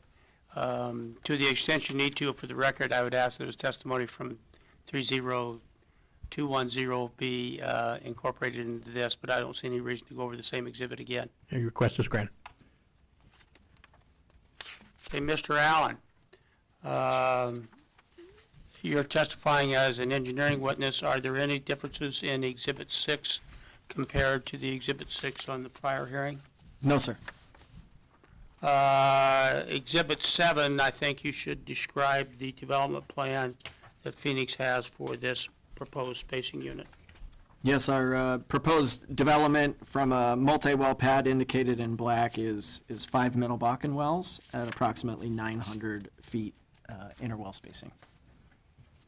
And Exhibit 8, are the economics the same for this proposed spacing unit as it was for the prior one? Yes, sir. And Exhibit 9, the gas capture affidavit's already been admitted. I would ask that the testimony be incorporated from the prior hearing and ask that these exhibits be admitted into the record. Your request is granted and the exhibits will be received. Any questions from the staff?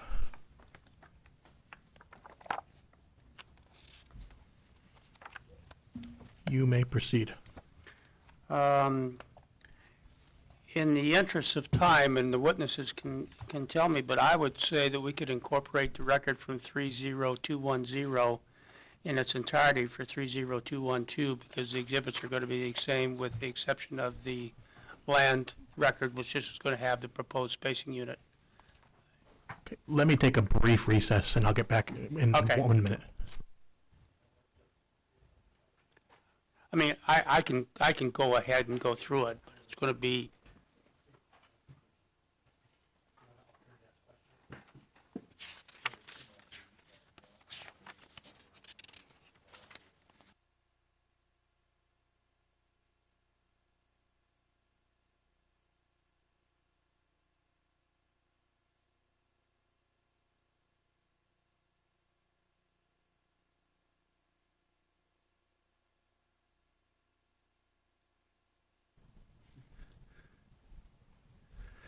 We are back on the record, and the request was made to incorporate prior testimony that's the same in the subsequent case into each case, and that request is granted.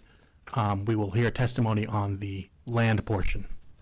Okay, because the geology and engineering is going to be precisely the same. That's correct. Okay, Mark, on case 30212, would you please describe the contents of exhibits 1, 2, and 3, and 9? Yes, so Exhibit 1 is the broad overview of the proposed 1920 spacing unit, again straddling that divide Williams County border. And as we go to Exhibit 2 and zoom in, we can see in more detail at sections 27 and 34 of 16099 and section 3 of 15999, directly west of the last case we just heard. As we go to Exhibit 3, you can see that Phoenix's current working interest is 24.3%, and we strongly believe that in 30 days our working interest percentage will be 68.34% with the deals that we have in the queue. And Exhibit 9 is your affidavit of gas capture? It is. I would ask that exhibits 1, 2, 3, and 9 be admitted into the record. The exhibits will be received. Any questions from the staff?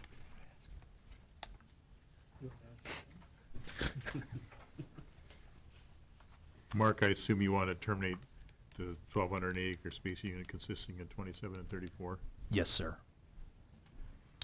And this may be a point of, you only offered certain exhibits. You want to offer all the exhibits, don't you? I want to offer all the exhibits, yes. Then all the exhibits will be received. Right, and testimony And at this incorporated from point, the the prior hearings. right, the remaining testimony will be incorporated from the prior cases. That concludes our hearing for case number 30212. Case number 30046.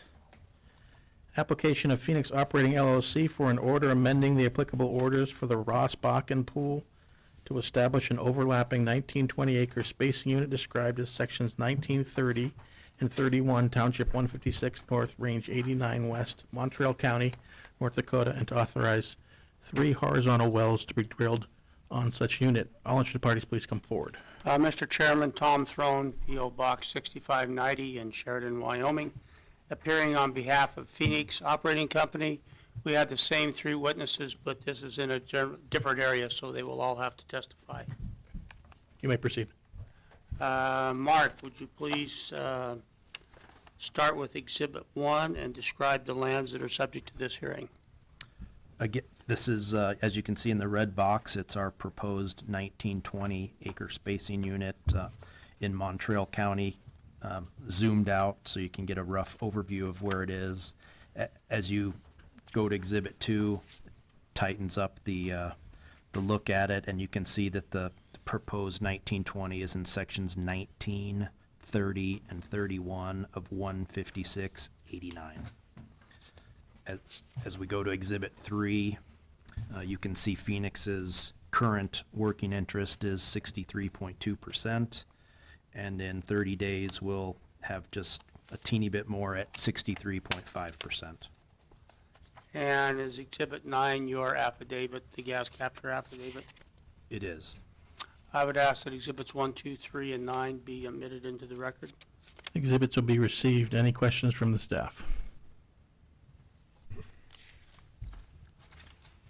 Okay, Mr. Daniele. Well, Oh, go ahead. so Mark, on Exhibit 2, 19 and 30 are currently a stand-up 1280, and 31 and 32 are currently a lay-down 1280? Is that correct? I believe so, yes. So I assume you'd want us to terminate those spacing units. Yes, please. And based on, this may be more for your geology and engineers, but this is on the eastern edge of the Bakken Play, is that correct? That is correct. So terminating that lay-down spacing unit to the south may or may not have any effect on anybody because nobody's drilling out here. Yes, sir. Okay, thank you. You may proceed. Okay. Nick, starting with Exhibit 4, would you please describe the structure map for the Middle Bakken and Three Forks in this area? Yes, this is a subsea structure map on top of the Middle Bakken with a contour interval of 50 feet. The Middle Bakken here dips from the northeast to the southwest. I highlighted a cross-section A to A prime that shows geology across the unit, and a type log, which will be the middle log on the cross-section. Okay, moving on to Exhibit 5, please describe the geology of this area. A to A prime, same setup as previous exhibits, gamma ray, resistivity, and porosity in the 3 tracks. The type log used is the middle well, and the Middle Bakken target is highlighted in green. I have no further questions for Mr. Daniele and ask that Exhibits 4 and 5 be admitted into the record. Exhibits will be received. Any questions from the staff?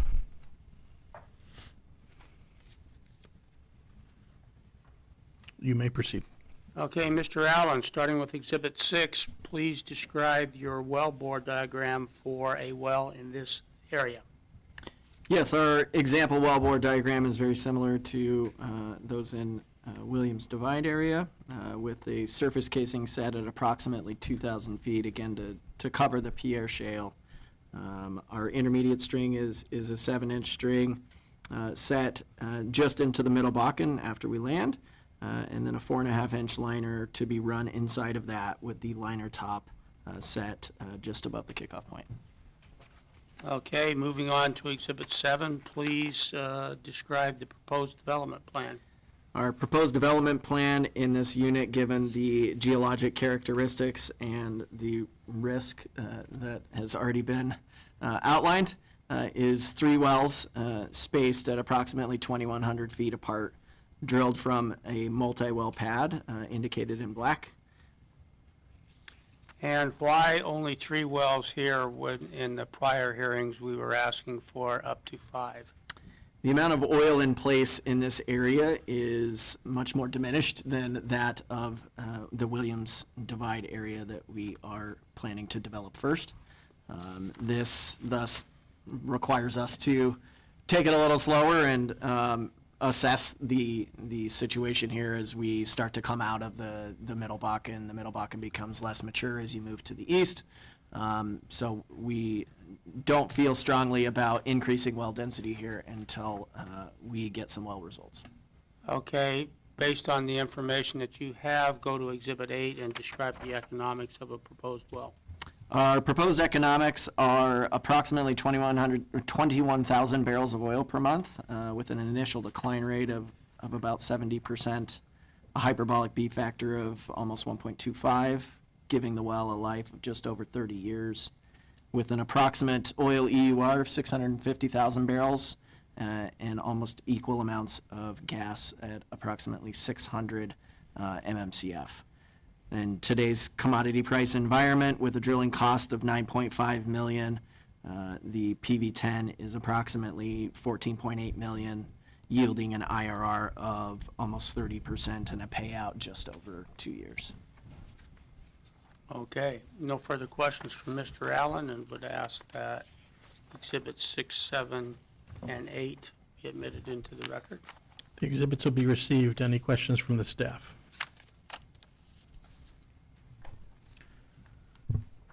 When are you proposing to spud these wells? These are currently on our drill schedule for Q4 of 2024. And they're going to be batch drilled as well when you do spud them? Yes, sir. Okay.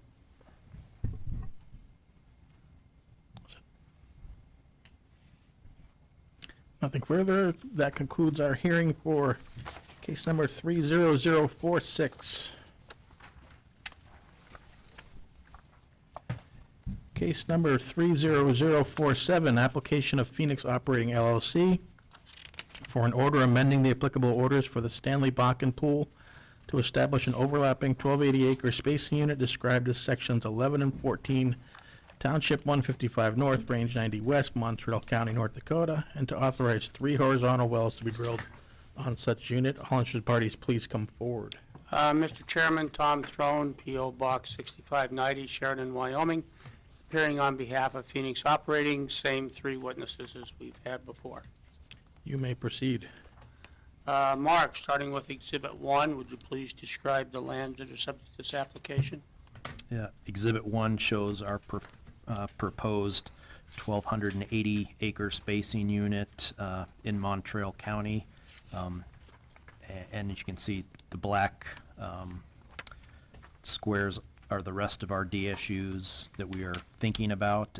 As we scroll into Exhibit 2 and tighten up the view, you can see the 1,280 acre spacing unit comprising of sections 11 and 14 of 15590.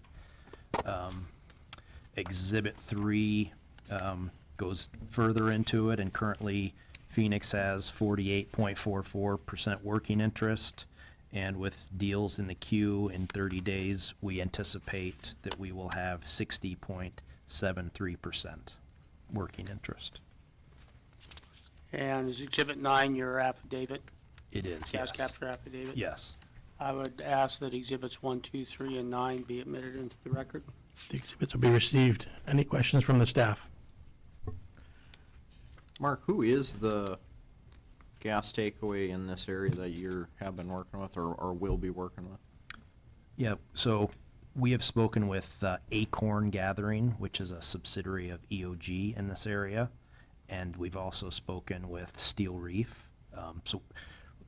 Again, this isn't hot and heavy at the moment, but we've spoken with both, and just kind of evaluating which pipe is closer and who can do what, and with the takeaway, but we've spoken with both of those entities. Okay, so no running lines to your well pad and stuff? They're Shouldn't gonna, be any issue? there's always issue. We've got to get them run, but we expect that it will be able to be done. Okay, thank you.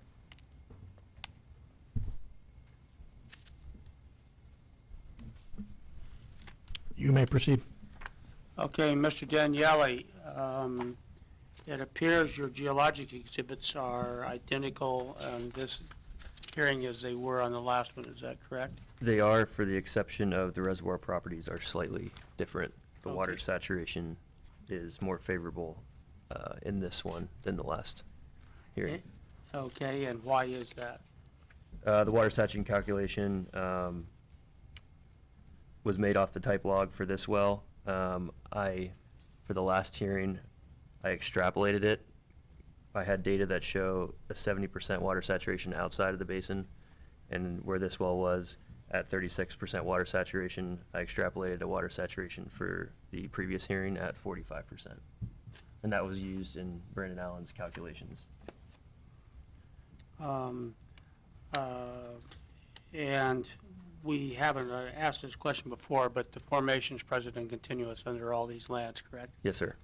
I would ask that you incorporate his testimony from 30046 as amended by his testimony on Exhibit 5, and ask that 4 and 5 be admitted into the record. Your request is granted, and the exhibits will be received. Any questions from the staff?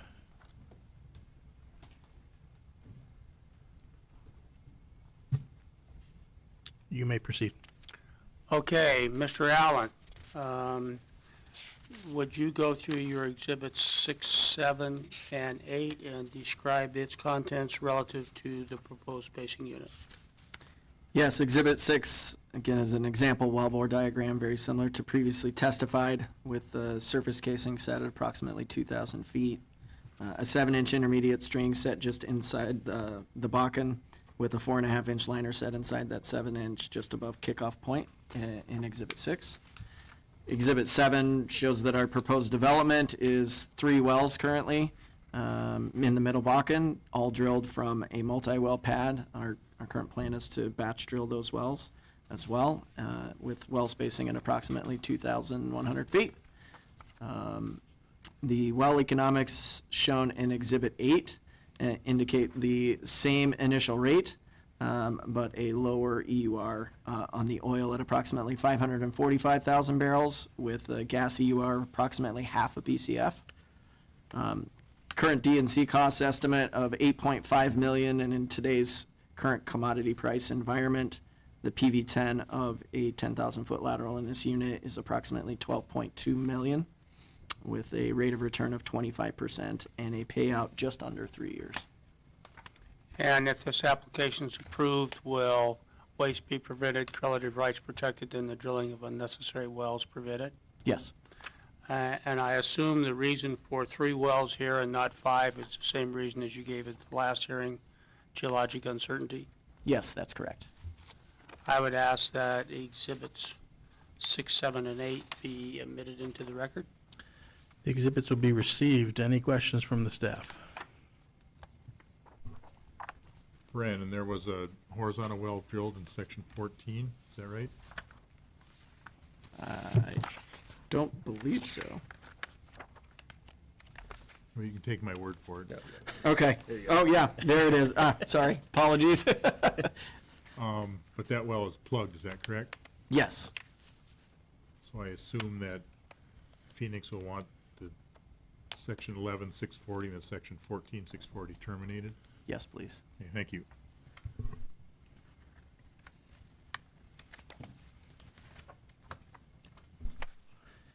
And that concludes our hearing for case number 30047. We're going to jump ahead to the supplement now and call case number 30048, application of Phoenix Operating LLC for an order amending the applicable orders for the Stanley and/or partial Bakken pools to establish an overlapping 1920 acre spacing unit described as section 24 Township 155 North, Range 90 West, and sections 19 and 20 Township 155 North, Range 89 West, Montreal County, North Dakota, and to authorize 3 wells to be drilled on such unit. All interested parties, please come forward. Mr. Chairman, Tom Throne, P.O. Box 6590 in Sheridan, Wyoming. Appearing on behalf of Phoenix Operating, we have the same 3 witnesses, but engineering and geology will have to testify on this one. It's a little different area. You may proceed. Mark, starting with Exhibit 1, would you please describe the lands that are subject to this application? Yeah, Exhibit 1 again shows the zoomed out view of the proposed 1920 spacing unit in Montreal County. As we go to Exhibit 2, you can see our proposed 1920 acre spacing unit in red, which comprises of section 24 of 15590 and sections 19 and 20 of 15589.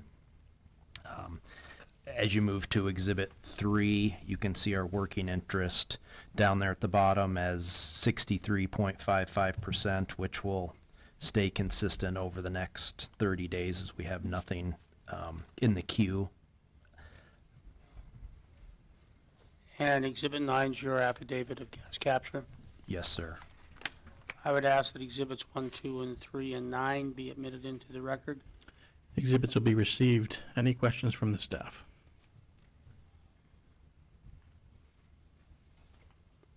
You may proceed. Okay, Mr. Daniele, would you please describe Exhibits 4 and 5 for the staff? Yes, Exhibit 4 is a geologic structure map, specifically subsea structure map on top of the Middle Bakken. The Middle Bakken here dips from the northeast to the southwest. Also shown on the map is a type log and cross-section A to A prime. Okay, I'm moving on to the Exhibit 5. Please describe the cross-section and the reservoir properties. The first well in the cross-section is the type log that was used to evaluate the reservoir properties. Moving from the type log to the east, you can see the Middle Bakken thin, so we are testing the edges of the play here. The reservoir properties, about 60% average porosity, 36% average water saturation at about 30 feet gross thickness. I would ask that Exhibits 4 and 5 be admitted into the record. The exhibits will be received. Any questions from the staff? You may proceed. Mr. Allen, starting with Exhibit 6, please go through your exhibits and highlight any differences from the prior testimony. Yes, Exhibit 6 is the same example wellbore that I had. Thank you. Exhibit 6 is the same example wellbore diagram that was depicted in the previous case, with surface set just below the Pierre Shale, 7-inch intermediate string set in the Bakken, and a 4.5-inch liner with the liner top just above the kickoff point. Exhibit 7 shows our proposed development in this 1920 acre spacing unit with 3 middle Bakken wells depicted in dashed green at approximately 2,100 feet apart, all drilled from a proposed multi-well pad on the western end of section 24. Exhibit 8 depicts the well economics of a 3-mile lateral in this area that we anticipate with an initial rate of approximately 25,000 barrels of oil per month, an initial decline rate of 70%, a hyperbolic B factor of 1.24, yielding a 35-year well life, a 650,000 barrel oil EUR, and a 600 million cubic feet gas EUR. Given today's current commodity environment and in a well cost of approximately 9.5 million, and the associated operations costs, the PV10 of a type well is approximately 14.8 million, with an IRR just shy of 30% and a payout just over 2 years. And the reason for 3 wells here is the same as in the prior hearings. That's correct, geologic uncertainty. And if this application is approved, will relative rights be protected, waste prevented, and unnecessary wells not drilled? Yes. Prevent the drilling of unnecessary wells, I guess, is the statute. No further testimony. Want to offer the exhibits? Offer the exhibits, yes. The exhibits will be received. Any questions from the staff?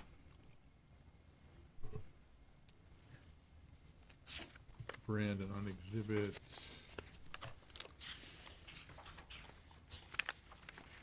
we'll go with exhibit 2. Section 24 is currently a 640 acre space unit, is that right? I'm unsure. Okay.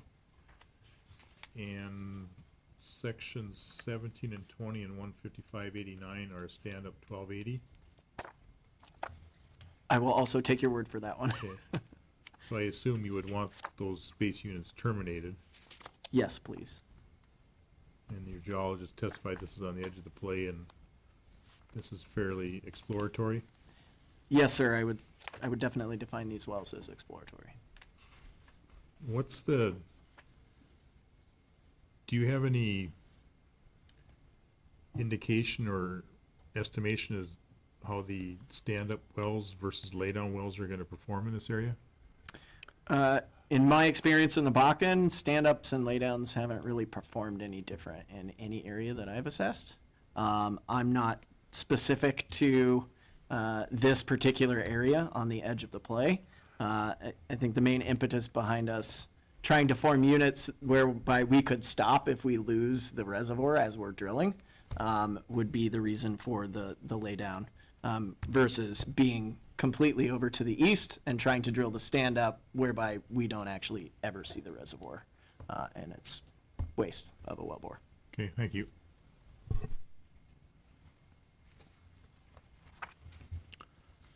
Nothing further. That concludes our hearing for case number 30048. Why don't we take a 10-minute break, and we'll go back on the record at 3 o'clock.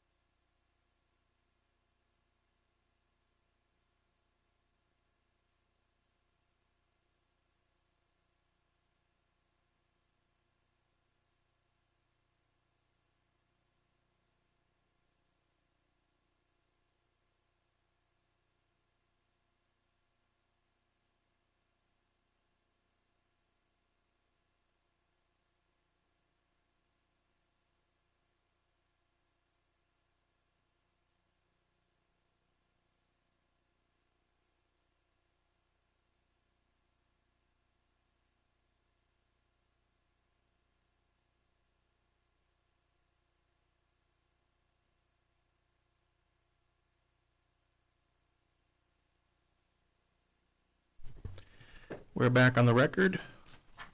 We are going to resume with case number 30146, application of Cornerstone Natural Resources LLC for an order pursuant to NDAC Section 43-02-03-88.1, authorizing saltwater disposal into the Dakota Group in the Jensen Saltwater Disposal 21 well, Southwest Quarter of Southwest Quarter, Section 21, Township 161 North, Range 91 West, Northeast Foothills Field, Burke County, North Dakota. All interested parties, please come forward.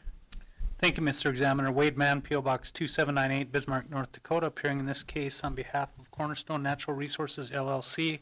Mr. Examiner, I've got one witness, if I could just try to get her on the line now.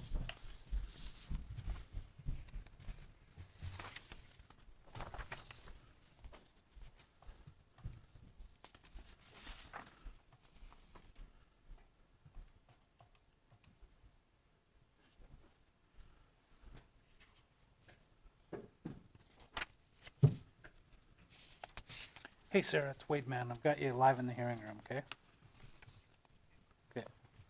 And just, Mr. Examiner, before I call Ms. Garrett to address the applications, this is application for a saltwater disposal well. It's the application, all the attachments, everything have been filed, are in the record, and typically these are handled administrative docket, but it's my understanding that there has been email correspondence from Mr. Christensen, a landowner in the area, raising some concerns. So Ms. Garrett can address those, and there might be a question or issue with, like, there's an outstanding approach permit, and Ms. Garrett can kind of touch on the status of that and kind of steps that have been taken to this point. With respect to the correspondence from Mr. Christensen, Ms. Garrett's familiar with everything in there. I don't think, frankly, a lot of this appears like he has gripes with the terms of a lease that he got, really things that aren't really necessarily relevant to this permit. So I'm not going to have her go through all those. If there are questions, she can handle those, but to the extent that, that's something that's being used as, this objection is being used as leverage to get a better, deal on a lease, it's not really appropriate for this case. So with that, I'll call Sarah Garrett as my first witness, and then I've got three, and just one other thing, I handed out 3 exhibits. 2 of them are things that are already in the record. I just thought it would be easier to separate those out, and, the commission staff can kind of follow along as Ms. Garrett testifies on those. I mean, I think like I said, the application and all the attachments and everything else are already in the record, and Cornerstone stands by that. But I think it's just helpful to have these. And then the last exhibit, number 3, is sort of a demonstrative exhibit that Ms. Garrett can use to kind of explain, Mr. Christensen's concern on the location of the access. So with that, I'll call Ms. Garrett. Okay. Ms. Garrett, Hello. do you solemnly swear or affirm under the penalties of perjury that the testimony you're about to give in this matter will be true and correct to the best of your knowledge and belief? I do. Sarah, can I have you state your name, by whom you're employed, in what capacity, and give us your business address? Sure. My name is Sarah Garrett. I am employed by Cornerstone Natural Resources as a landman. The address is 3190 South Long Way, Suite 550, Aurora, Colorado, 80014. And Sarah, have you previously testified before the commission? I have. Okay. And in doing so, did you have your qualifications received as that of an expert? Yes. And Mr. Examiner, to the extent necessary, I guess I'd move the testimony of Ms. Garrett be received as that of an expert in this case. Motion granted. And Sarah, are you familiar with the application for this Jensen SWD? Yes, I have not. I was not the one who submitted all the technical permit aspects, but as far as the correspondence from Mr. Christensen and the approach permit with the Clayton Township, I am. Right, understood. So let's start, I guess, with the email correspondence from Mr. Christensen. Can you kind of just summarize or give us like a general timeline of what your communications have been with Mr. Christensen and sort of the purpose of those communications? And then you can use exhibit number 1 to kind of assist? You bet. So our first interactions with Mr. Christensen began in September of 22 when we started leasing in the area of his farm. And we gave him our standard offer. He countered with a request that was significantly higher and more stipulations than we would consider to be going rate at this time. So in his email, he's talking about a certain offer that we gave to someone else, and I believe that was that's an inaccurate description. I think so. He's referring to a counter offer by his tenant farmer that we declined, and we have not offered anyone the amount that Mr. Christensen requested. So as far as the leasing goes, I believe that we've been very fair and completely honest in our attempt to lease him and his family. We've leased a number of members of his family and quite a few folks in his general area and we just have not heard any feedback about, some of his claims in there about, aggressive leasing tactics. But then this year, when we started doing our permit for the saltwater disposal well, we contacted, let me revise. So we did a survey of the database that shows any potential water wells in the area and didn't see any within the 1 mile radius required. And then Ashley Day with the NDIC received our permit and had some follow-up questions, one of them being that she noticed there was a farm on the aerial view not far from our proposed saltwater disposal location. And that turned out to be Mr. Christensen's farm. So I gave him a call to see if he had any water wells, and if so, would we be able to do some baseline testing of the wells. And he was not amenable to discussions or telling me if he had any wells on his farm, and requested that I direct all future correspondence to his attorney, which I did. I called his attorney that same afternoon. We had a brief conversation, and the attorney asked that I send an email with my request. And so I sent that the afternoon of May 31st of this year. And basically asking, did he have any water wells? And if so, would he allow us to come take samples for testing?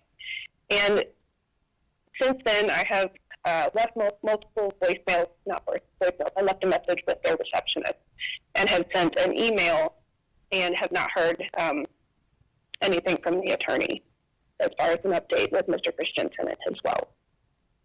And so that's essentially where we stand with the water well testing. Sure. And Sarah, your efforts to communicate with Mr. Christensen with respect to whether or not there are any water wells on his property, that's documented in the fresh water well affidavit that you executed on the 22nd of June, correct? Yes. And that's been filed? Correct. Okay.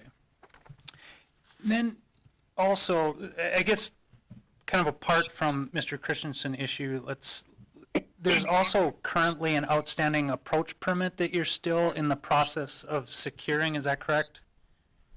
Yes, and you, I believe, have that listed as an Exhibit 2 in there that details the timeline, but essentially we're working with Clayton Township to address some of their issues around maintenance of the road leading up to the approach of our proposed location, and which I think would also address some of Mr. Christensen's concerns about where we place our water disposal well. Sure. So we're currently just waiting to hear back from the township.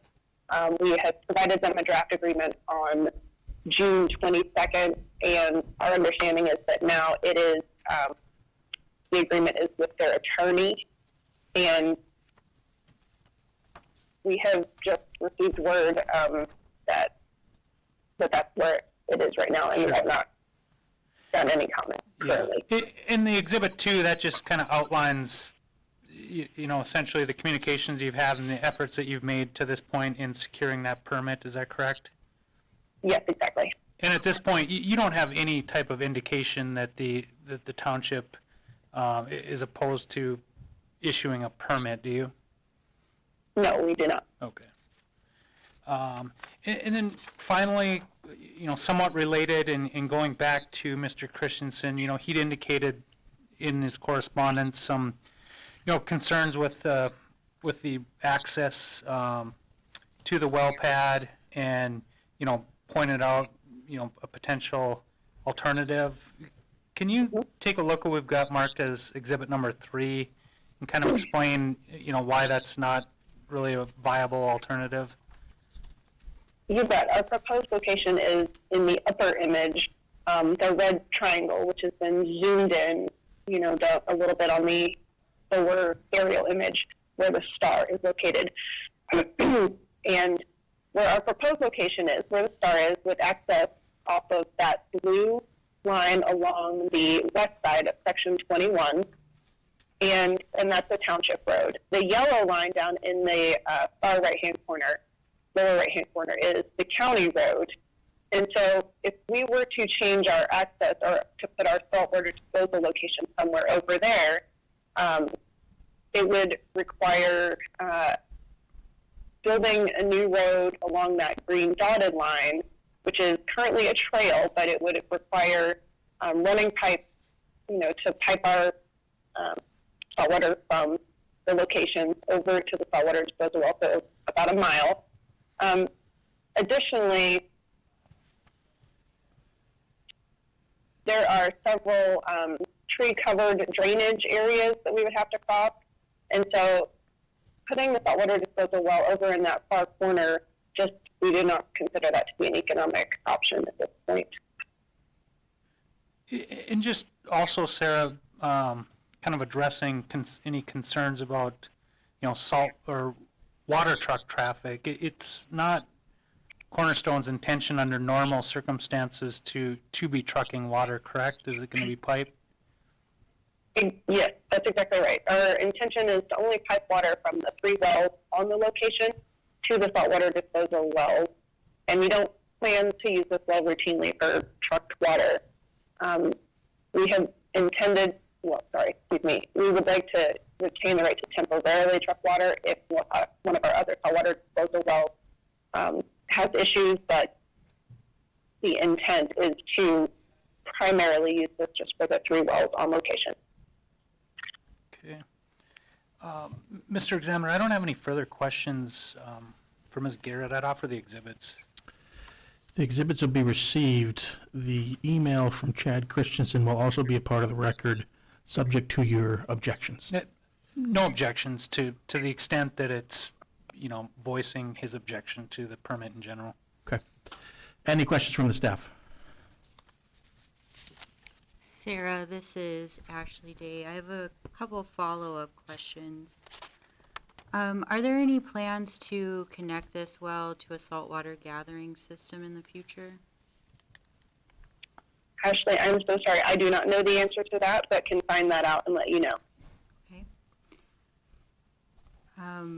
One of the issues that Mr. Christensen brought up was the road maintenance, and that the township only had enough money to do limited maintenance during the year. Has Cornerstone noted that, and are they planning to do any grading or anything along those lines? We have definitely, that was one of the things that I had spoken with Marshall Press, who I believe is I'm not sure what his exact title is, but the chairman of the Clayton Township Board. My original conversation with him was to find out, how he would like to have those concerns addressed. And he brought up that same issue to me. And I said, we can certainly work with that, and then had put some language into the draft agreement that I had sent him that would address those concerns. And so we believe that's being addressed through the agreement with the township. Okay, thank you. You bet. Sarah, is this saltwater disposal well location one location with the oil wells? Yes. And to drill the oil wells, do you still need to obtain this approach permit from the township? Yes.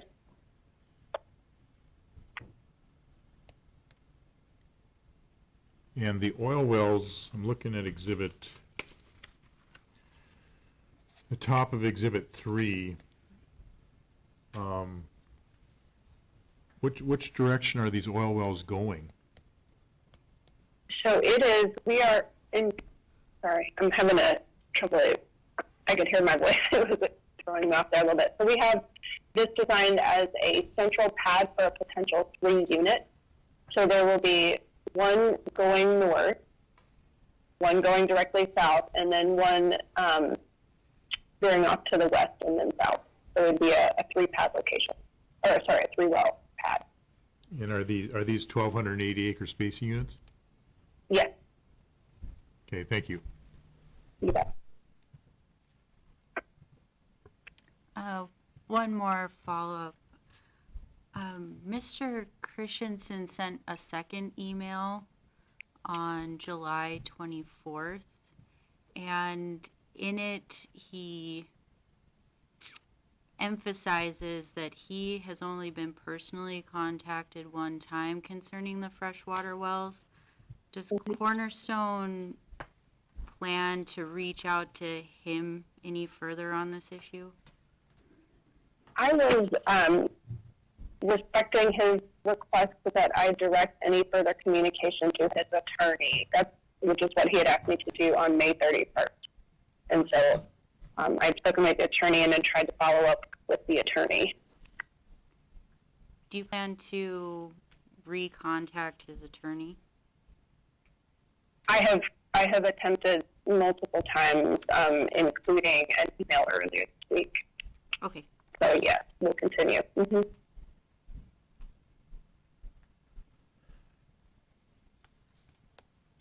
That concludes our hearing for case number 30146.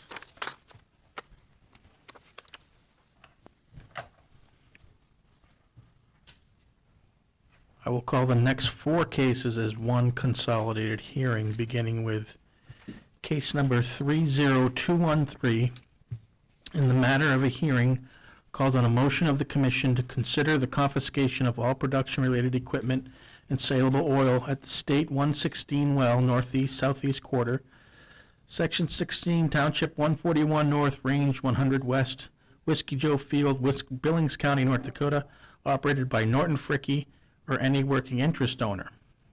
Case number 30214, in the matter of a hearing called on a motion of the commission to consider this confiscation of all production-related equipment and saleable oil at the WJBN 115 well, northeast quarter, Section 15, Township 141 North, Range 100 West, Whiskey Joe Field, Billings County, North Dakota, operated by Norton Fricke or any working interest owner. Case number 30215, in the matter of a hearing called on a motion of the commission to consider the confiscation of all production-related equipment and saleable oil at the US 3-22 well, southeast northwest quarter, Section 22, Township 141 North, Range 100 West, Whiskey Joe Field, Billings County, North Dakota, operated by Norton Fricke or any working interest owner.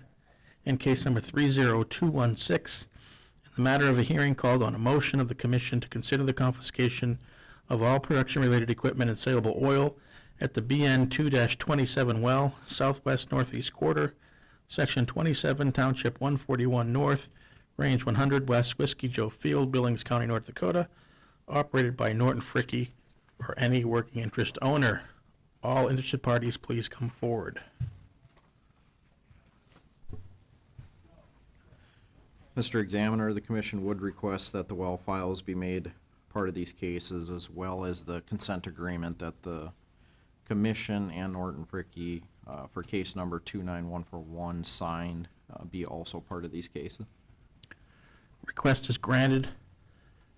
I will also note that we've received written comment from the Bureau of Land Management and the USDA Forest Service that will also be a part of the record in this case. Citing that no one else has appeared, That concludes our hearings for case number 30213, 30214, 30215, and 30216. That concludes our hearings for the day. Thank you.